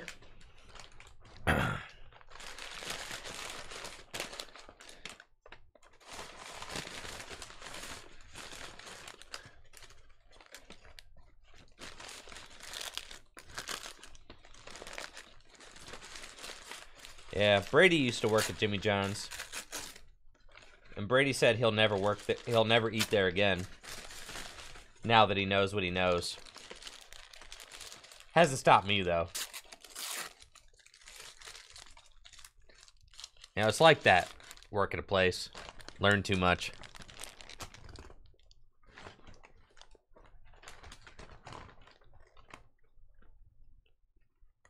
Brady said at his Jimmy John's, they use the same rag for everything. Same rag to wash down the counters. Same rag to wipe down the knives. Same rag to wipe off stuff off the floor.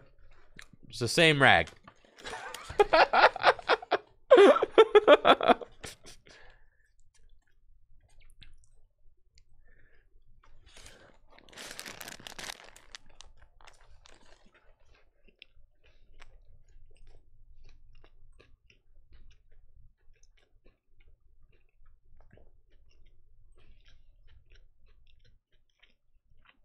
Oh. I should have tandem unit first. I'm playing like garbage, but that's okay. All right. Not a lot going for me here. That's okay.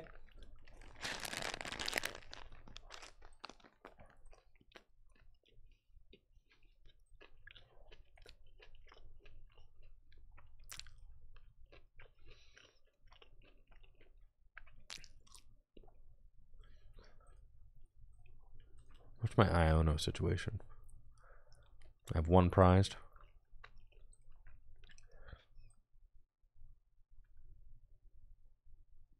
I feel like I should retreat. Attack with this guy.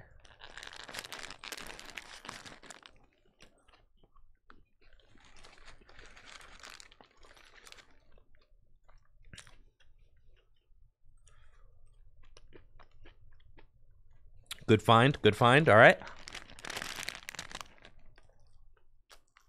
We're cooking.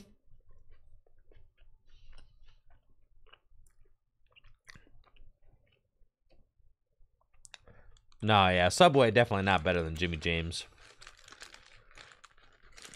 Jimmy James be slapping.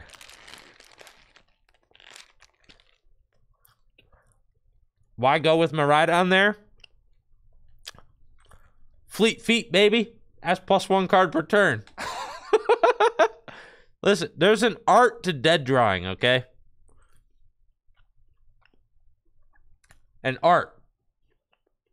It's important.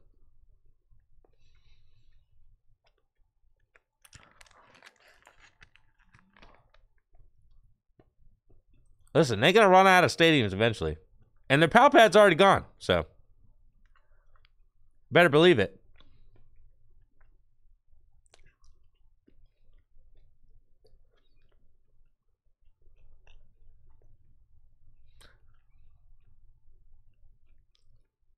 Oh, but they put the worker back in. Oh, this is devastating. We definitely lose. I need to find Judge or something.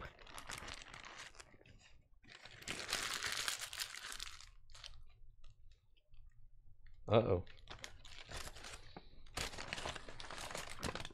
Wow.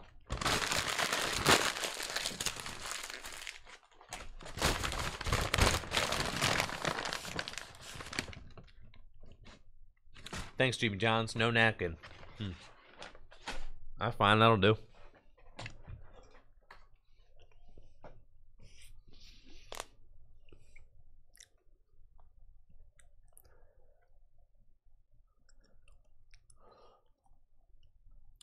Jersey Mike's? Yeah, Jersey Mike's pretty good. It depends on what I'm in the mood for.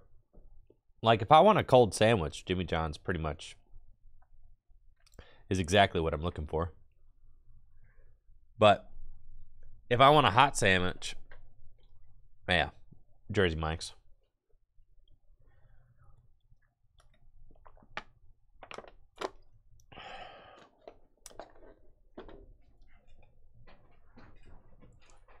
Yeah, not enough people talking about the free smells at Jimmy John's, you know?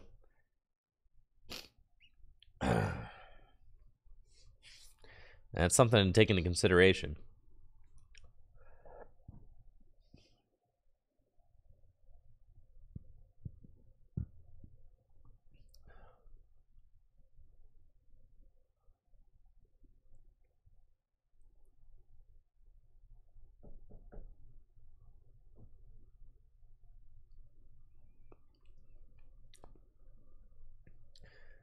All right, so they're going to go to... That's fine. I just need to, like, fleet foot into a Judge or something.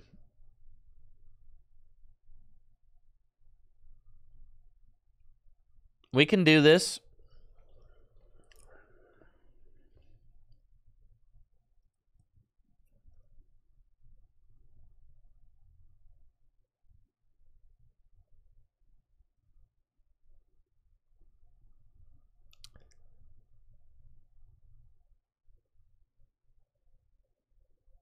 The problem is I gave them... And I have not seen, like, my 4 Sealstone yet. Or anything like that.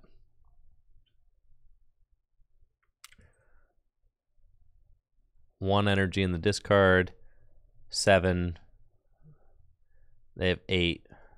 What, 7? They have 7. They have plenty of energy, so I can't really do that. I don't know why they're like overhitting, but that's fine.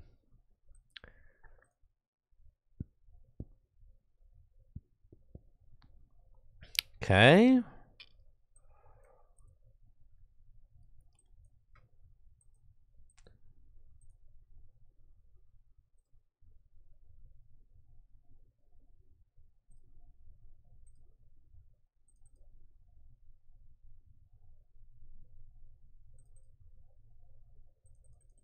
Man.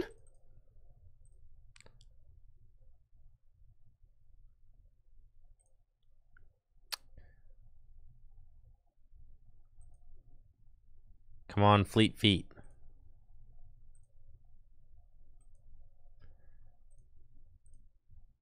Come on! Bruh. That's not where you want to be. Okay. It's fine.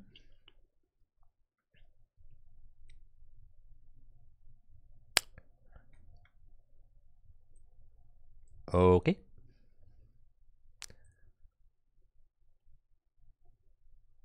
Sure. All right, I could find an Iono off this price.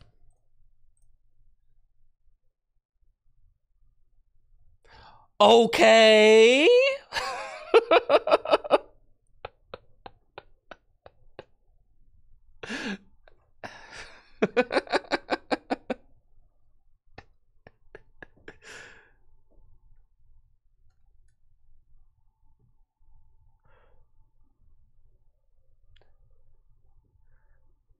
And now all I need to do is find my last path when they inevitably worker this one.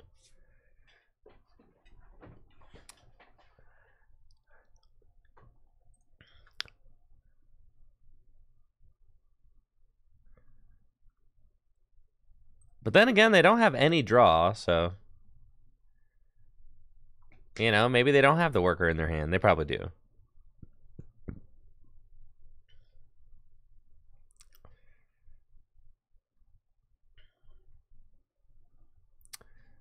And then I've got a stone in my deck, so really I can stone for my final path. So I can Iono to 1 path.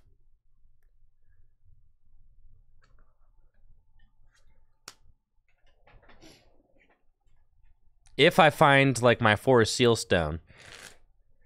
Now, weirdly, all of my attackers are gone, too. I've got nothing. I've got no Miraidons left. They're all gone. My other Raikou is prized, so I've got nobody. So here's the worker I was telling you about, right? And then they pretty much need to put down Wo-Chien to take this knockout. Unless they got Rare Candy Guardy.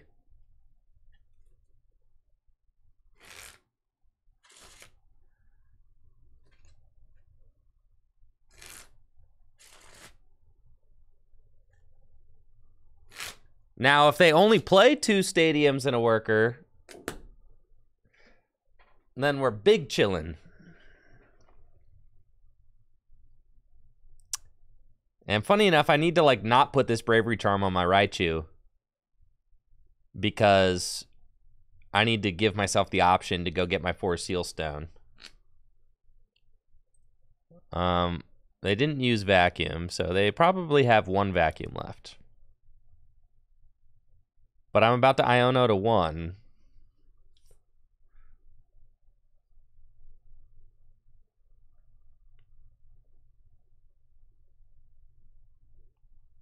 And there's Rare Candy Guardy, okay.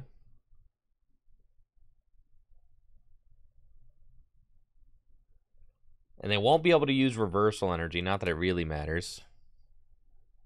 They can get this KO with Guardy, right? Oh. Well, can they?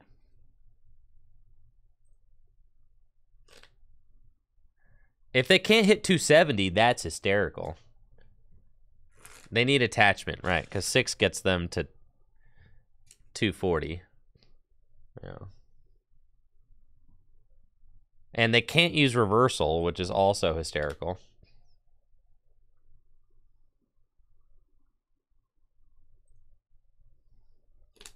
They hit one off the Shining Arcana. Okay, so now they're chilling. That's fine, though. I want them to take the knockout.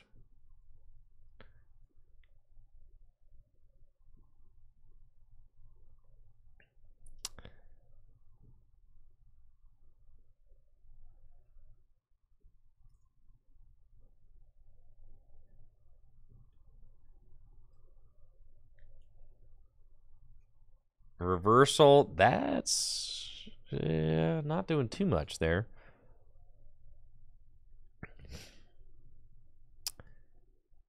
I guess, I don't know, this Bravery Charm is better on the Raichu. I mean, it would just be ideal if I top deck Path. Then I can put the Bravery Charm on the Raichu.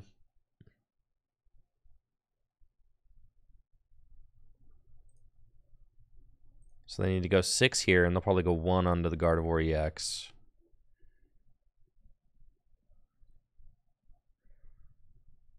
And then the problem is they could 2-hit KO my Raichu with Miracle Force and then Memory Skip.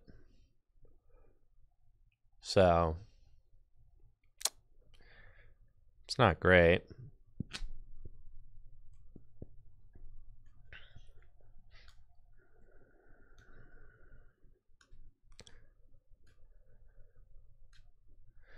I think,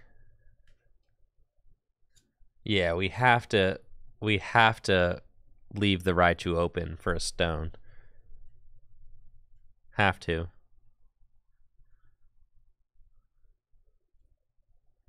I don't think we could put the Bravery Charm on it. Oh, no, man. All right, that's just checkmate. Yeah. Dang it.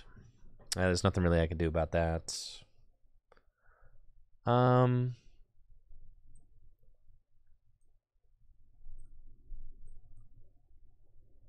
They might be out of stadiums, right?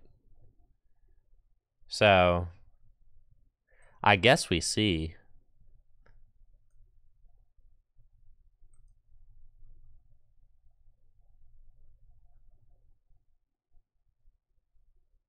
Dang, bro.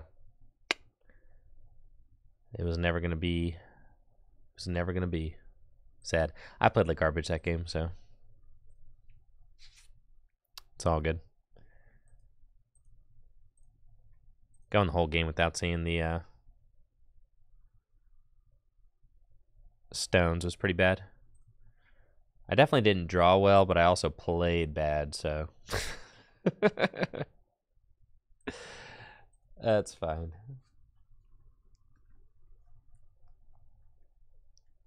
Oh yeah, playing against Gardevoir is torture, but it's fine. I'm glad that slower decks like that exist in the game. It's good. But especially on live, yeah, it is a special kind of pain.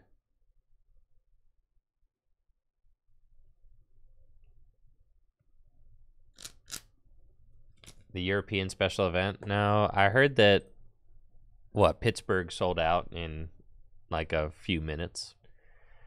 It just makes sense, though. That's the new normal, right? All the events sell out.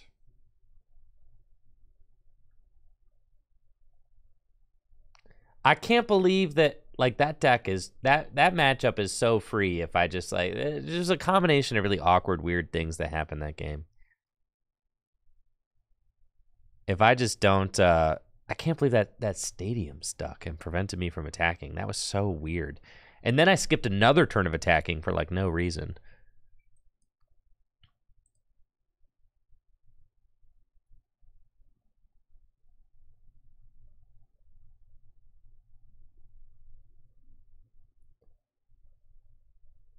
$400 Masters players for the first event of the year. Why is that bad? I mean, what, Pittsburgh will probably have like 1,000 or something.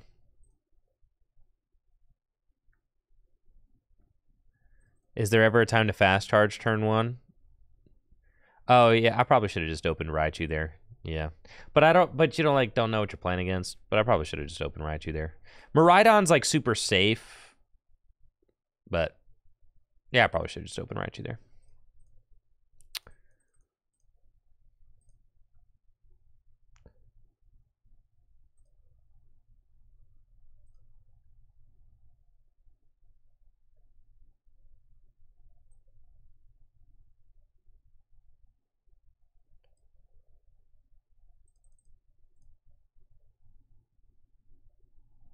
Thank you, Little Munchkin, for the sub in the 56 months.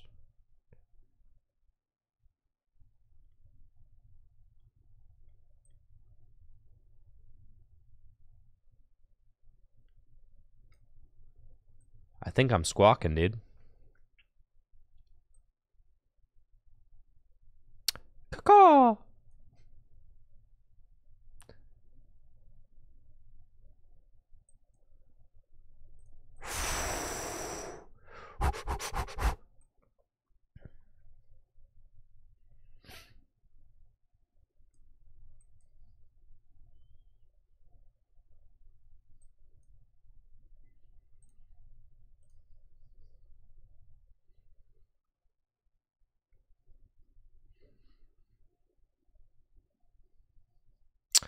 See, here, I'd like I could go fast charge, but I almost always would rather fleet foot. If that makes sense, right? So like, yeah, you can, but I'm almost always using fleet foot. Or like, see, it's just, and then that informs this.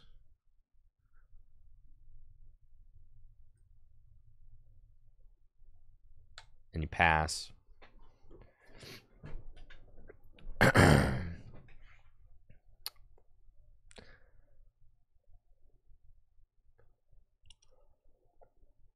That's the thing, is like if you have to retreat, and then also a lot of times you have to retreat the Raichu after the fast charge.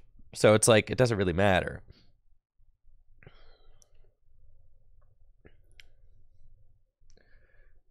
Fast charge is kind of something that you usually just do if it's there.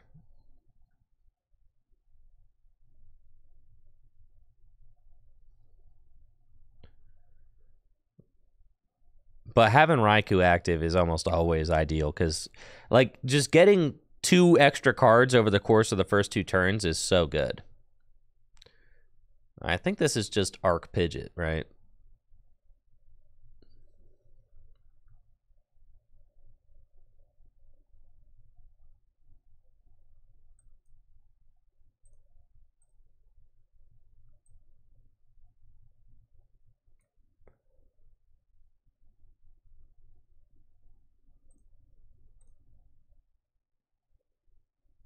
So sick.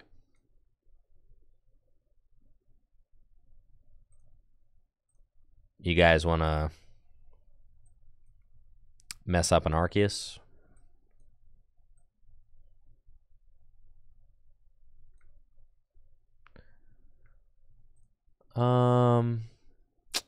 Yeah, let's go switch card. I feel like it's just correct to take this thing, right?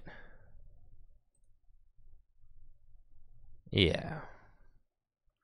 Now, I mean, knocking out the Pidgey is good. I'm kind of committed to this line now, yeah.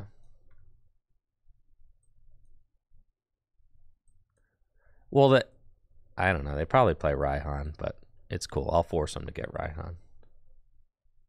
V-Guard only works versus V's, baby! That's fine.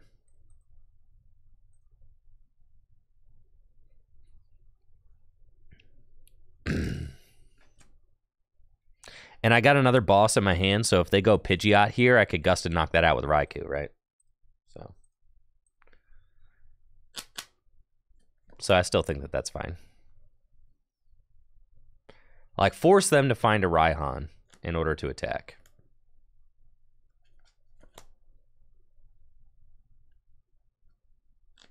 Avery? Scoop her up. Goodbye.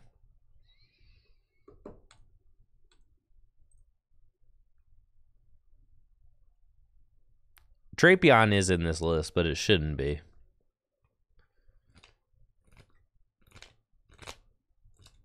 I should just take that Drapion out. The Drapion's stinky, dude. Just take this thing out.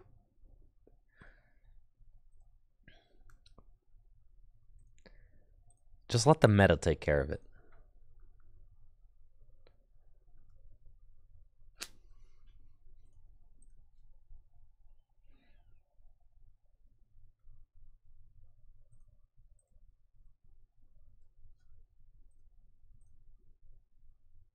Terrible card.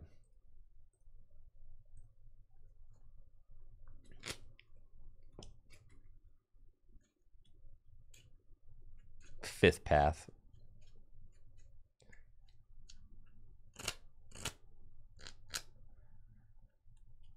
Yeah, Fifth Path. That's what I'm talking about. Yo, the trainer chip?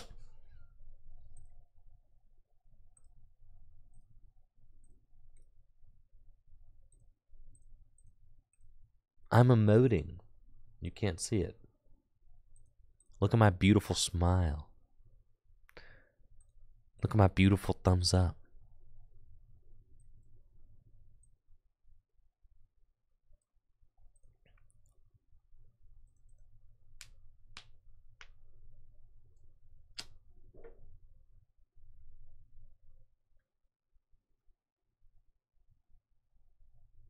All right, that's a pretty solid opening hand. I don't know that you actually want to squawk this hand away, though. And we got Judge and Iono and a boss, but that's also fine. I mean, we could just set up even better, and then... I mean, even playing this Ultra Ball, what? I'm going to get rid of the... Probably the Iono and the Squawk, I guess. And then I'm just in for a Judge turn 2. And then if I hit, like, Judge Path, I'm so goated. So that's pretty gnarly. I guess I'll go for minus boss, minus Squawk. That's fine. Okay, get the mid. And then mid fetches more mids.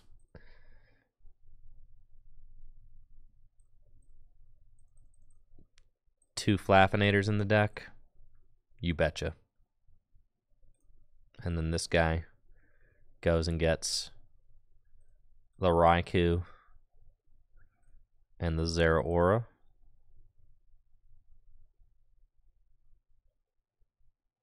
That's fine. Generator. Okay.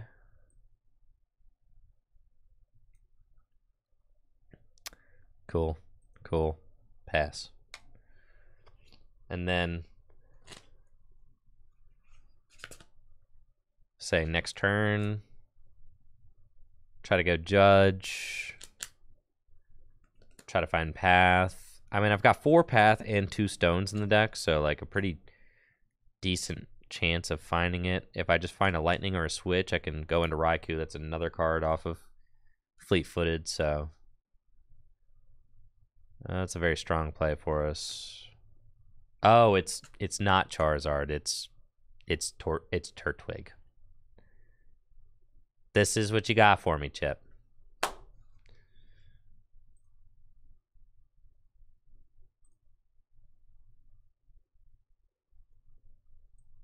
This what you got.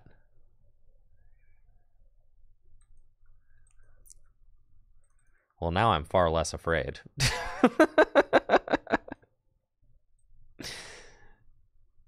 And I feel like I should just Iono because your deck is just going to fall apart.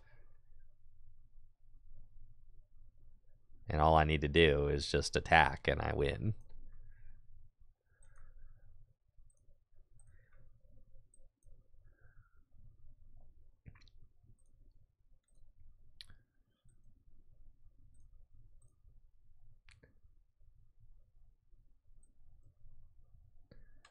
Yeah, I don't know about this one, Chip.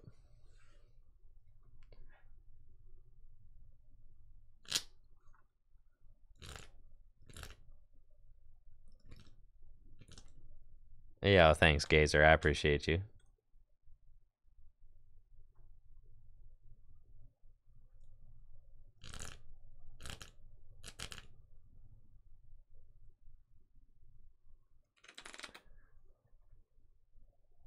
All right, we got reversals. That's good because you're always going to be losing.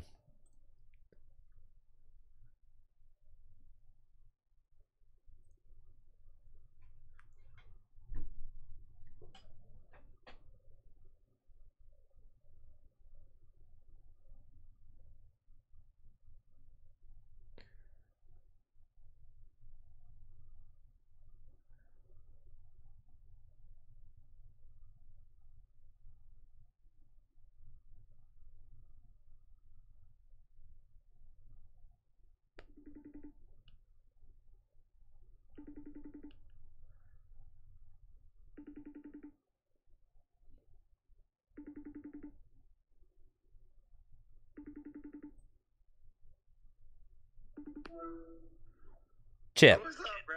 Hey, baby. Yo, how you guys doing? We're chilling, man. Are you playing this Turtwig deck right now? What you talking about, man? I'm talking about the... Samuel loves it. Hey, little Sammy. How's that Turtwig deck going? Well, we're fighting for 10, so. Sam is looking like an aspiring Pokemon trainer. Yeah.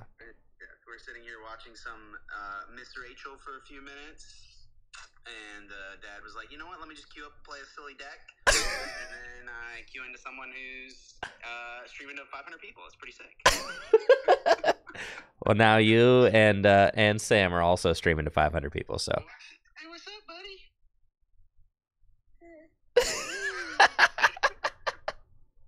I want to go back and watch what your reaction was when you saw me bench a Turtwig. Oh, it was sick, dude. It was sick. I was like, oh, okay, it's going to be the Charizard deck for sure. Turtwig. Just, this is literally like, hey, buddy, it's okay. I built this deck right before I queued in to you. Like, this is like the first game I have played. The first draft. So what you're saying is that... Someone posted on Twitter, I was like, huh, seems like a silly idea. Let's give it a shot, see what happens. So you're saying that greatness is ahead. Yes, absolutely. Yeah, it's just draft one. All right. It KOs everything. That's so true. All right, I'll let you guys go. Just wanted to say hey. Yeah, man. See ya. Yeah. All right, I was sick. I had to see what the vibes were over on Chip's end real quick. Yeah, I don't know about this one, Chip. I mean, I guess you got the Grottle out with the reversal. You got to look out for that.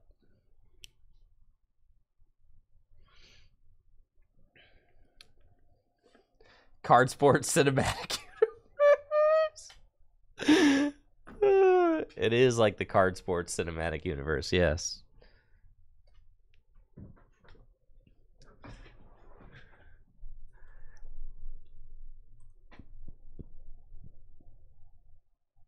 All right, so what? In order to knock out the Raikou, you're going to need like 5 evolutions in play. And it looks like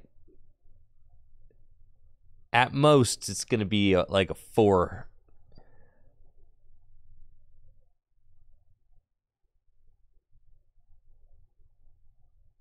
So I don't know about all that. Guess it makes sense, though. Like, you're always going to be losing, so Luxray is good.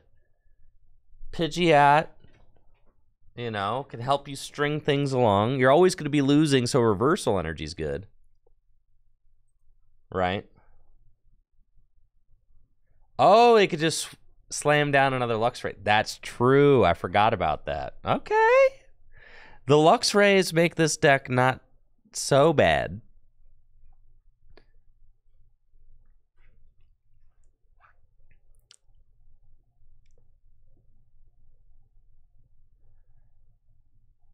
Because it allows you to just slam down evolutions like that.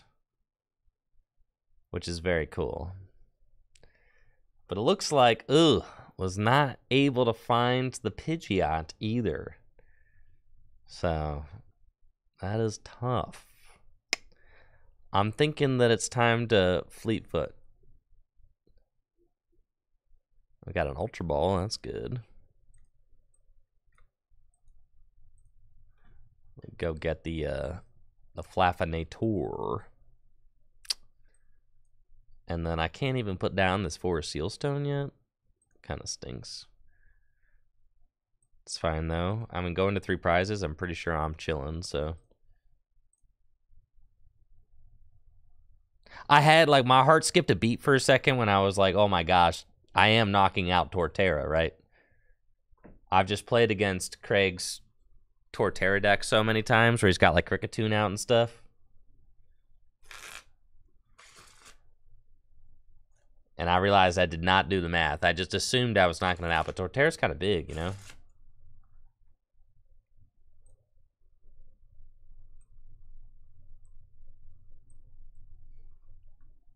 Got to think about that.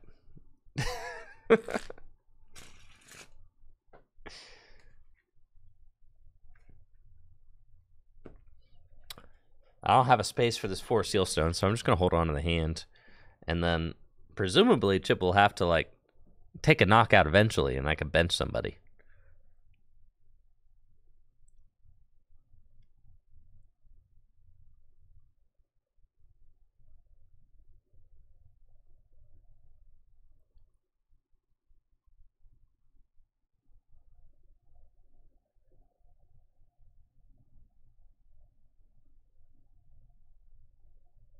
All right, we got Artisan, we got 4 evolutions, Iono, goodbye 4 Sealstone,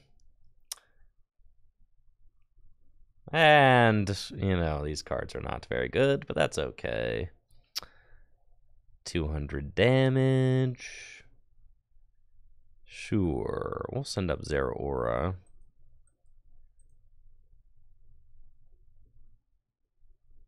There's Raichu. A tandem unit. Get me a Raikou out here. Dynamotor. Okay. I'm not gonna lie, it's starting to... It could get... That Iono... That Iono did Iono. Man, that was... That was an Iono for sure.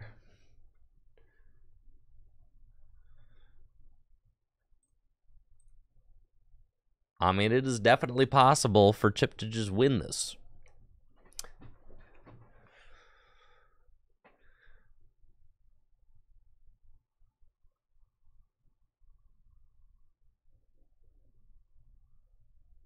I could lose. If Chip can crank out 300 damage this turn, well, it'd be a lot of damage.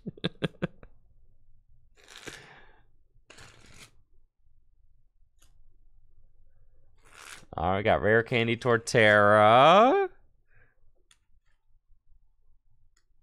Sundrenched Shell. There's another Torterra. Uh-huh.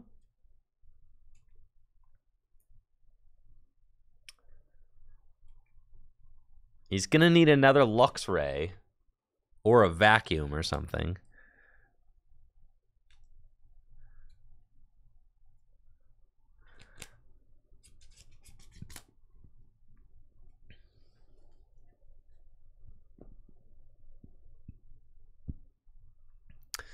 Artisan loosens up my fleet-footed. It's not bad.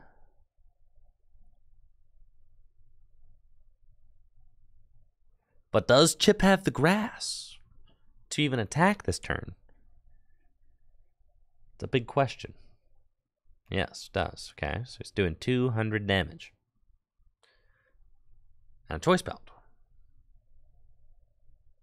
And an Iono. Alright, Iono to 2. That's fine, that hand stunk. These next 2 cards, well, you think he's got the Rare Candy Pidgeot? Pidgeotto? Man, that's crazy. I wonder if this deck even plays Rare Candy. Oh, it does. I just watched him Rare Candy into Torterra. Alright, so it's not a knockout. I got Judge. Okay. That'll do.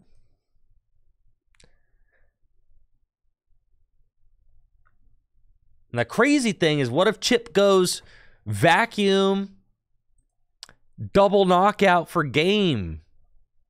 You know what I'm saying? That would be cringe, man. He wouldn't do that.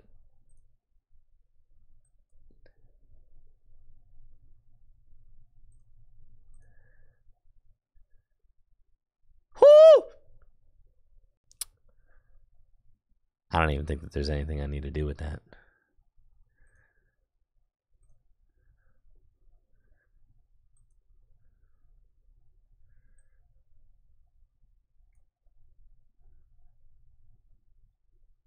Don't tell me my game. I've had enough, chat. I've had enough. I can't do it. That's... Huh? I'm so back, bro.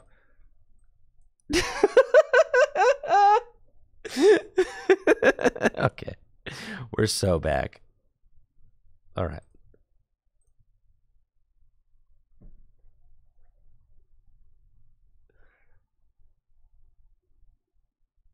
Now is it gonna go?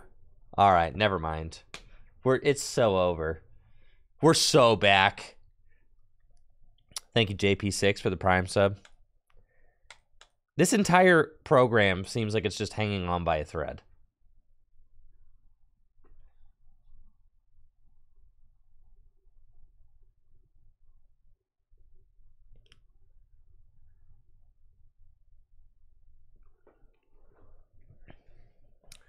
All right, he's got Pidgeotty X. Raihan, I think I lose. Yo, do you think he plays the vacuum?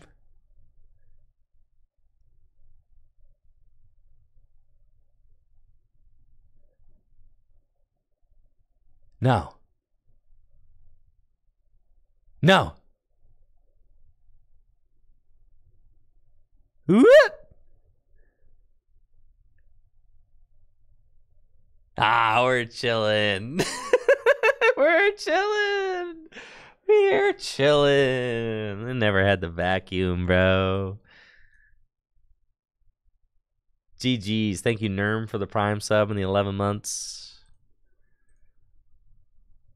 All right, Chip. I need to end this game before the game freezes on me again. Not gonna lie. If he had the vacuum there, we lose. So yeah, that would have been pretty sick. I know, Samuel was so close. So incredibly close. All right. With that, I have definitely had enough live for the day. I cannot do it anymore. This program is very much testing my patience. So, you all have a wonderful day. I'll be back tomorrow with some more Pokemon trading card game action. Hopefully, we can make it out of Bulbasaur tier. Up to Greninja tier. All right.